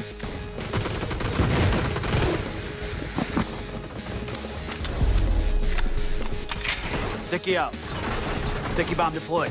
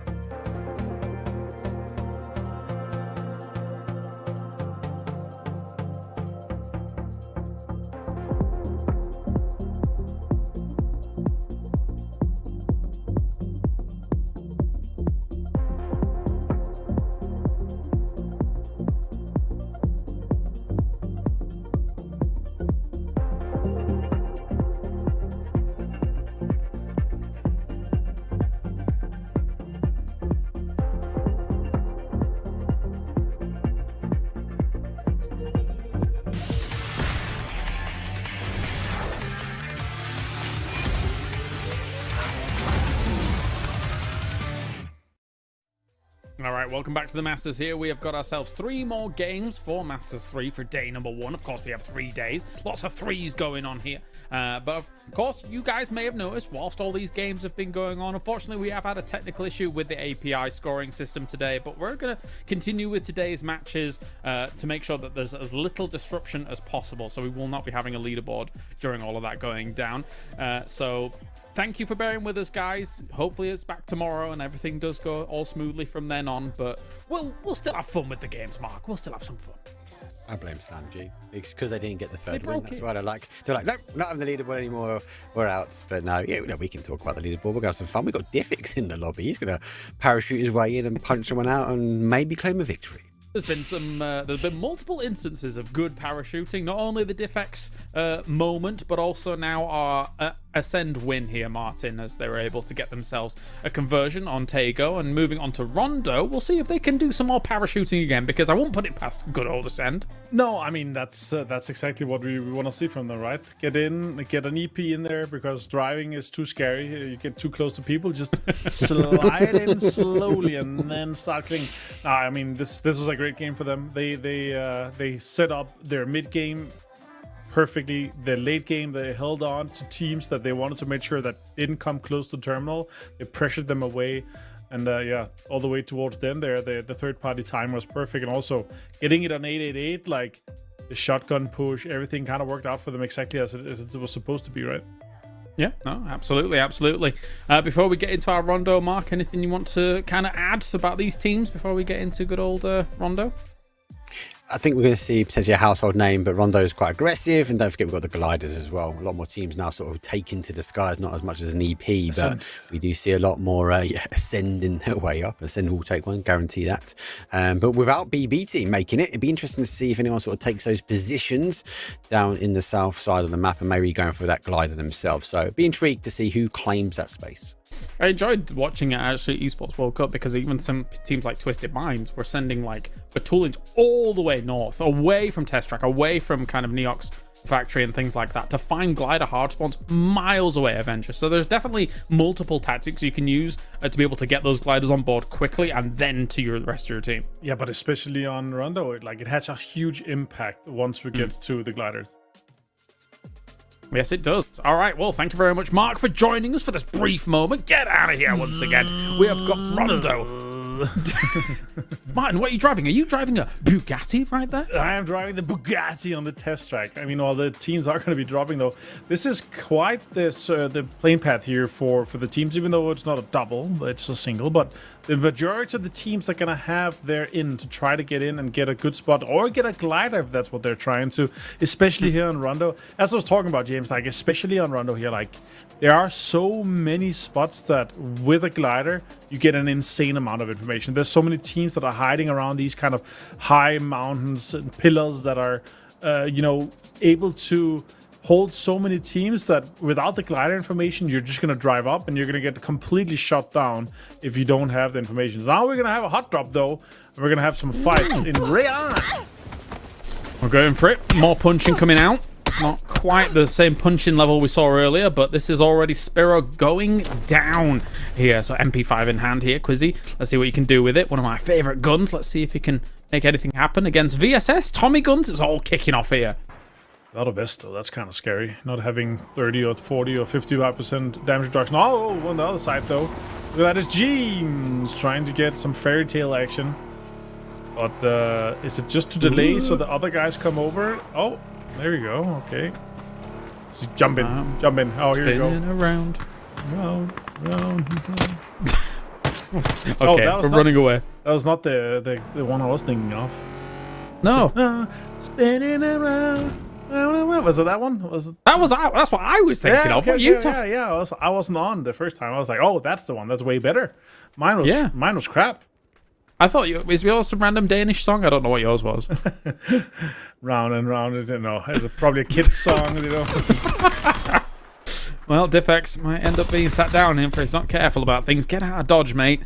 Scary stuff. Everybody's got SMGs, but at the same time, the PWD Milcario goes down here. JS9 in the distance as well. This can be a very volatile fight.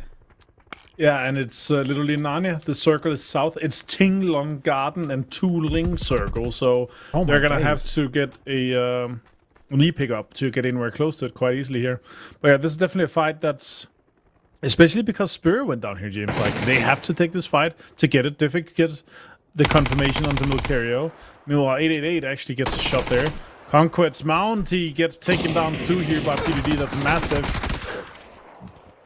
PDD last player now. Shows that can all go south very, very quickly here. Conquest doing very well against this. PWD goes for the spray once again, but at the same time, coming around the corner there, Ike Ramsey tries to blitz past that window and do some damage, but Endless PWD does fall back. Yeah, he's very close to done. To get out of dodge. How the push comes in. Res. Okay. Res. Okay, bold. Endless is... Yeah, literally only has a bandage. I guess nothing else. And Mounty's low himself as well. First aid. Is he getting this off?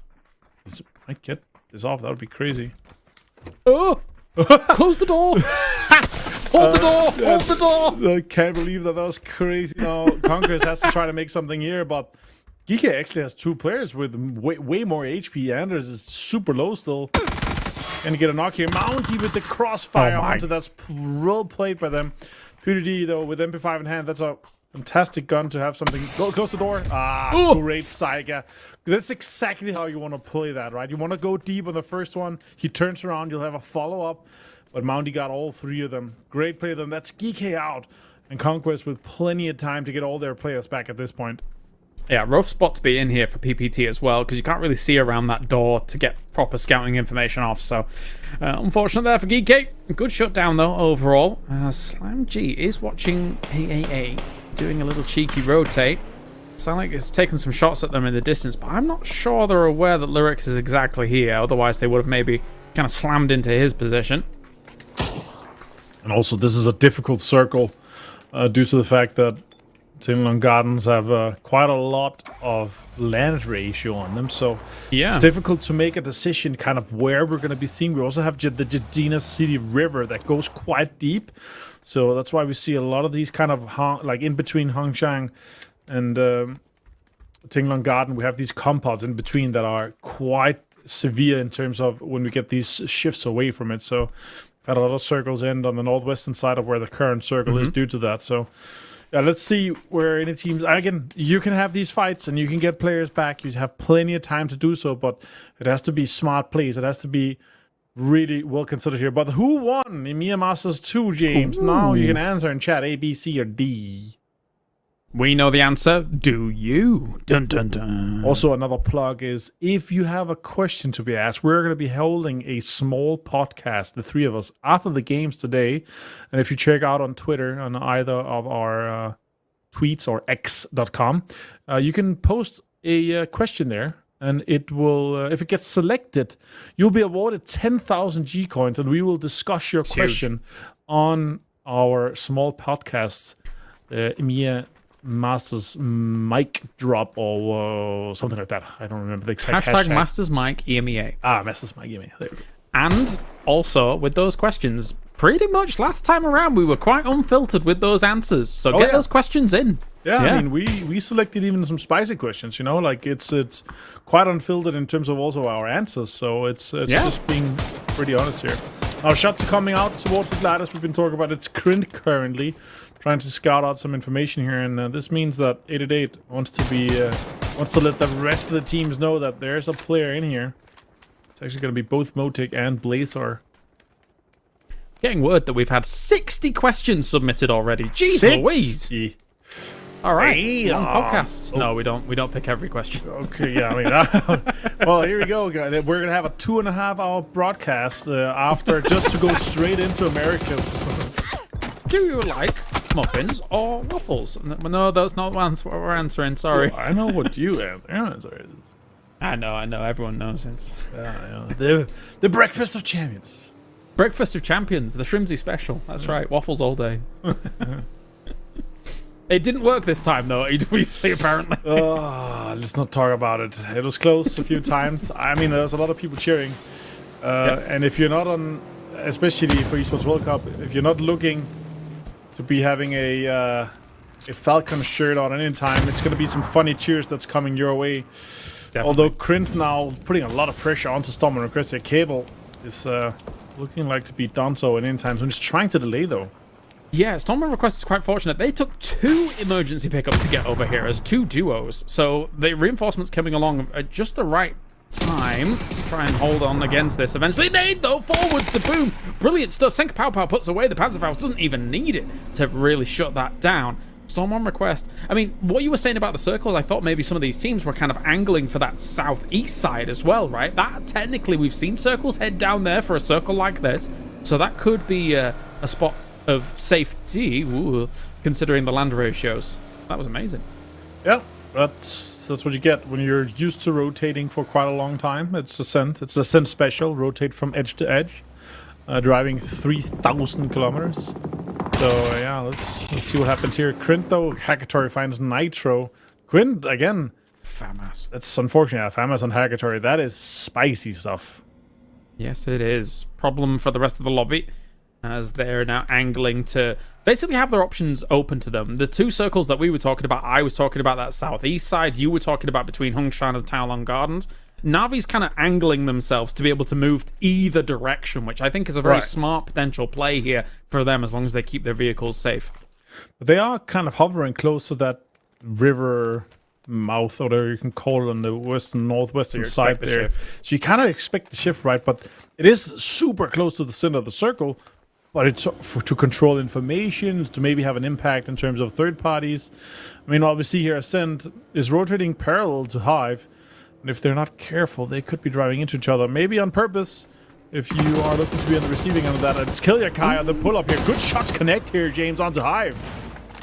Ascent trying for it.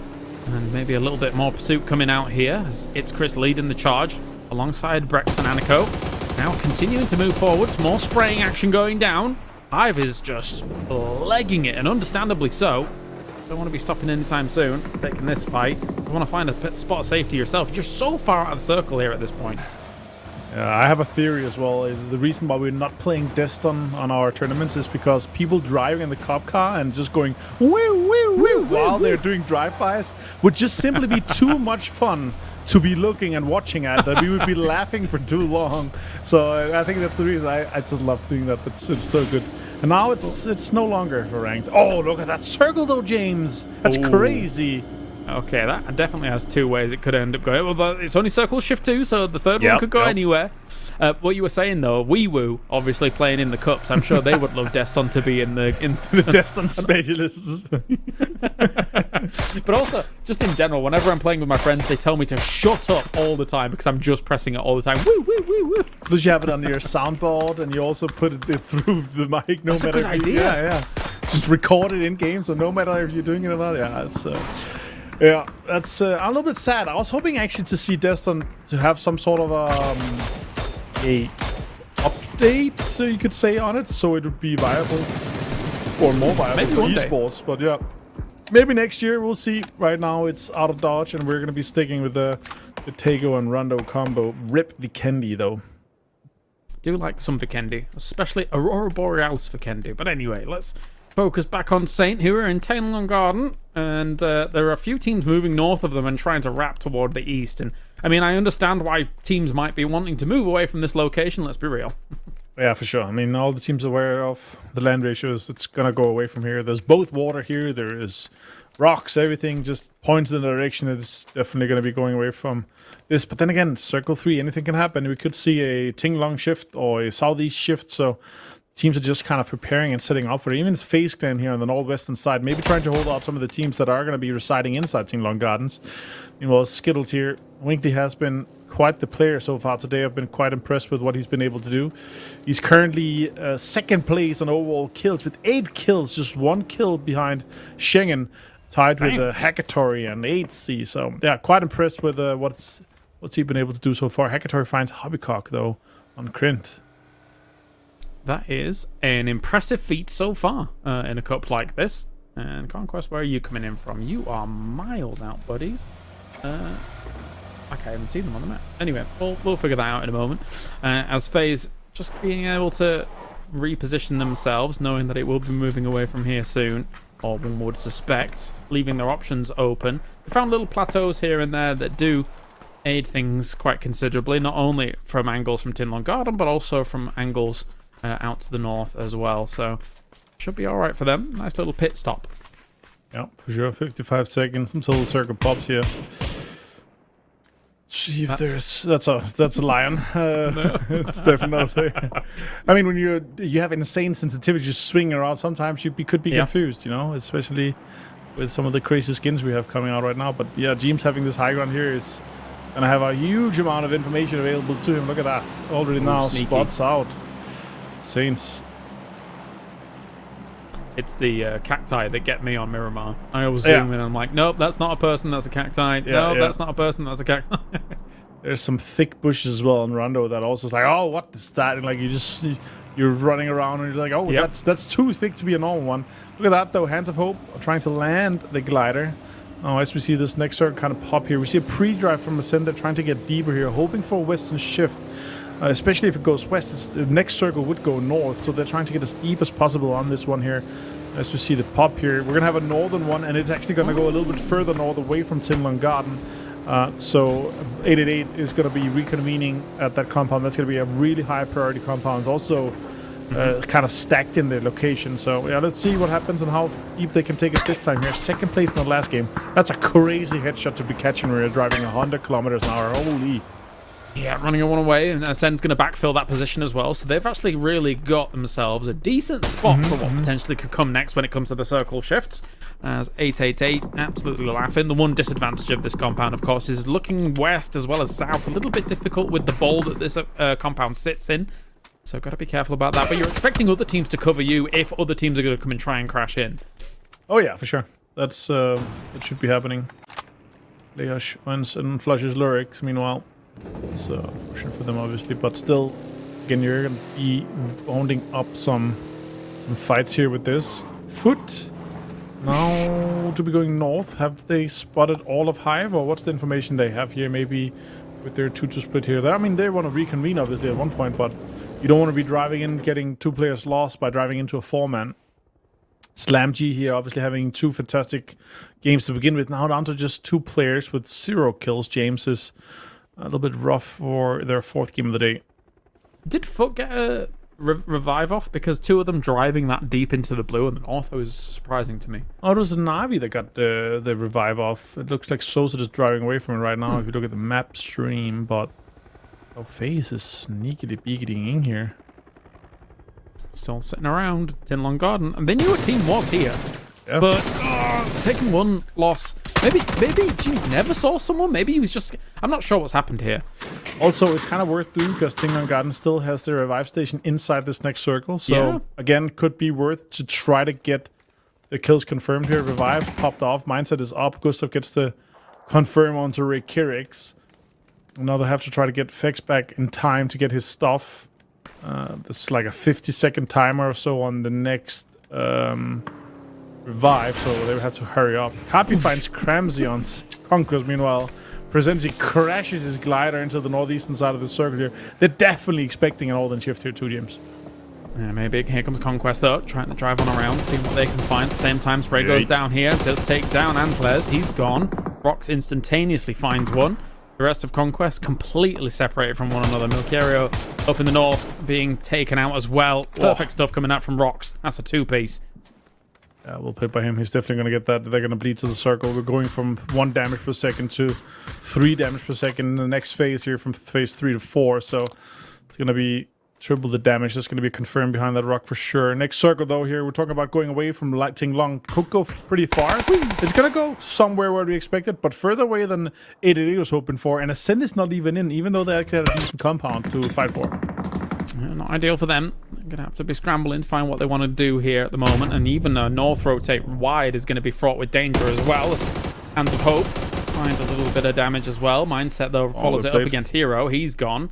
There is still a position here that Saints are holding off against, and they still have the revive station available here. So if they take a fight, and I do wonder if they had the other chip available to them, or it's been completely gone. But no, it looks like they're bailing out of this situation. That's a lot of damage to take, but at least you got 5 first aids. Yeah.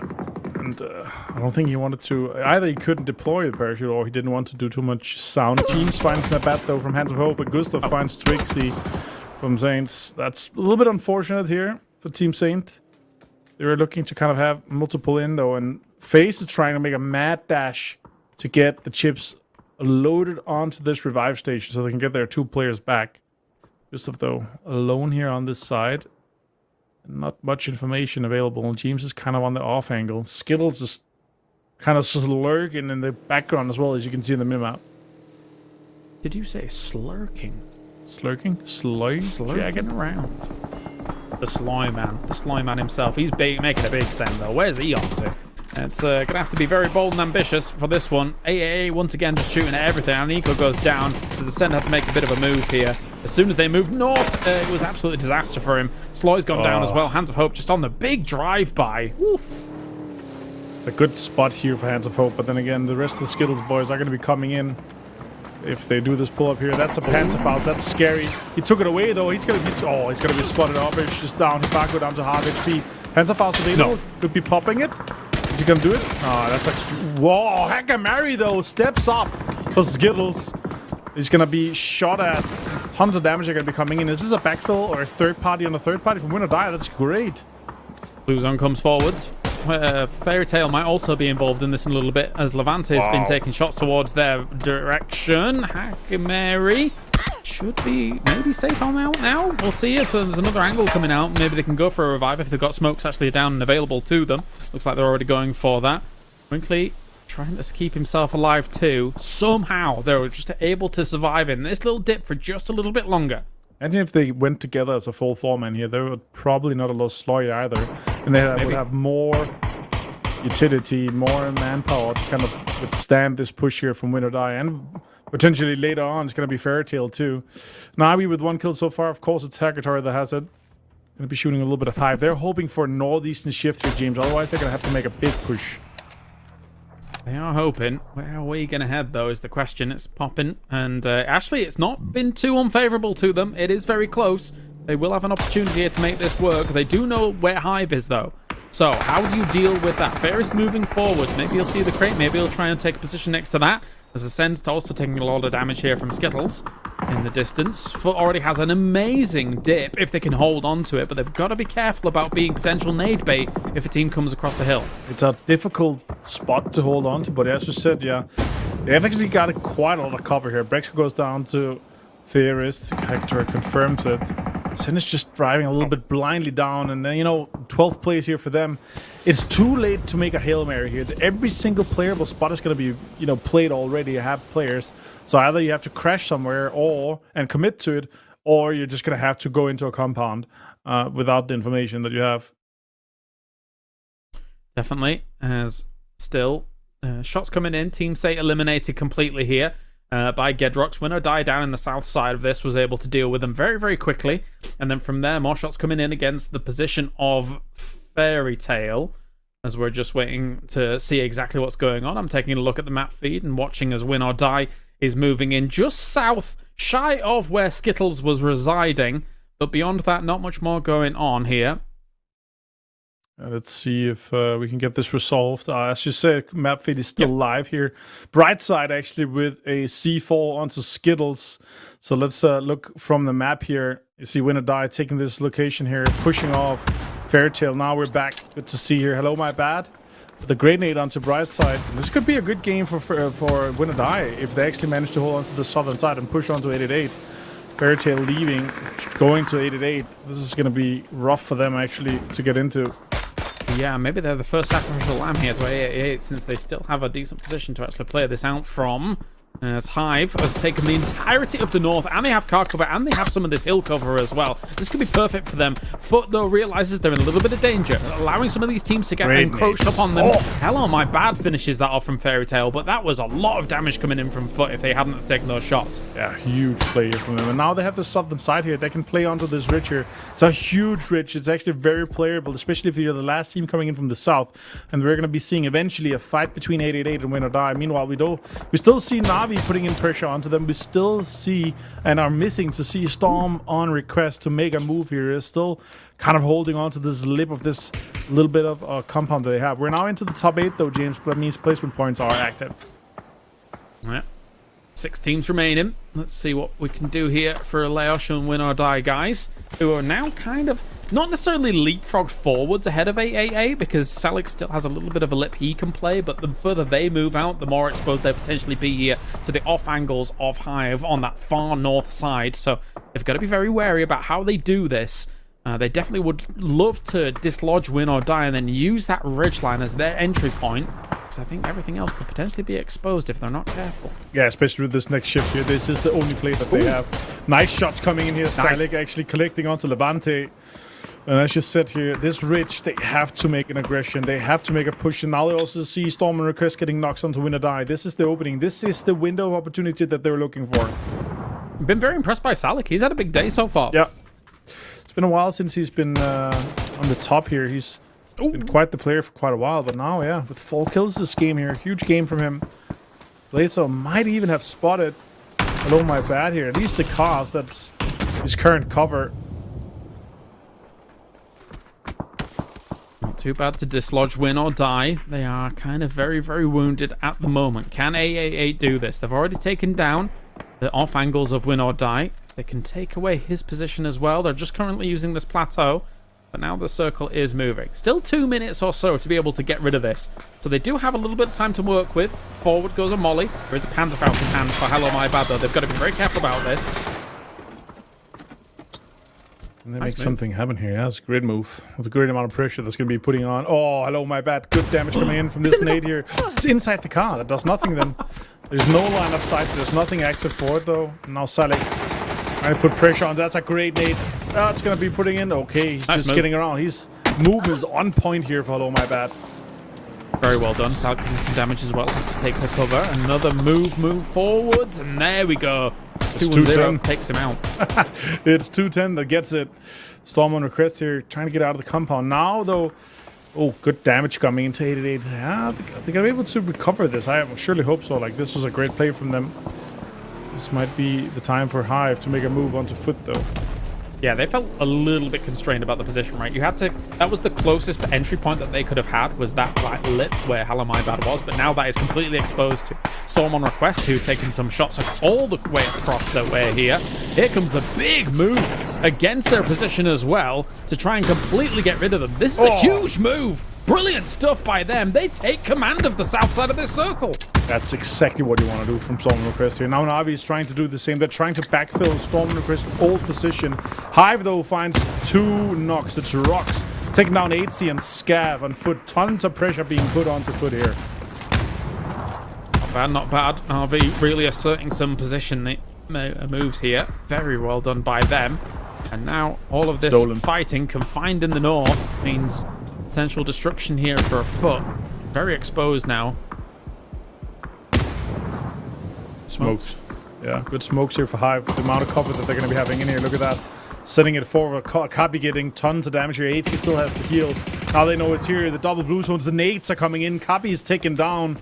Hive with a great move. Still 4 guys trying. And more nades come in. Rocks gets to confirm. Schengen gets the knock on 8C. It's just T-Bone left. They're so good from the edge here in the PPT. Wow. They did it in Masters 2. They're doing it here in Masters 3 again. Hive. Man, they're PPT monsters. Yeah, so well executed here from Hive. Really loving what I'm seeing here. But Na'Vi making a move, trying to look at that, trying to get this old ridge that Hive had before. Nice. That is smart play. Nades in hand, nades in the pockets. Gonna be sending it in, trying to put pressure onto Hive here. They know this is their window of opportunity again. Storm on the crit, only 2 guys on the southern side. Hagatori is looking to try to hold them under their cell on his own here. I mean, I've got to echo what you said. Really smart movement by Na'Vi. The smart move down to the south. The smart move back up north. Still having Hagatori in the south here to look against Storm on Request. Technically speaking, could his position maybe be vulnerable if Hive was to peek over? Yes, but the fact that there's 2 up north now denies that peek across. So this is amazing movement from Na'Vi. Really good understanding of the terrain. I was expecting more utility, though. It was just 1 or 2, 3 nades, you know, a little bit, 1 blue zone maybe. I was like, I was hoping to see, like, you know, 3 or 4 nades and then a push from Hagatori. But yeah, now they're just trying to maybe sandwich them a little bit. But Hive is having a great position, like with all this cover here. Hagatori gets an opening onto rocks, though. There it is. We're talking about it. There it was. 4 nades. It's coming in now. The timing on it, Hagatori gets a confirm onto rocks. Now the rest of the guys are going to be putting it in. Extends finds Schengen too. Great utility usage here. They're committing at the right time. I know exactly what you meant by wanting to see it like before, but this is like really calculated, right? Yeah. Knowing that exactly where the knock is, being able to try, kind of basically triangulate that usage of that utility to the point where you're going to guarantee get some damage off the back of it. Really nice stuff by them. Yeah, Hagatori down here. This is great utility usage from Na'Vi, but I don't think they can get Hagatori up. And this was their hold on to the southern side. This is a great pull up. Look at that. It's exactly what you want to do here from Storm on request. Hagatori's going to be taken down. And then it's going to be a 2 versus 2 versus 2. It's a 1v1. It's a 2 versus 2 versus 2. And again, at this point here, I feel like Storm and Chris is going to have the upper hand, even though they're further away. So 210 taken down, though. Yep, Ferris doing a lot of work. Good stuff by him on this angle. Very well done. Nosferatu does take down Hagatori, though, so that limits the amount of space control here that we're seeing from Na'Vi at the moment. And still Hive. 2 alive. 2v2v2, mate. It is going down. Look at that. See if we can get some impact here. 4 kills from Hagatori, though. What a game again from him. That's going to put him far up on the leaderboard for the overalls in terms of kills here. Good shots coming in. It's a scary looking down towards an MK14. That's such an impact. Such a kick to it. Oh, hello. I didn't know Picos could do that. I thought there was only Stallions that could do that, to be honest. It's like one of those lowriders that you kind of like have the hydraulic on. Right. 7 kills though so far for Na'Vi here, James. That's still a great game, but Storm on request for 10. The game that they needed. They didn't have much before this. Just one good game with 4 kills so far overall. Not been the best game for them so far, but this game put them up there. This game has the impact for them, and 6 of the kills comes from Ciso. Like, that's just such a good game from him. The only thing I was concerned about for the moment was Storm on request being like lying down right next to each other. But yeah. I mean, they're just waiting this out, biding their time here, waiting for this circle to eventually start closing and then forcing these teams to move, right? Because technically 3 members in the north would have to be moving a little bit earlier than them, maybe even 2. It's really kind of down to the wire here, and it'll be getting a bit chaotic as everybody's getting pressed into the middle.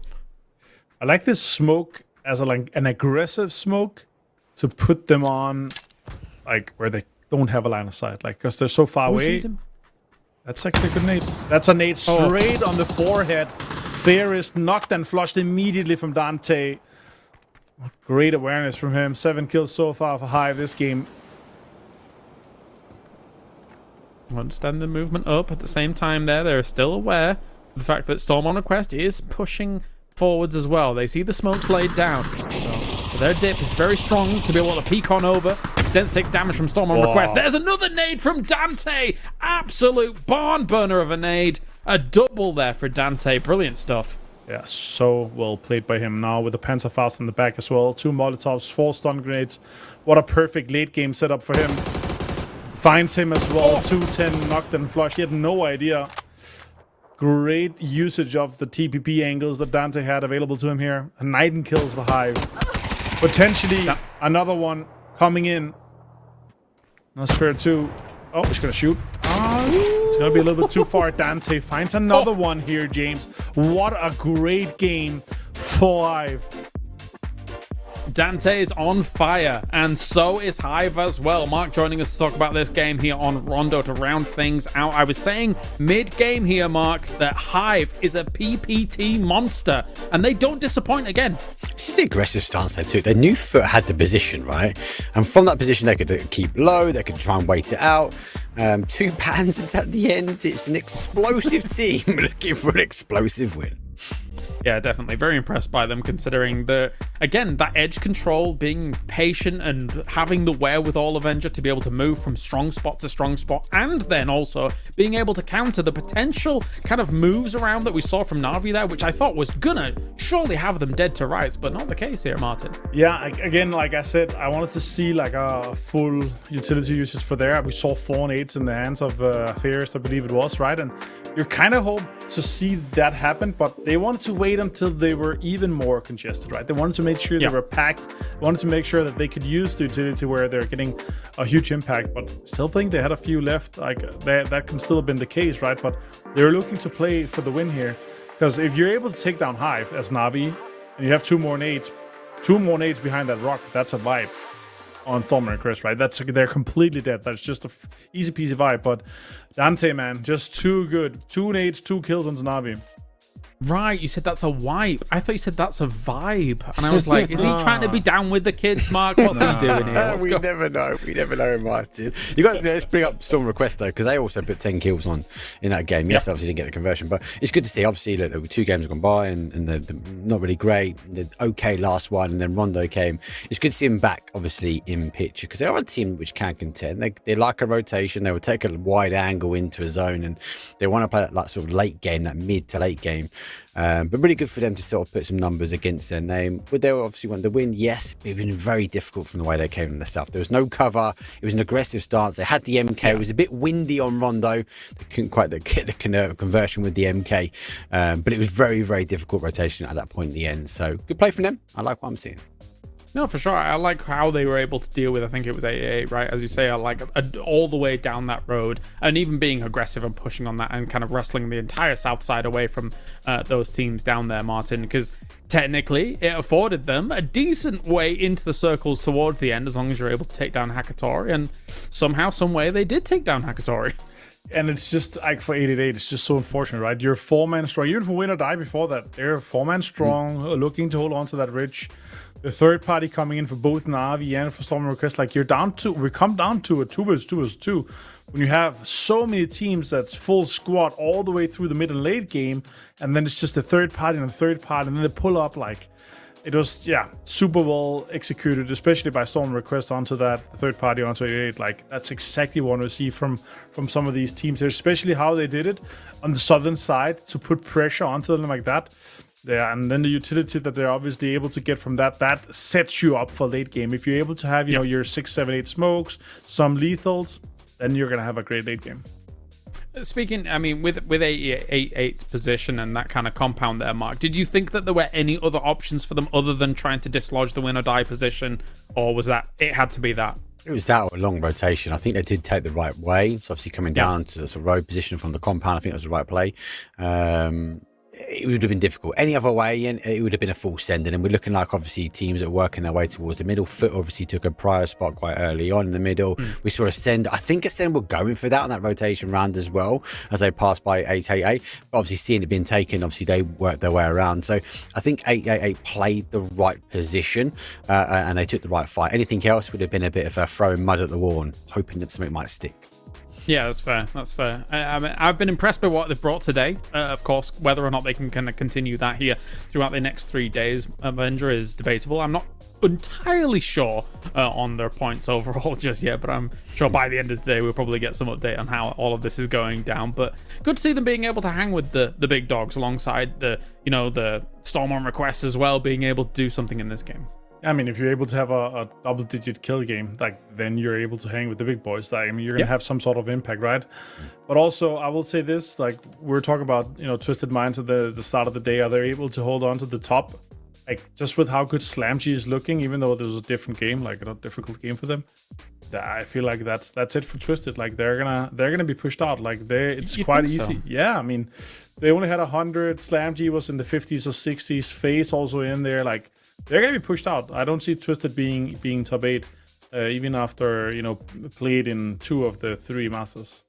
Yeah, and do bear in mind, actually, for qualification into the last chance qualifiers, to be able to then get onto Masters West, you need to be top 8 in those points, and then if you are not top 8 in those points, you play 2 cups to try and get to that last chance qualifier mark. So I imagine if Twisted Minds is not in there, they may end up playing those cups. They may end up being in that last chance qualifier anyway, which is definitely a scary prospect to go up against our current EWC champions. I suppose the advantage they've got is maybe some of the hard hitters, the household names are already there, right? So they're obviously going to be invited. So they're going to be an invited stage, and they're going to have 2 chances to get away with it. So they have to go through the scrims. Twisted Minds obviously looking to get that conversion, but I think Martin's right. They're on that cut-off point. Slam G are looking good. They went back-to-back on the Miramars. They're arguably putting a good amount of points here, so should be bagging those points for that Masters West. So I think we will see them in that sort of cup, that sort of run-up before we see the last chance. Are you hyped for Masters West, Avenger? That's going to be cool. I always love seeing... especially like it's going to be difficult for some of the teams to get in there, but it's going to be cool to see the regions clash together and see who kind of comes out on top. It's going to be some crazy kind of weeks coming up, especially with Masters, with West, with PC. Everything is coming up. It's stacking quite up nicely here towards the regionals. Yeah, it's going to be super cool to see. It's PUBG every weekend, every single week, and then basically we roll straight into PGS, so it just never ends, Mark, for the rest of the year. And then PGC, so it's just, it keeps going. I feel for both of you. It's going to be lots of PUBG. Awesome. Obviously, even all the way through to October. Yeah, we have PUBG every weekend, all the way through. So if you love PUBG, you've got it on the main channels. And then obviously after we finish, then you go across to America. So even if you want to stay up late, you get the opportunity to watch even more PUBG. Oh, I don't mind the PUBG. The scary thing for me is the travel. I've done it for 15 years, Mark. It's too much, all right? It's too much. Rather you than me, mate. Rather you than me. But we've got a lot of great stuff coming up, of course, here. And we've got 2 more games for this evening as well, as we're just waiting for our lobbies to get up and running, and then me and Mark will be bringing you some Erangels. So going on to Erangel Avenger, obviously Hive is probably sitting very pretty at the moment in terms of the leaderboards as well. And I don't see this slowing down anytime soon. I just think that they're able to just control those edge plays very, very well. They're so good about scouting forwards ahead and understanding when and when not to take fights. They're looking brilliant. I mean, they're going to be rolling with the punches with this for sure. Like, even though, sure, Wrangle is more figured out, still, TPP, like, it's not what the teams are used to. It's not what the players are used to. There's going to be some ridges, some peaks that's going to be way, way stronger in TPP, or even not doable in FPP, and then TPP is just so much stronger, right? So I'm really looking forward to see how the teams kind of calculate and figure out how they're going to be coming into Wrangle and maximizing their points, obviously. And also, since Wrangle is so figured out, we usually see teams fighting a little bit more kind of in the earlier stages of the game, right? Because they know kind of what compounds are valuable, where teams usually 2-2 split, and that's where we're really going to see some of the teams trying to punish these 2-2 splits, just trying to punish some of the teams that are rotating. So that's what I'm really looking forward for the last 2 games here today. 2 more games, and then after that as well, we'll be answering your questions if you submit them over on Twitter or X with the hashtag MastersMike EMEA. Already, I'm getting word that we have 600 questions. No, we have about 70 questions already submitted, and if your question does get picked, you're going to win yourself 10,000 G-Coin, which is a lot of G-Coin, and I know you guys are aiming at those Bugattis right now. I've got myself the Midnight Blue or the Midnight Requiem. I can't exactly remember the name of it, but it's looking lovely. Mark, where's your Bugatti? Somewhere in the shop. I've just not been able to pick up yet. I can't get the Chroma one. The Chroma one I had no luck with, but I've got the base one. Anyway, thank you very much for joining us, Avenger. We have got our next game on the way, I do believe. As I can see the plane in the air, and I'm hoping that it is ready, or it might be a regame. So we'll wait for a second here.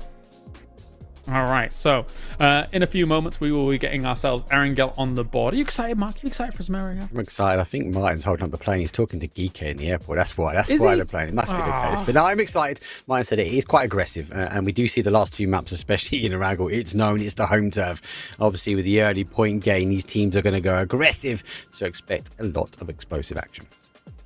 All right, let's do it. As you can see, well, we have got the plane gone and gone here. Martin, as you say, in that airport, he's off. He's off to Malaysia already, apparently, for PGS. Anyway, we'll have ourselves Gedrox and the guys here for win or die, who have also actually a very wide split here, as Gedrox looks for weapons, looks for vehicles, and probably gets his way back over to the team at North George. And a good circle for them.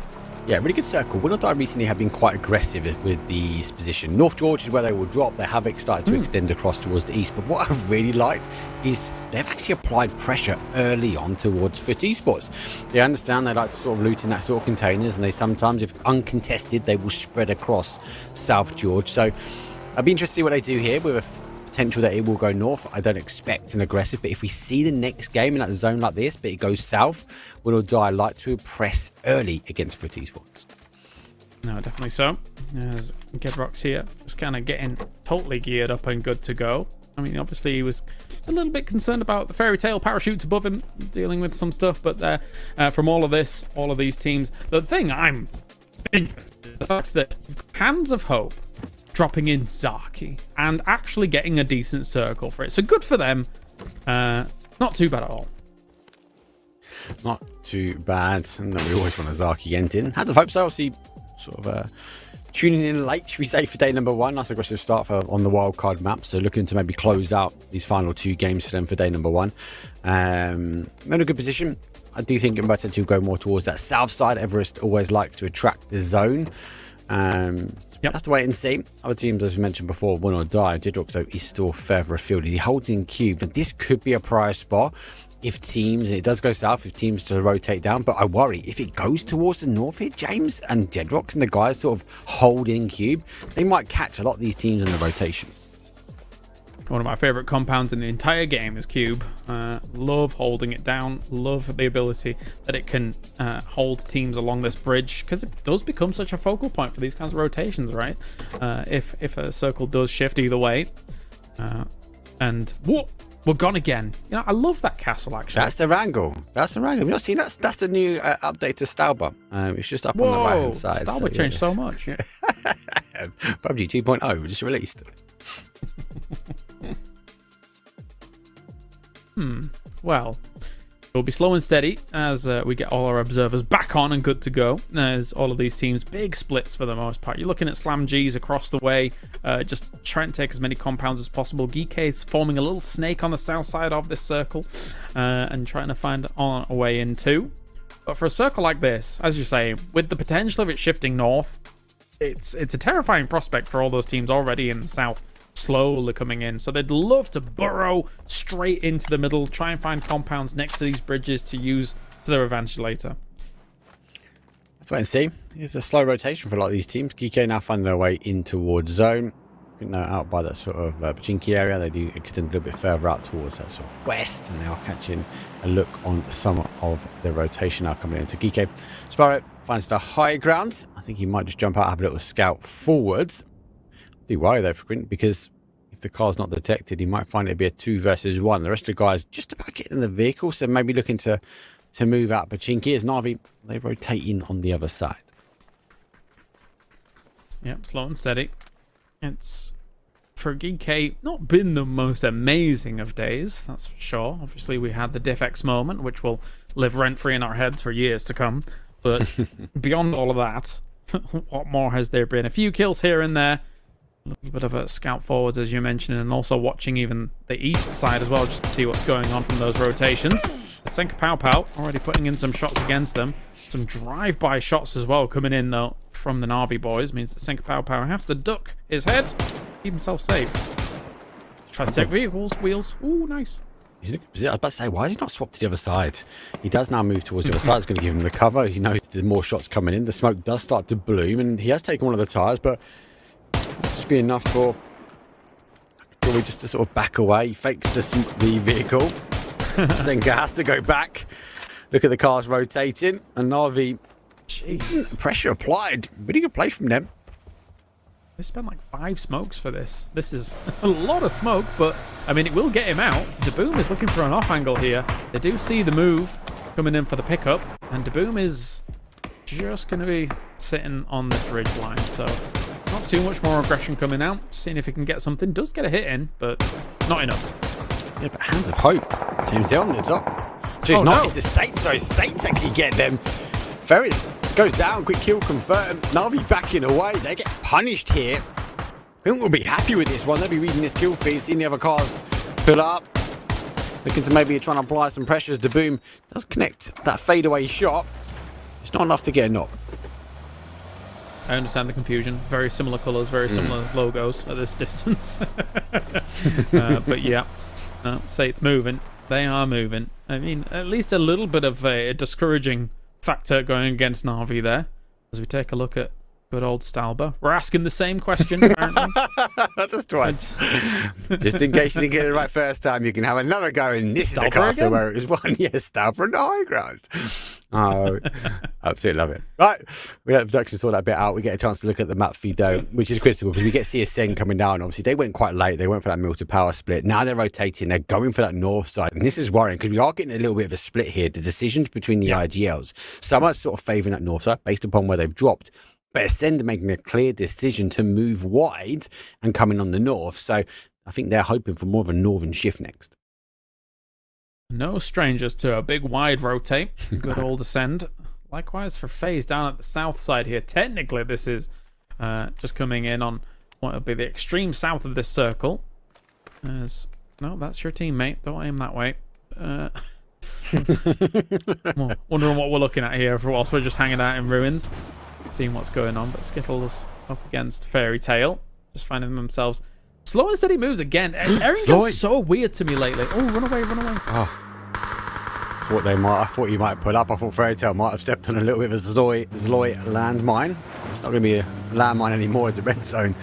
Targets Fairy Tale and Skittles. So again, another team's looking for that northern rotation.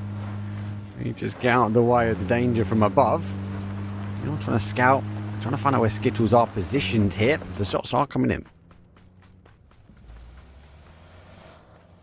FaZe runs away. I don't expect much conflict going on here. And GK just getting back to their car, all to safety, as they will want to probably move as well. We are waiting for the circle to close. 1 minute 20 will determine a lot of potential moves coming in from these teams, unless we get a 50-50 circle against on that river, which will cause a huge amount of problems for everybody to try and determine which side they're going to go on.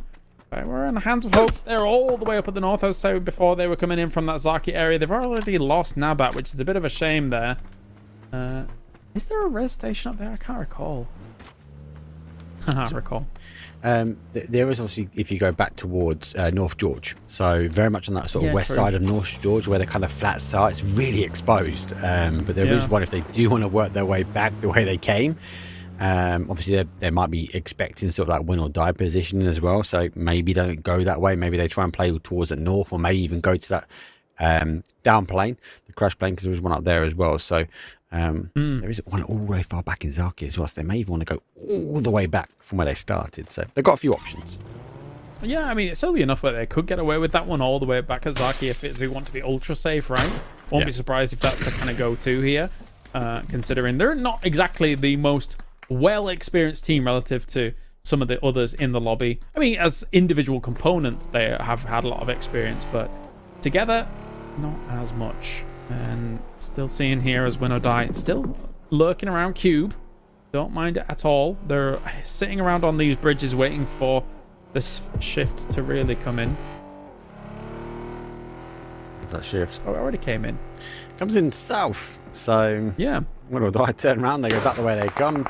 Everest holds on. EK had the emergency pickup, but they don't need to take that now because the zone does come back their way, and we find, unfortunately for Vard, he will fall. Want to find safety in the compound, but unhinged to move, should I say. They're going to try and potentially lock this down. The Storm on request, well, they breeze in. Was Pachinki uncontended on the other side. A lot of open fields on the south side of this circle, right? So that will cause some problems as well. As Brent, what are they going to do with all of this? Looks like this is not going to be their plan to just one goes up, or is it two? Well, whoever it is in there is just going to be getting probably some scouting information and maybe looking forward to see if he can find anything extra open. You can see him parachuting down already now.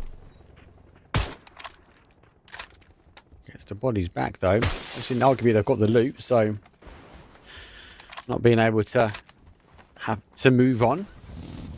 Sort of opening. And facing the other side, despite losing Vard, Na'Vi to try and conquer, extends nice Molly, forces Gustav out of his position. He's going to go down, and it means it's a 1 versus 1. Fex versus Hakatori here, because the rest of Na'Vi Sensity went back to the recall station, very much in the east, to get the guys back. Fex needs to take his time to try and dig out Hakatori here. Insta finish up. Fex was looking for a flank while this was going on. Does Hakatori know the angle of attack? He was looking west. Fex is going to tuck tail and run from this. Doesn't particularly want too much of that 1v1 here. That's a good call. Yeah, it's Hakatori. I mean, I won't want it either. No, as you say, Bam Hakatori. He's definitely produced a Bam. Ferris is back now for Na'Vi, so he's even going to be able to scout for Hakatori now as he goes over the head. Fex getting in the car. Even if he didn't have the sound cues, that us recall is going to pay dividends when it comes down to information. And I think Fex only has one destination to go, and that's to James, not too far away. Yeah, if you're kill feed tracking as well as Fex and FaZe, you don't know exactly where the rest of Na'Vi are, right? You've not really seen them in the knock feed, in the kill feed, or anything like that, so you've got to be very cautious about those alternate angles. So taking that fight against Hakatori will be fraught with danger. As Higher Pop does continue to get away with things, though, for a moment here, as PWD takes more shots FaZe's way. Where are they going to go, though? A little dip, that little bunker, maybe. If I'm a two-man, that's middle of the zone, right? It looks like they're going past it, actually. They're still continuing to rotate past, so I would have maybe tucked tail and hid underground, like the gremlin I am, but not now. FaZe, they're going full sends. They want to take the fight, they want to get some more points, and wonder why. It's FaZe Clan. They know they're good for it. Try for this kind of compound won't be too bad, but they're, I mean, are probably very wary. Okay, maybe there's like too many people in it, but yeah, they don't realize there's only one currently sat in there. It is, of course, Hive, though. They're very split. There's technically some covering angles that they could try and use against it, so they're scouring it out, seeing what they can spot. They'll just exist between Hive for the moment. You're right, though. I mean, about that bunker area, it's funny because every time people take that position, generally another team rocks up and just drops a nade in it, and you're gone. Like, it's scary. Yeah. Out of blue zone. We've seen a few go the other way. Esports to get those jumping cars we saw earlier on Rondo. It's not just a Pico bus. Rockstar, I think, just making more of a noise from win or die, just to ensure they sort of don't crash into the dip. They do have the high ground with Hive collapsing off Everest. That kind of allows a free rotation in for Foot. I mean, they're going to be playing towards that FaZe car fortification we see, and there come the initial shots out. James gets great connection to Foot Esports, but they stay 4-man up. Trying for a middle-ish dip once again here, shutting down James. He's gone. So now it's all on Fex to really do something here for FaZe. Going out early, and we have hey, look at that! It's a leaderboard. It's back. When did that appear? I feel like I've been ignoring it. They're gone. They have gone. Esports though, unfortunately unable to get the last kill. Does go towards Geekane. It's quite a long distance as they were taking the shots as FaZe rotated their way around. Esports will try and hold here. As 888 when they take their eyes to the sky. As Na'Vi, well, they get the recalls and now they take the EP back north. I'm sorry. Wait. Okay. So. Okay. Yeah. That's that. They're all trying to come down here against the ruins position, and maybe even. Who knows? They might even have to. No, they're going full ruins. Hive almost 50 points. Jesus. 49 is insane here from the 4 games that they've played so far.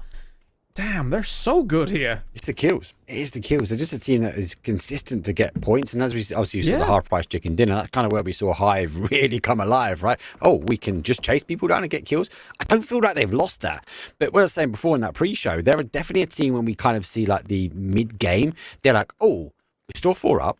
We've got loads of kills already. We could potentially play for now another 10 points. It's kind of best of both worlds here for Hive.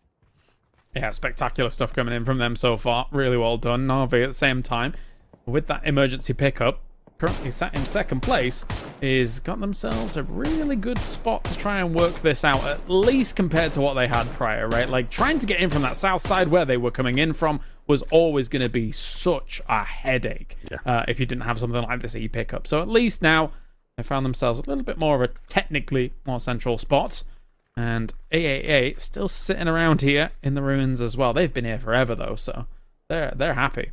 And they're in a really good spot. We've got the water. We're going to see that sort of shift away. And the teams potentially for ruins, we see them have to kind of run the gauntlet towards that position in 888. As long as they can keep everyone at bay from that sort of west side, they can draw their attention back to kind of a win or die or back to a Na'Vi as they will look for that position. There's that south shift. So we have lost the water now. And then this is where the gauntlet happens. What does win or die do? Fairy Tail will take the EP. And then it's down to that win or die and Na'Vi. They're fighting for a little terrain, and the winner of that then has to play into an 888. Fairy Tail, what you're going to do with this, because either you hit a compound and you hit it hard, or you go to that bunker that we were talking about before and see what you can do from there. Regardless, we will see as Print also needs to move a little bit, not too far away, but as soon as they do try and move northwest, they're going to be very exposed to some angles that they do not necessarily want to be exposed to.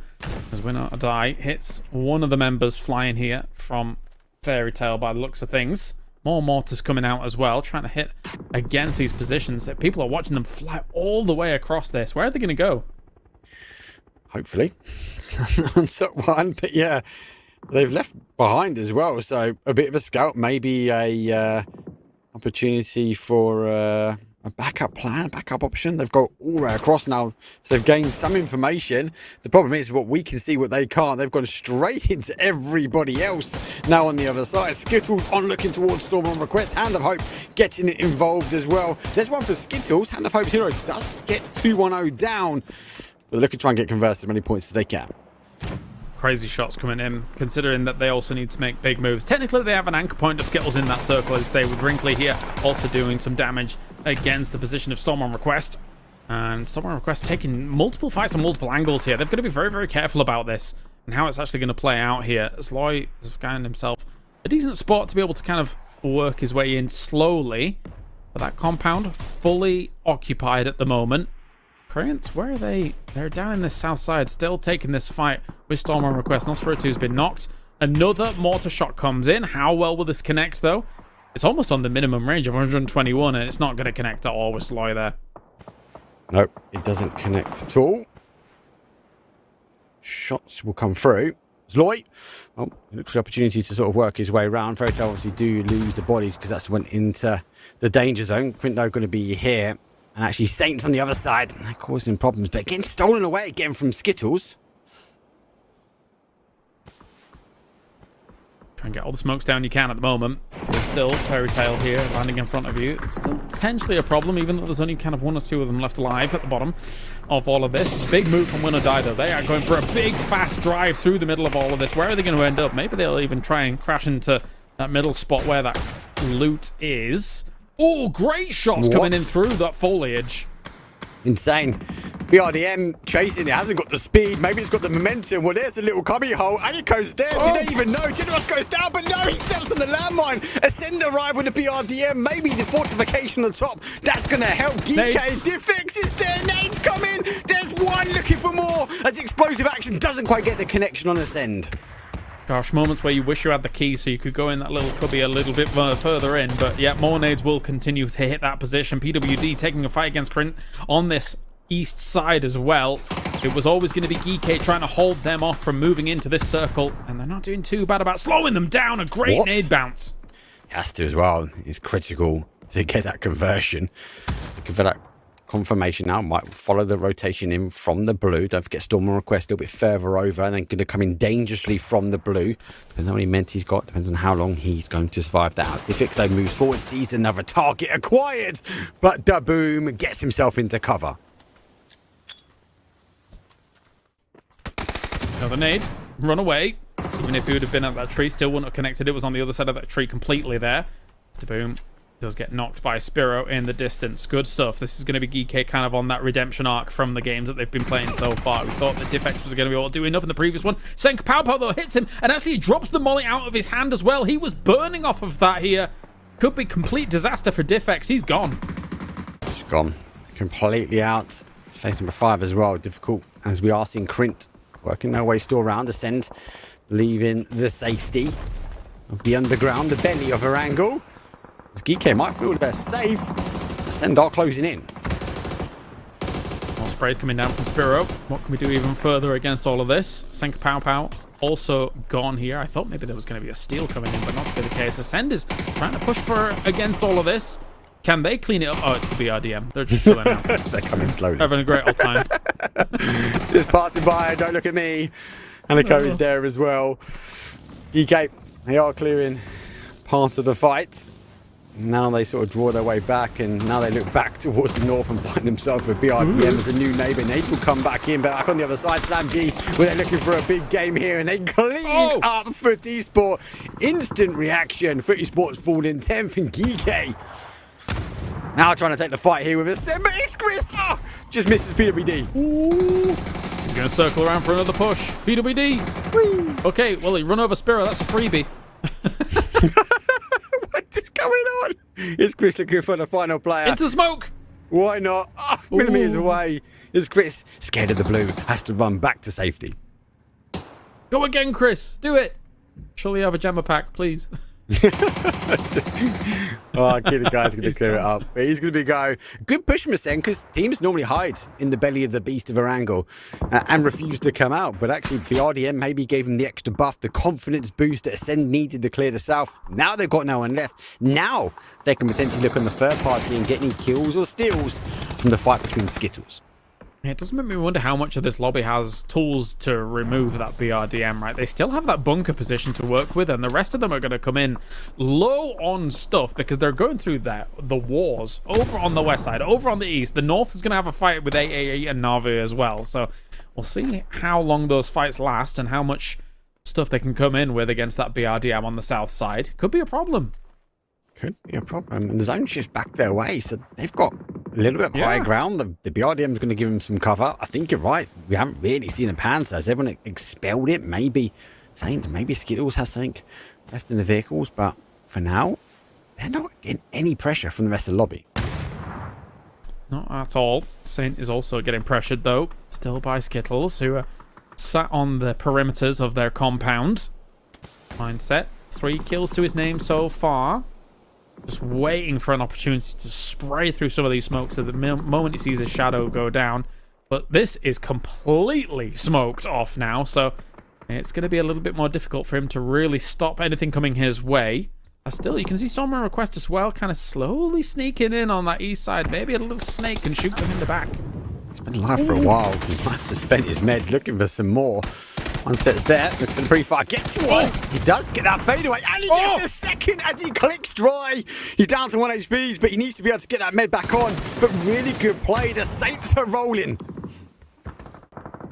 He'll be going through the window, trying to find a little spot to be able to move on forwards. Nades forwards as well. See what he can get done here. Twixie. Opportunity blind, though, at the same time. Sloy gets him. Mindset, where are you? Come, you've got 5 kills. Do something. He hasn't got much ammo. That's what he's looking for. 22 shots remaining. Might have to rely on the remainder of the team. DK, he's got the ammo. Just unfortunately for the 7.62s, but he does swap for the unfortunate for the shotgun. As our Storm on request, well, do find an additional kill. So it pays to come in late towards the zone. It's going to give the information now that there is more than 2 teams here. So they might be a little bit more wary. As Ascend, they did look to try and take a bit of that west. But they got turned away by Slam G. Can he clean up Sloy? Can he clean up Sloy? Wait a minute. Storm on request, as you say. Getting ever closer. We're getting a weird 1v1v2. Oh, he goes for the spray. Okay, takes down Mindset. That's a good little scalp to take here to get things rolling. That's the second kill he's got as well. He picked a steal from the grenade, so getting a little bit of a refresh from that box. DK unable to get that smoke through the window, but that was a tactical smoke. That's what he wanted. He just wanted to cover both sides. And Ascend come rolling in. Oh. They're having a grand old time. As I said, it's just like sailing a ship around the world, doing whatever they can. I'm not sure where they want to go with it. Between the buildings, I assume that BRDM's also still quite healthy. I don't think it's really been shot at all. I'm just working their way around the map. Hello, look at me. It's Chris. Yeah. Killakai is waiting for someone to maybe shoot at it, and Chris is not getting the reaction needed. Was Slamji having a reaction? As Hive look to leave the compound, the zone goes back down towards ascending that southeast corner, so that fight will continue, but everyone else now needs to fight their way in, and 888, they're holding out in the wings, waiting to move. Scrap that, they now move their way in, and they find some Shengun and a confirmation note on presenting Dante. Oh, and he's gone. Oh, brilliant cleanup there against Hive, who were coming in against the edge and cleaned up well. Slam G, man. Only 13 kills to their name, apparently, but overall, this has been able to work out splendidly for them in terms of the placements. They've been low kill chicken dinners to start off the day, but a chicken dinner is a chicken dinner. Additional 10 points. Not half price anymore. There's no special offer. Nope. Slam G. Look to get in vehicles which are arguably being held together by some duct tape. Unlike this BRDM, which is still driving around, it's Chris Store trying to attempt drawing fate of some shots going towards the BRDM. But no one's falling for that now as 888. They come into the party now as they roll in from the north. Oh my god, that's a free kill. Trying their best. Seeing if they can shut down this one player, which has just been such a thorn in the side. What is going on? He's going crazy. How's he got away? He's picked up 2 additional kills already. He's now looking to go 2 more. Can't quite get the seats right. The BRDM comes in. Chris senses there's problems. There's a disturbance in the force, and unfortunately, BRDMs do not work on 2 wheels, Chris. You might need to leave. I love that he's not committed to going towards the other side. It's Chris who will be counting down the seconds where he can maybe get a steal, but not now. He jumps out. He's waiting for Chris, but he's still teasing him as Stormer and Chris knows he's lurking. Hey, Sizzle has gone crazy in this game. He's out! Oh! Objection, Your Honor. Objection. I wanted to see him go even crazier. Oh, it's Chris held on for as long as he could, and he jumped out the right side. 888 get the conversion, no. DK on 9 kills now, down for 2 as we are in our top 4 here. So 3 versus 2 versus 2 as 888 will drop to zone. It's going to be a slam triple on the day. Look at this. They've got full control of this circle. They're just waiting for everybody in this compound to end it. It's going to be a triple on the day. That is nuts. Yeah. I can't see it another way. I can't see. I just feel Chris is disappointed that he came around the corner hoping to get some kills and ended up with a PRDM on his side. Yeah, it's definitely, for Ascend, the BRDM paid huge dividends, right? Like, it got them to the late game. It kept them alive in a circle which could have been so brutal if they'd have had to take a middle dip or something like that.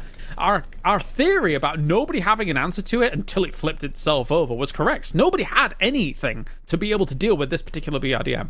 I just love in my mind, he's burning.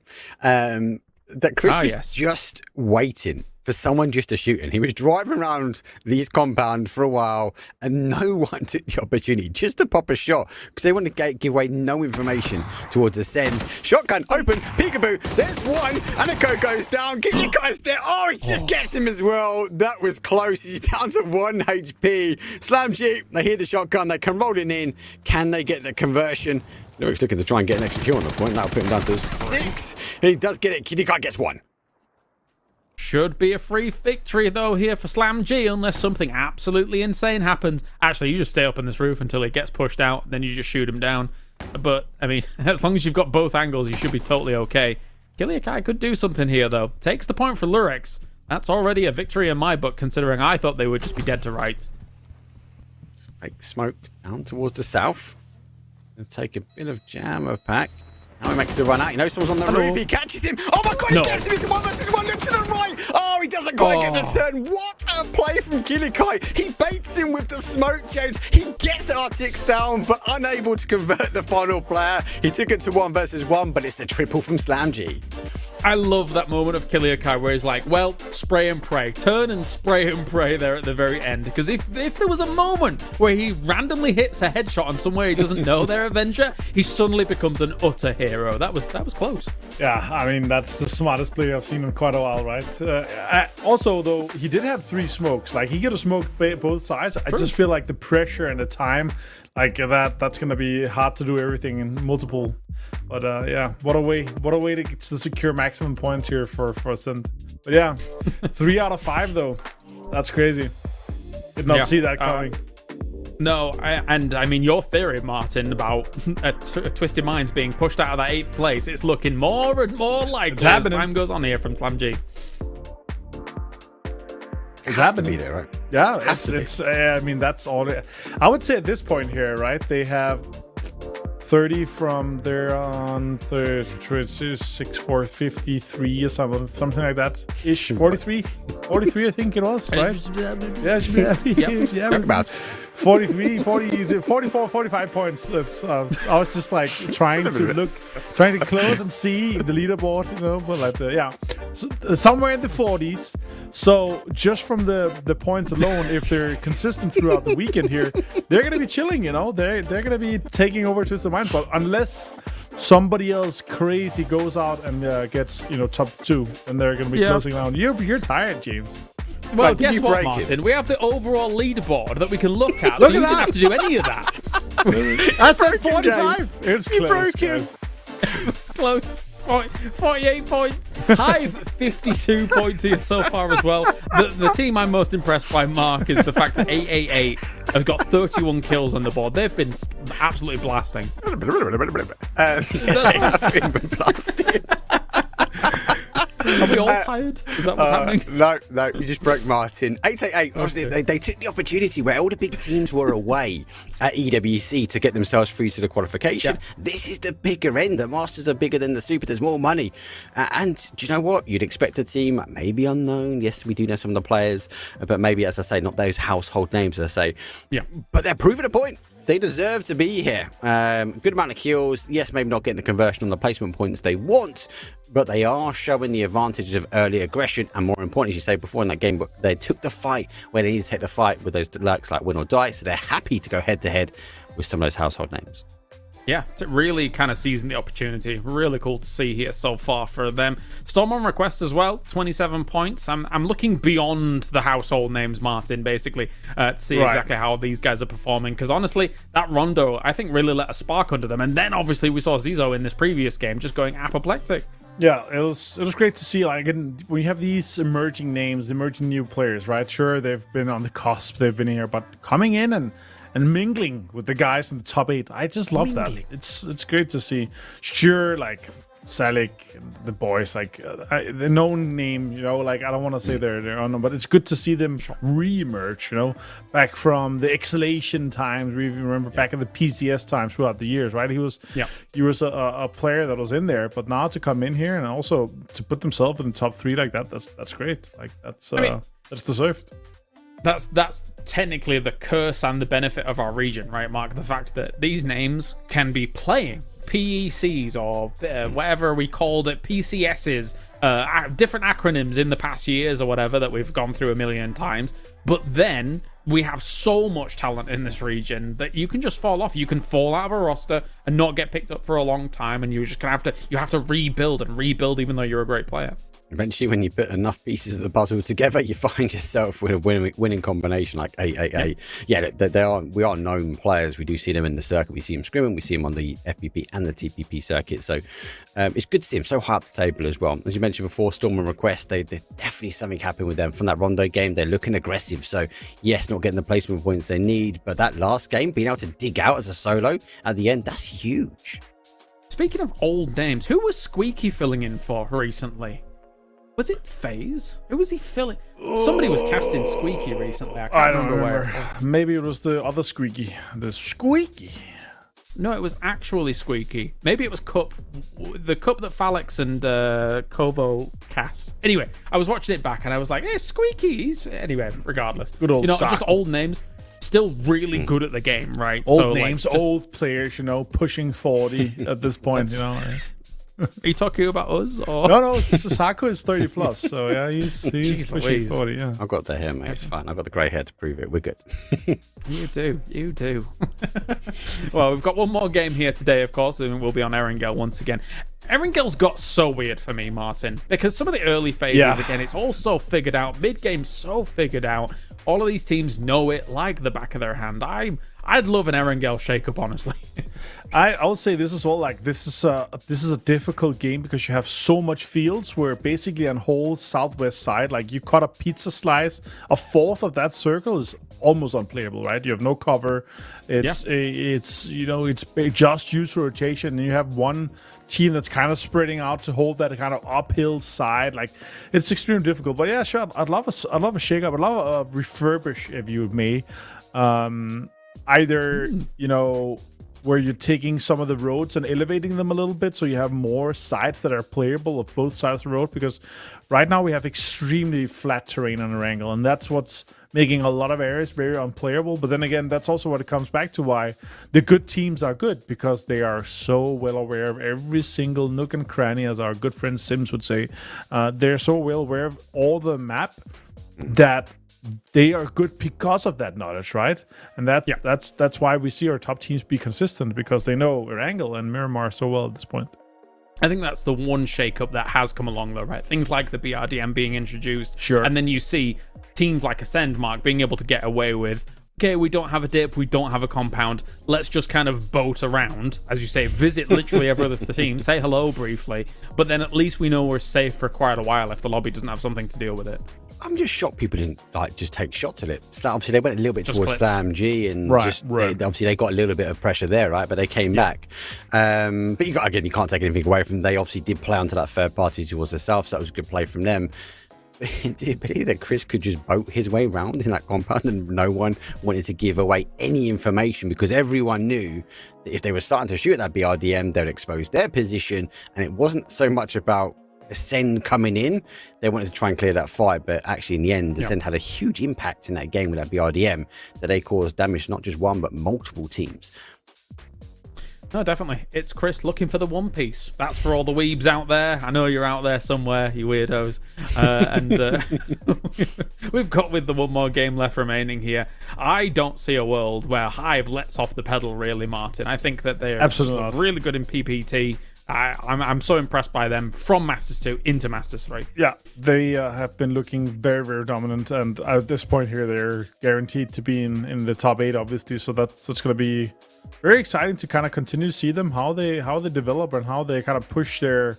Currently, they have quite an edge on the entirety of the lobby, and especially for aggression, for how they're fighting. Everything is just looking extremely calculated. That's what I'm really, really liking, right? And if you're able to step up your game and kind of take that into TPP and into how PPT is kind of evolving, I'm all for that. Like, and yeah, it's very known players. Like they've been playing for quite a while, and yeah, again, to see them dominate this much, 34 kills is an absolute crazy feat to be looking at.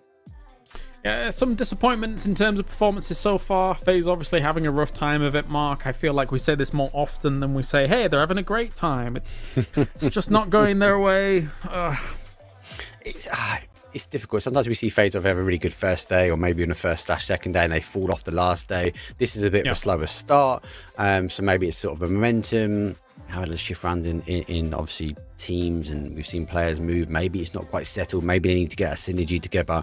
Just wouldn't expect it though from FaZe, because every one of those players we know as an individual is a high performer. They're just getting closed out. They got caught with that fight. Yes, mate, you might want to run away from Hakatori. I think they've done the right thing, and as a two-man, it's very difficult to play that end zone that it sort of played into. Yeah, definitely. All right, well, we're just moments out before we get on to our last Erangel of the day, but don't forget, use the hashtag MastersMikeEMEA and submit your questions to us, which we'll be answering off the back of this next match, because we'll be taking some of those questions, and if you do get selected, you win yourself 10,000 G coin. But before we do that, we got to see who rustles up those points here for our next game, Mark. Good flight path. It's coming from a west down towards a south, pushing a little bit towards the southeast, but does favour that southwest corner. If we see an east rotation, if we see a military, it will be very explosive, and it is the last game of day number 1. So that plus a military, that's a way to go out with a bang. Definitely not too different to our previous playing path, except a little bit more deep into that military island location. So for some of these teams. Bit more of a problem, bit more of a stretch as to where they need to be going. But we will see what they're able to do with it, what they're able to adapt with it. They're just hoping for not a 50-50 circle when it comes to rivers and things like that. And I think a lot of teams might be hoping for not a military island circle, even though there are way more options now to get back down to that military island than there used to be. We'll see. Yeah. I mean, the thing is, good old, what's it, Storm on Request, they are big flexing here. Oh, geez, it's almost a 50-50. It's close. Where does the zone go? Nobody knows. Storm on Request have the whole potential for that south side. I wonder if they're trying to lock off one of the ridges. I'd be intrigued to see actually if teams opt to maybe go for military, but with this flight path, you might look at this going, do you know what? There might be teams that went late, that went towards that military islands. Really only kind of that PWD, Na'vi phase. They would have known who was left in the plane, but for Hands of Hope, for Saints, Foot, the rest of them in that sort of northwest corner, they're going to have no idea. Yeah, it's true. That is true. Obviously, as those later teams, you know how many people are left remaining in that, so definitely have a bit more information available to you as we will see what they're positioned for. Now, for a lot of the teams on the main island side, obviously, the gamble, inverted commas, of mainland is not too bad at all. How tall is Kalaris? Hello? What the? 142? Who made this? Was that a question that came through? That was the interesting one. If you want to beat the trust and win, wait a minute. Somebody get answer A, B, C, or D. Kalaris will pick a winner. Look, I know I look like a leprechaun, but I'm not the height of a leprechaun. If we could just kind of cancel this question. And let's be real, I'm not 198 centimeters. I'll just throw that out there. That's way too tall. Oh, my days. All right, well, thanks very much, I suppose. Good luck, everybody. I guess. This is a curveball. I'm trying to think who knows my height in production. Oh, wait. No, I figured this out. Anyway. The common denominator got to one person. Yeah. Wait and see. But yeah, get your answers into chat if you've ever found James at an event and you had a tape measure out at the same time and was able to sneak the answer. We'll see who's right in chat. That's a trick, actually, because I never emerge during events. Nobody sees me during events. I'm like a true gremlin. Like, once I'm done, I'll back into the shadows and disappear. And EWC was on the sofa, so that's not going to help either because you were sitting down the whole time. So no one was able to catch a glimpse of your height during that one. So very difficult question. Well done, production, for that one. Really mixing things up. Yeah, thanks. Actually, there was a picture of me, Avenger, and Toffees, and Godspeed, and they're all leaning. They've all got their shoulders up on me. So yeah, but they're all taller than me. Everyone's taller than me in esports. It's ridiculous. Apart from Blair in Counter Strike, he's not. He's very small. There you go. You've taken the title then. Not the smallest. Paper Thin's short as well. Actually, I could take that. Paper's such a cool guy as well. He came over and said hello at PNC. Such a cool guy as well. We like Paper. Yeah, he's the pug of PUBG Esports. You know, he's just short and he's normally got his tongue hanging out to the left hand side when he's not commentating. He's adorable. Well, adorable is left aside. Skittles are making their adorable way towards the south, but they are halving next to 888, who will be looking for some more kills here. A little bit of a slower start, obviously, for game number 6. But it's the final game here for day number 1, so it won't be too long. Esports, and I said before, when or die, like to apply pressure towards Esports, and they have moved their way into containers, but Esports, knowing this, have moved out and set a little bit of a trap around them. Yeah, I quite like this. Not bad at all. A nice little attempt, potentially, to shut down any movements that may go on. As still, the position that they do hold, they'll be feeding some forwards information towards 8C and Scav, and then maybe they can take some decent shots. We will see. Although Scav's kind of overlook of all of this is very cool as well. He's only working with a 4 times, though, from that high up. That's not ideal, I don't think. No, we'll wait and see, but at least he's getting the information. Obviously, Will Die have crashed in, and we've seen, as I said before, we've seen him really underpin for Esports while they've been looting. So, trying to figure out exactly where they are, realizing that maybe they're not a tier. Are they watching us from the hill? So they've had to stand their ground, but both those teams not in zone. They've got to get rotated. And then on top of that, as you mentioned before, we've got that kind of 50-50, maybe 60-40, but we've got a river in the middle, and there comes a backflip 360, and no, jumps out, do a kickflip, and no, he goes down. I'm 5 will end Hakamari's destructive pathing. It's not Tony Hawk, it's PUBG. There's no 360 backflips here, mate. Skittles lose a player. That's crazy. Tony Hawk was just at EWC. Now he's here on the Battlegrounds. This is nuts. I can't believe it. What was that? It was an interesting car placement. If he didn't know he was there, it would have been a bit more of a surprise. But 888, as I said, they're pathing together, looking for the kills, get the second one down. They have one knocked as well, so it gets that confirmation. Third party, though, is coming by, and more to join. As good knocks. And then on the other side, Geekate causing problems as well. It's chaos everywhere. It's going to be up to Antlers completely here to really do something about this. Reinforcing shots maybe coming in. No, Spiro will go down. He had some blistering shots coming in from that FAMAS, but here come the reinforcements to try and shut it all down, regardless of the attempt at this res coming in from Antlers. Cramsey, they've got to do something. They've got to do something here. Cramsey's been looking strong as well, working their way. So yeah, they try and get the res. PWD looking to isolate one. So taking Cramsey down. Hey, it's not bad. Let's do the damage, but it's just a little bit too short. Cramsey gets the res on. There's the re-knocks. The PWD will know now they did get the res back on. Diffix, though, moves his way forward. He's going to be exposed again. He has to duck into cover just in time. Yeah, it's all Antlers straight away as he was moving on up there. So without Cramsey down, now maybe we can shut this down here. It's Conquest, perfect stuff. Diffix takes it, but at the same time, Artix from a distance takes down Diffix. This is all going crazy. Well, this last game didn't take long for the rest of the teams to remember it. Diffix looking to get that confirmation. Artix, though, applying pressure. PWD, he's sneaking his way around the corner. Does see the rest of the players working towards Quizzy here. Artix has got his number as he joysticks to rest of Slam G to try and get another knock and confirm. All coming in on this angle. All of these teams just absolutely bulldozing through each other. Mokor is gone as well for PWD.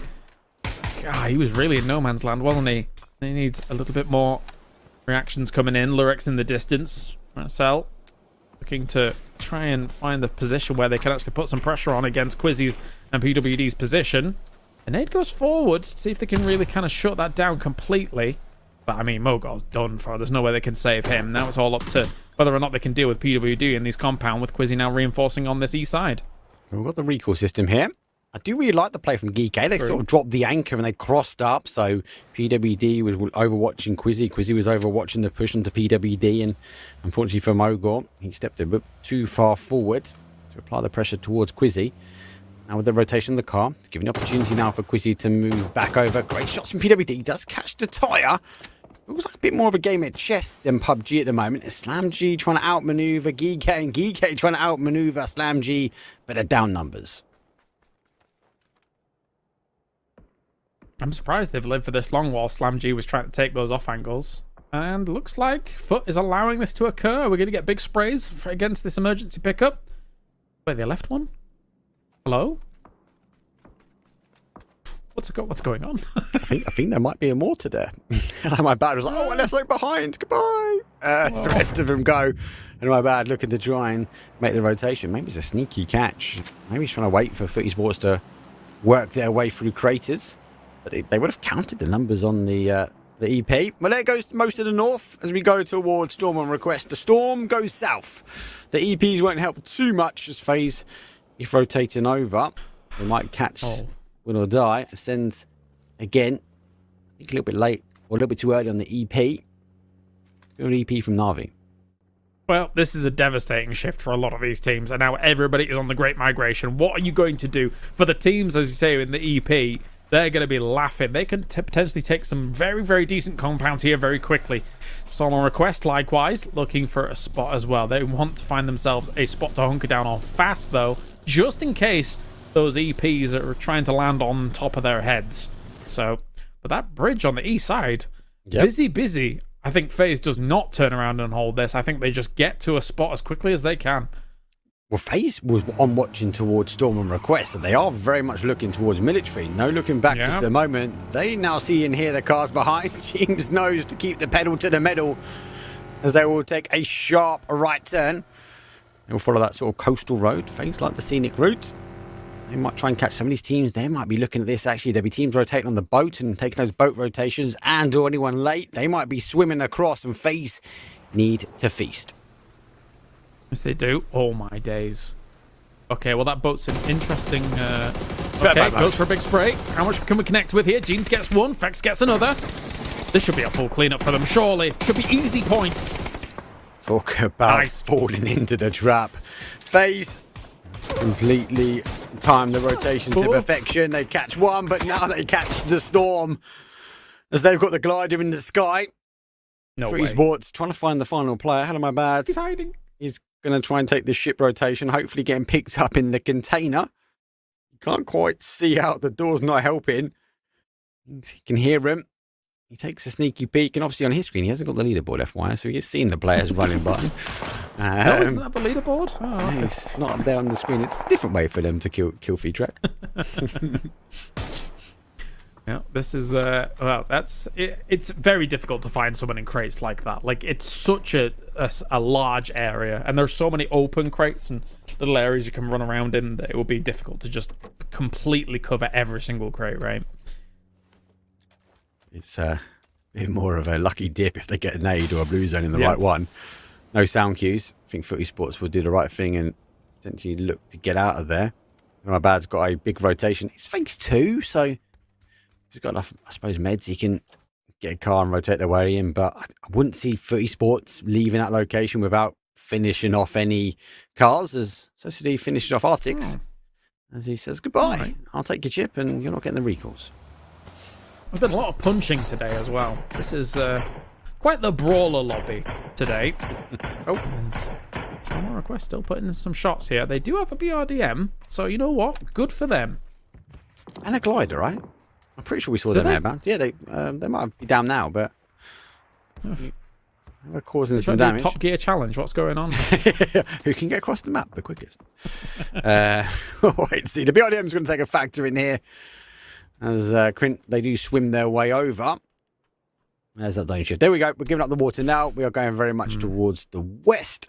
I'll be in a good position, taking the high ground here. Hive have worked their way over as well. It's going to be difficult. A lot of teams getting caught on the outside edge. Should be a bit of a calm before the storm, maybe, I think. Yeah, you'd think so, right? I mean, the thing is that for Hive, they'll come in slow on foot. They'll look down on those compounds, realize they can't go towards them, and just play that west side for a long time here. They're not going to overextend with all of this. Diffx coming in for Geek8, so the full recovery for them is on the way, despite having that absolutely battered and bruised fight earlier on. Why is he not mid-in? I mean, oh, okay, well. We joined that late. It's a way to clear the beach. As seen one, now he could potentially park up against the shack, and that would deny the boom. He has to reverse in. Maybe they haven't quite seen him, as they are following that ascend approach we saw earlier. Hey, look at me. And here comes the fire and power. They will whistle past the boom, so we can get away with a lucky bypass. Maybe we'll storm the beaches. There's like a D-Day joke in here somewhere, but they're just gonna riot into the middle, I suppose. I like now the with all of that and name. Take, I mean, some high ground position, right? It's the play on the team name. I'll give it to you. That was good. Yeah. They got to take the high ground now. They've been uncontended, and surprisingly, again, no one's shooting the BRDM despite the update. FaZe Clan looking for a big game. They've got to go big to close off the leaderboard. Effect takes the initial shots though. The car goes flying from Fairy Tale, not the Fairy Tale, as it will get eventually back on its way. There's two there. This could be punishing. They've lost all momentum. There's one, there's two. Can they get the confirmation? They get one. Looking for the second here, and Fairy Tale continue rotating past. Yeah, that was a nightmare, that flip. And even this one's actually blowing up as well here. So Fairy Tale going to be scattering. April goes down. Oh, it's all on anybody's here to really do something. And Nade went forwards. He does actually get kind of found there, thanks to his own shots, and he gets taken out 14th place for Fairy Tail. It's been an absolute disaster for them. Yeah, it has. They're a team that normally thrives off a Miramar start. And my bad is making his way downtown. He's got a long run there, unfortunately. Phase number 3. Run out of time. Doesn't have the meds to survive out from phase 4, really. Does need to find a vehicle if he wants to stand any hope of getting across towards the military. We've seen crazier things happen. But for now, back towards phase. As they do crash in, hands on hope. They've been through a little war here so far in this game. So not doing too badly for the Cheese Louise. Nabat here, some great shots against James. So the smoke wall comes down. Some Ibby influence coming out here for good old James. Seeing if he can make that cross happen eventually. But there's going to be reinforcing angles for him as well to try and shut down the position. Great nade here against Hero. Hands of Hope are hoping for just a little bit of a reprieve against all of this. Hibako hits Fex as he was trying to make that cross, but the rest of them in that compound are knocked. He gets knocked by Skittles as well, so they're looking to try and work on that. FaZe unfortunately making the crossover. Geekate looking to try and stop the push from the high grounds, as they're also being provided Professor across from Foot Esports coming in quite late now. That's all part and parcel, unfortunately, for them holding on for so long. Trying to take out Hello My Bad, who arguably might out-survive them at this point. Especially before, start closing in. So far, sure feels like a game 6. 17 minutes. A lot of carnage going down here in this mid-game. Understandable, though, with the circle shift, right, I guess. So maybe a little bit less than a normal game 6. Who knows? Who knows? But still, DK, 6 kills on the board so far. Woo, woo. Okay, head down, head down. Should be okay and safe here for a moment. It's given, actually, Foot Esports the opportunity to move back in, but Hive, I suppose, looking to try and farm as much as you mentioned before. They can look at those compounds towards their east and go like, there's little to no chance for us to crash in, so let's close out day number 1. As many kills, and I said before, this is a team that will thrive off early kills. They've hit. Now they're looking to try and get that rotation in. So we'll leave this location. Wonder if they have already spotted Navi. They've been in that location for a while. Towards the other side, Saints are in military, uncontested as well, so got a home to themselves. There we go, back to Navi. They do pick up though high. This antidote is bottom of the hill. Would love to shut them down if you want. Technically more points from this. Moving on to the last chance qualifier. As Foot down as well. Oof, okay. They're gone in the distance. 12th place for them. As they were trying to come in from that west side. They were kind of taking their sweet time, right? Considering they were trying to chase the winner die last player in those crates. So it came in very, very late. So before, like, I know Win or Die didn't clear them up. They didn't get the crash they wanted to, but they still caused huge amounts of damage, though. But talk about damage, the nades coming in. Hakatori gets one. Rox answers, though, as he will put down Hakatori. Extends, though, has that high ground. Ferris and Sosadid not too far away. Sosadid over the shoulder of Extends here. Ferris could potentially hold onto the compound or get involved. It's more nades, more util dump will come down. High might get a bit of a freebie here as Extends can't see the line of sight. Bit of a shame with that smoke bouncing off of his teammate's head. Ooh, great nade coming in from Sosed as well. So really shutting down a lot of what Hive can actually muster here. But at the same time, there is one member disconnected as well, so there's potential Hive could still get a little bit more from this, despite coming in from an alternate angle. Not really too deep an alternate angle, but it is still there. No, never mind. Gashley gets caught and finished off as well. So Hive down in 11th, exactly what the rest of this lobby needs. It might be the stop to the top of the leaderboard and still request. Making everybody look like a breeze at the moment. Catching the multiple teams, unable to get the conversion. That's number 3 now. They have cleared now that northwest corner. DK will fall, 10th place for them. Back to that kind of game 6 antics. Holding a bit of space. The RDM is there. Slam G's not too far away. Yeah, they're playing a blinder here. Really love what we're seeing. As Hadouken's on the very south side of military base at the moment. And he knows that there are still some threats lurking around him. So, gotta be careful. Look at how they have Grant dead to rights here. Gone. Senka Pow Pow left. Difficult. Really difficult to cross this road. No car. They've launched out the Doritos and they're going to be short. Smokes. Wonder how many he's got. He's just launched out another one, but the Dorito comes back. That's not going to help him in any way, shape or form, unfortunately. Maybe going to his fellow or fallen comrades to see if he's got any more util. Hopefully he doesn't hit that Dorito for a second time.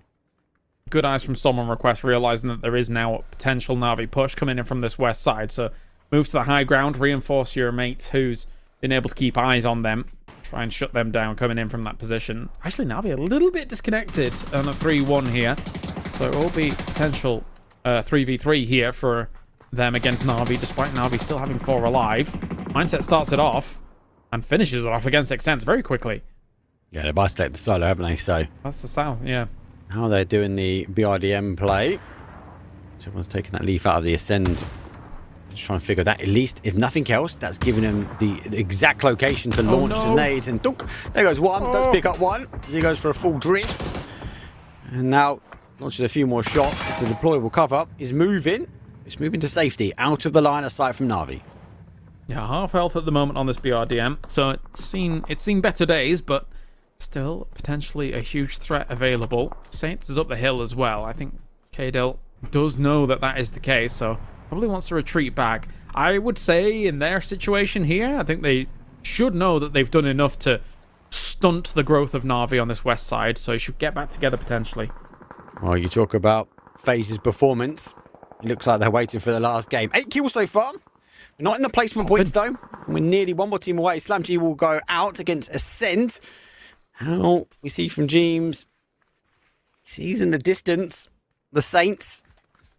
I don't think they've quite seen Hadouken, though. As he's just over the other ridge, but he's going to hear him. He's going to see it in the kill feed. Quick kill confirmed now for them. Now FaZe get involved. Hadouken goes down to 40, and he's scrapped out as Mindset will clear him. Mindset's doing well today as well. Yeah. Really good stuff from him coming in. Circle shifts. It's all in Storm's favor as FaZe is still moving on that south side. They're very split on that 2-1 after losing one member, but it has worked out so far from, as you say, with the kills coming in. Storm Request got 7 available to them too. Looks like this brewing fight, though, of Ascend versus maybe win or die if they feel like they need to move around the north side could materialize, unless they realize that maybe little Gustav is all alone, so they might want to head south here, realizing that Ascend is a bit too strong for them in the position that they hold.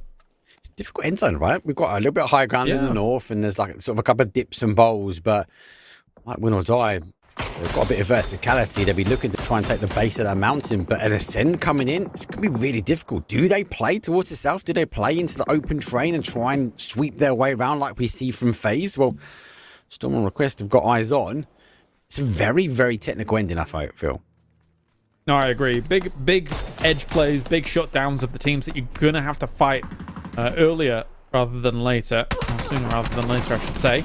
Oh, great shots coming in from Ascend, though. They've gone for the big move against this position on Storm on Request. This could cost them dearly. Not paying attention to what was going on in the north of them. Just tunnel visioning the position of Na'Vi. I understand it as well, though, because they were chasing them prior, especially with that BRDM, but couldn't shut them down completely. Just want to finish off that fight, don't they? Want to sort of kick that box and go, right, we're clear now. And that's forced him into a trap. Na'Vi, we know they're aggressive. They come back with the car now, Ascend. Just can on look here. They're a team that like to play the edge. Nades will go out. Breaks a bit further, closer to the action as he sweeps around on that west. Kidikai does get the confirm, or the knocks ray on the car. Then it goes kill that gets the confirm.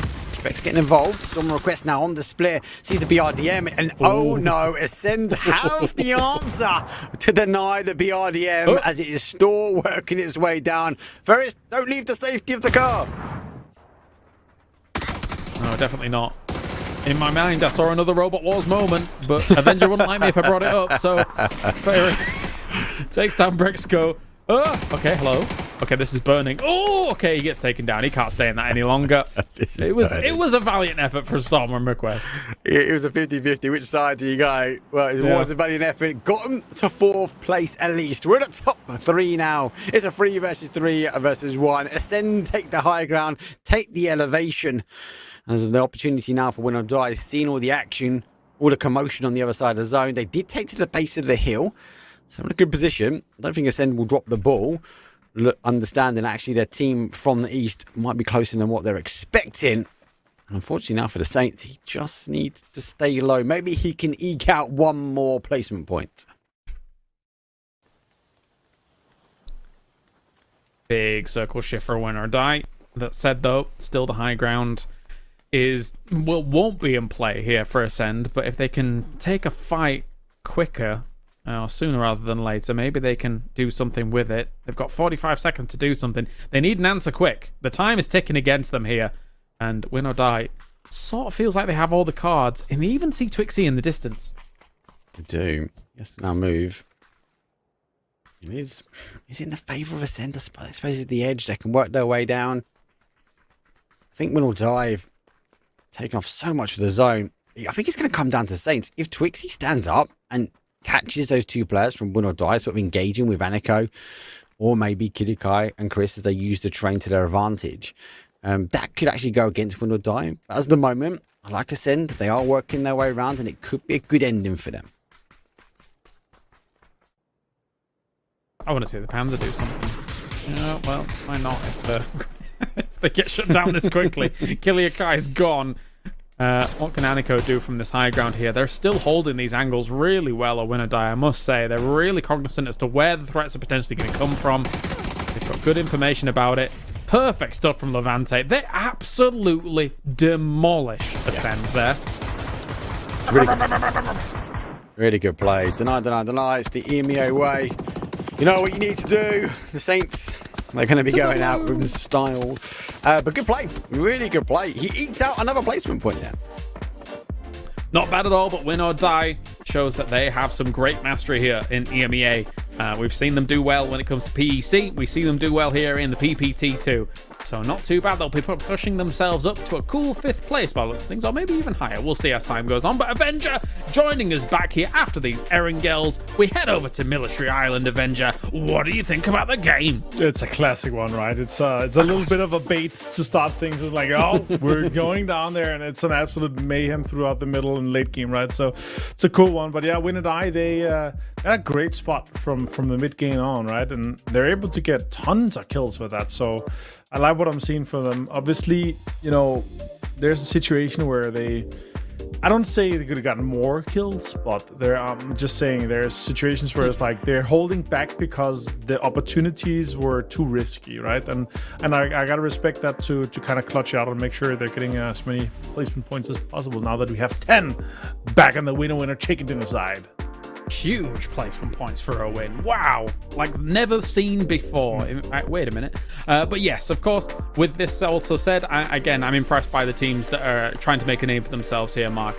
Like Storm on Request, for example, they kind of ruined this game for a lot of teams at the beach, on that high ground, trying to deal with teams up until the point where Ascend kind of breaches over the hill.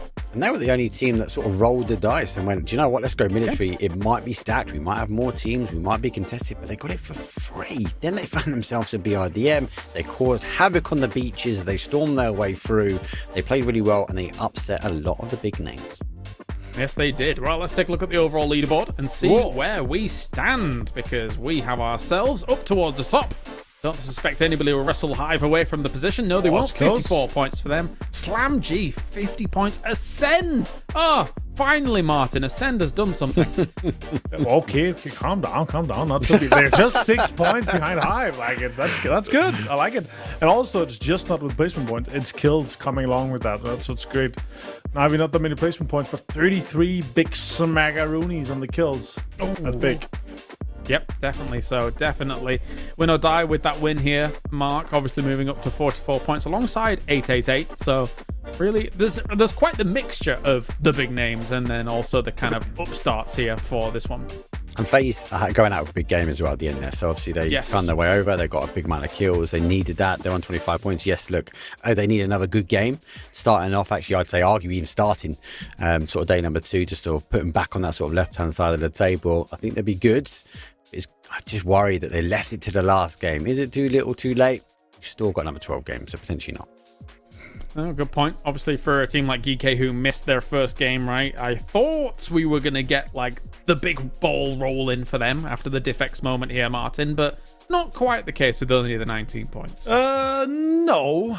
I mean, sure, but we're talking 16 points from 8th. Like, it's very doable. Like, you can definitely get in and get the ball rolling here, right? So that's really what I'm looking forward for to tomorrow. But still, that was one of the most epic moments I've seen in a very long time in terms of like clutch, and one of the best uses of the revive and recall system that we've seen for quite a while. Like, some of the late game situations we have with the other recalls have been, a snake that doesn't get anything done. Rather, we've seen the second places. We've seen, but here you go down, you knock a guy out, you take his shit, and you shoot the lobby off. Like, I love that. That is just all right. That's great.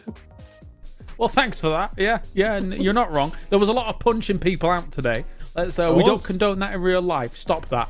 But anyway, that is it for day number 1. However, Master's mic is ready to go. So guys, ladies, gentlemen, boys and girls of all ages, let me get seated. Sit back, relax, get yourself your PGC flask. You don't have one of these? No, that's a shame. One second. No, I don't. Relax. Mine's gone. He's not answering any questions. Let's go. We get the vibe music up rolling here. It's good. Oh, yeah. You know what we should do as well? They should change the background color and everything. It should all just whoa. Anyway, they're not going to do that right now. It's not a thing we can do. All right, let's talk about the questions. Let's see who's been in. Wait a minute. Hey, he did it. Whoa. Nice. Master's mic after dark. All right. All right. Let's get to our first question here. So it's from It's Your Games. I really hope I've got some really weird names to read out, by the way. Same. Yeah, you're keen. All right, so how would you structure the esports calendar for 2026? An interesting question. I guess, I know someone who definitely will have very strong opinions about this. So, Avenger, what do you think? Wait, no, I think you guys should start. Oh, yeah, because you'll go on for 10 minutes, right? Yeah. Mark, what do you think? It's good to see Paul putting a question in. GG's. How would I structure it? I would actually start the year off with PNC. I think having a whole year, obviously, where all the guys and girls are working with as many points, we then go to obviously the globals at the end. It'd be nice. I think that'd be a nice start. And then I'd like to see what we're seeing from this kind of circuit, where actually we have qualifications work their way through. We might have multiple of them, and they work up into points, and then points work their way across towards kind of a PGS. I would still have the same PGSs. Obviously, not experienced week on, week off, week on. But I do like these kind of circuits playing into bigger events potentially. Before you finish that up, there's also a follow-up part to that question, which is also what kind of events would you create as well. So do you have any kind of other thoughts regarding that as well, Mark? Oh, again, I'd take this sort of circuit, right, where people can get involved. I'd add it into the game, though, so I'd have the ability where people are playing, they can kind of sign up and then get involved, and then we might see more and more names kind of come through that sort of casual way. So I wouldn't create anything else. I'll take what we're doing here with these circuits with Masters and Super, with the Cup Tour, but embed it into the game itself so people can sign up in-game on like Friday or whatever it might be, get themselves involved in the scrims, and potentially we see more people coming through. Fair. How about yourself, Mr. Avenger? Go on, do it. I don't have that much time, so I'll be quickly about yes. it. I would, let's say that we, on the PGSs, let's say obviously there's some stuff I can't talk about because we've been shared some information and asked for our thoughts before. So, but what I would do within the limits that we have currently this year, I would add on the off day that is at PGSs on the Thursdays, I would take the bottom 16 teams and let them keep their points for group stage and let them play 6 more matches. And then that would be, they were the top 8 from group stage and the top 8 from that. So you would have a benefit from group stage. You would play 6 more matches because the studio's there, the players there, the hotels are played for, and the last chance days are usually some of the most watched days. So that's one thing I would add because I'm not saying it's free, but it's very cheap to add that day since everyone's already there. There's no additional flight. There's like the hotel's already there, like talent's already inside, everything, and it would add like another level because I think especially as we're moving towards more RNG and more difficult games, I think having double elimination to ensure that it's the best teams in the finals for every global stage. I think double elimination is something that's extremely crucial, especially going forward. So I guess I'll round this out quickly because we have other questions to get to, but not necessarily structure, but something that I suggested in another version of this game that actually got implemented was during group stages or league play per se. teams kept like 10% of their points, so Right. you didn't have to just you didn't going into the final, Cinnamon, right? Yeah, so there was an incentive to finish as high as possible, and not just say, well, first is the same as 16th to qualify into the final, right? And actually, it got implemented, and in some regions still exists. And I think it was a really good, subtle addition to being able to say, okay, well, every single game is going to matter. Every single point is going to matter. And it gave a slight edge in the final, but, not something that's insurmountable. Or you could do that with prize money. Yes. $5,000 for a win, $10,000 for a win, especially at the big events where we have, millions of dollars on the line, PGC, Esports World Cup, because ultimately what we want is all the games to matter, to have that huge impact, to see the team celebrate every win, especially because that's what we saw for when we had the winner chicken dinner format. It was like you saw that celebration, right? Yeah. And I think with $10,000, $20,000, whatever, for each win in a final or whatever, that would have a huge impact still. All right, well, let's move on to our next question then and see what we've got rolling. And I will this time read out the full question. So let's figure out who it's going to be. Kahitg. There you go. Will PUBG Esports consider adding specific rule changes or gameplay adjustments, such as weapon balances or circle settings, that are tailored to improve competitive play? Hashtag Masters Mike EMEA. So I started with Mark first time. This time we will go to Mr. Avenger. Yay! Look at that. Cool. You love circles. Yeah, I love circles. I've been deep diving for circles for 8 years. I think for PUBG here, the current circle settings we have are, I think, 6 years old. Like they have minor adjustments throughout the time, right? And as time has evolved, I think this is some of the biggest things you can actually make exciting, right? We always see like a viewership drop in the first couple of looting minutes. And we see a huge amount of kills that is happening in Circle 3 and 4. And I think you can quite easily spread that out. You could, first of all, you should speed up the plane. So rather than it taking 2 minutes from the start to finish, it doesn't matter if it's realistic or not, and the teams will have plenty of time to jump out. It should only take like 40 seconds to cross the map. That way you could cut off a minute and a half in the early game. You should also up the loot in a way where it's not like explosive, but 1.5 or maybe 2 times more loot. Because at this time, we're 8 years deep into the game. It's not about what's exciting to, I found a compensator. People are more so looking for their, usual setup so that we have more time to kind of early stages of the game to cut out, and we have more time to the later stages of the game. And then I would make the first circle smaller to then make the later circles bigger. So effectively our last circle would be the size of our current circle 7. So we don't have that age shift that is kind of gifting some wins that we've been seeing throughout. And then we split up that we don't have 20 people dying at the end of Circle 3 and the beginning of Circle 4. So we kind of spread out the kills, so we catch more kills, so we catch more kind of action rather than being explosive during that kind of hectic circle death that are sometimes happen in Circle 4. It is difficult to catch everything in the mid game, that is for sure. How about yourself, Mark? It's difficult, really. I agree with what Martin's saying. I'd also question whether the blue zone damage increases as per the zone. So again, you force people to stay in the zone and not try and fight on the outside or take longer fights. Look at that last game. Would we have seen potentially a Foot Esports and Win or Die move quicker, right? Because they knew the blue zone was coming in instead of hunkering down outside. So that's always one factor.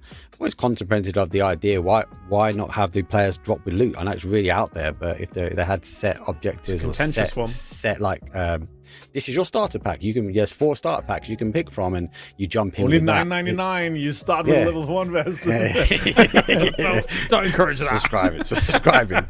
But it does mean that actually we might see some more early engagement. We then take what Martin's saying and we reduce the zones, or maybe even see the first zone. So people are jumping towards the zone, and we see teams maybe jump for the outside of the zone to work their way in. There's lots of variations you can do, but I think Martin's on the right track. Is that we want to increase the speed early on, and how do you do that? Move the zones in, increase the loot. There's a load of variations that you could do to encourage early action. Yeah, fair. Fair. One thing I don't want to see is when you've suggested those kind of seeing that circle earlier, some of the BRs obviously kind of have like set drop spots now, and I'm like, this is awful. This is an awful idea. I hate that. I love the idea that everyone gets in the plane. There's an equal foot for everyone. Everyone has the same opportunity. I love that, and I think that's a cornerstone of PUBG in our game. That's why I think so many people love it, to be honest. Not just a cornerstone of PUBG, a cornerstone of Battle Royale. Yeah. There has to be anyway, whatever. I'm not going to rant about what other games do like that, but our final question for the day. Who have we got? Let's find out. We are going to have dun dun dun Frog. Oh, it's Juris. Hello. Okay, what is happening in EMEA? Okay, well, let me read out the full question. Good question. What is happening at EMEA? What's going on? What is happening at EMEA currently that makes it look like all the powerhouses are struggling now? And never in history of EMEA has there been teams that usually perform mid. They're now at the top of the leaderboard. Okay, the mid ones are at the top of the lead. I see where we're going with this. So, Mr. Mark Power. Me first. Yeah, you should start. Yeah, I've done one. Oh, fine, I'll do it. All right. It's an interesting one, right? Because again, it kind of came back to what we were saying midway through one of our commentaries, which was the skill quality in EMEA is deeper than any other region, and that is undisputed. I don't think anybody anywhere, regardless of where you would rank regions, especially when it comes to internationals, nobody would dispute that EMEA isn't like the deepest, because we also have CIS as well, which right now is absolutely smashing, I would say, a lot of what EMEA kind of brings to the table. And then obviously you've got a lot of those kind of super rosters almost forming, right? Like a Geek at the beginning of the year that just looked spectacular. But then they have weird fall-offs, like when it comes to internationals, like the EWC that's just gone by. So I don't really have a solid answer beyond that. I think that like we just have so many good players that can come together, can form these amazing rosters, and can look good on the Battlegrounds. How about you, Mark? Yeah, I agree. Again, I'd actually point towards CIS. There's so many strong players there at the moment, mechanically gifted, and we're still seeing people still coming through and coming to age, and obviously now playing in events. And then because we have so many players that play competitive at a high level, a move between teams can make super teams, and actually can also break teams as well. So I think these little micro movements that we're seeing, plus as well, we've had years where we've had more events potentially against other regions. Like we've had additionals where North America didn't have, or the Americas now didn't have. So we've had more time to deal with events, pressure, and all that jazz. So I think it's a combination of lots of little things. I think it comes down to the fundamentals that we have lots of competitive players here, and they're always playing with each other. We've got scrims every single day, and yes, there are scrims, but when you've got potentially 6 lobbies of scrims, that's from top tier all the way down to kind of a mix. You just got a feed of new players coming through. And we have more competitive scrims than some of the other regions. Some of the other regions' scrims are not competitive, Avenger. No, they are not good scrims. Let's put it that way. There's a lot of scrims where it's like it's just barely better than ranked, and you have set drops kind of based on where people kind of have priority. I think for me, like in this case here, I think the biggest part is the teams at the top have become sort of complacent. They're not grinding as much maybe, and the teams in our mid-pack is grinding more than ever to kind of catch up. Then you add another layer that's kind of an RNG layer that we're adding so many new things, right? Panzers, to the beginning of the year, Panzerfaust, and all these things that's kind of coming in, BRDMs, Recall, like all these things that are kind of adding to leveling out the competitive edge that the teams at the very top had, where it's like, you have all these very, very good teams that have been grinding for years. They get a little bit complacent. Then the other teams that are grinding are catching up. Also, all the information that is just readily available on, PUBG, Twire, all these things, like you can immediately counter, and you can see, the pathing, the timing, where all these teams, all that information is just readily available for everyone. And I think that is kind of evening the playing field quite a lot.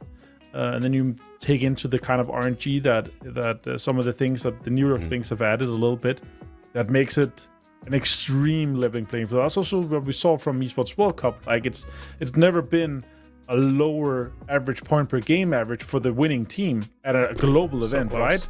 So it's getting closer and closer, even though the best teams in the world, still have slight competitive advantage.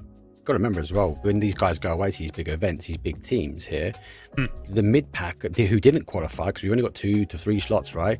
They're still grinding competitive scrims every single day, right? So the guys are going away to the lands, and that's good experience and there's money, but everyone else is eager to get there as well. So I think it's a big factor that these guys go away and everyone else is just looking at them with the data going, I'm catching up. It's also a bit of a double-edged sword as international, because yes, technically the games that you get to play are like really good, like they're insane level games, right? The best in the world. But at the same time, sometimes you've got other obligations. You're doing a media day. You can't be practicing all those days, like the whole day. Yeah, like a very small amount of time to actually scrim. So it's here and there. Well, it looks like it's here and there, and James is on there for some reason. Anyway, I do think it is a big point. He's here or there. He's gone off to go do his media day, clearly. Yeah, I think he's done. It's his time with us is done here, Mark. So it's good. He's good. clocked out. It's good. It's just he's us. clocked out. He's gone right. I'm out. He's gone right. Oh, my time's up. It's 10:30, guys. I'm off to bed. I'm gone. He's been summoned. Well, that's it from us, though. It is day number 1. We do have Americas, though, a little bit later on, so tune in for that. We'll be back same time, same place. Hopefully, all 3 of us, though, tomorrow, where we have 12 games, 6 more tomorrow, as we will continue grinding out Masters 3. That's it from us. Well, the 2 of us, anyway. We'll see you guys later.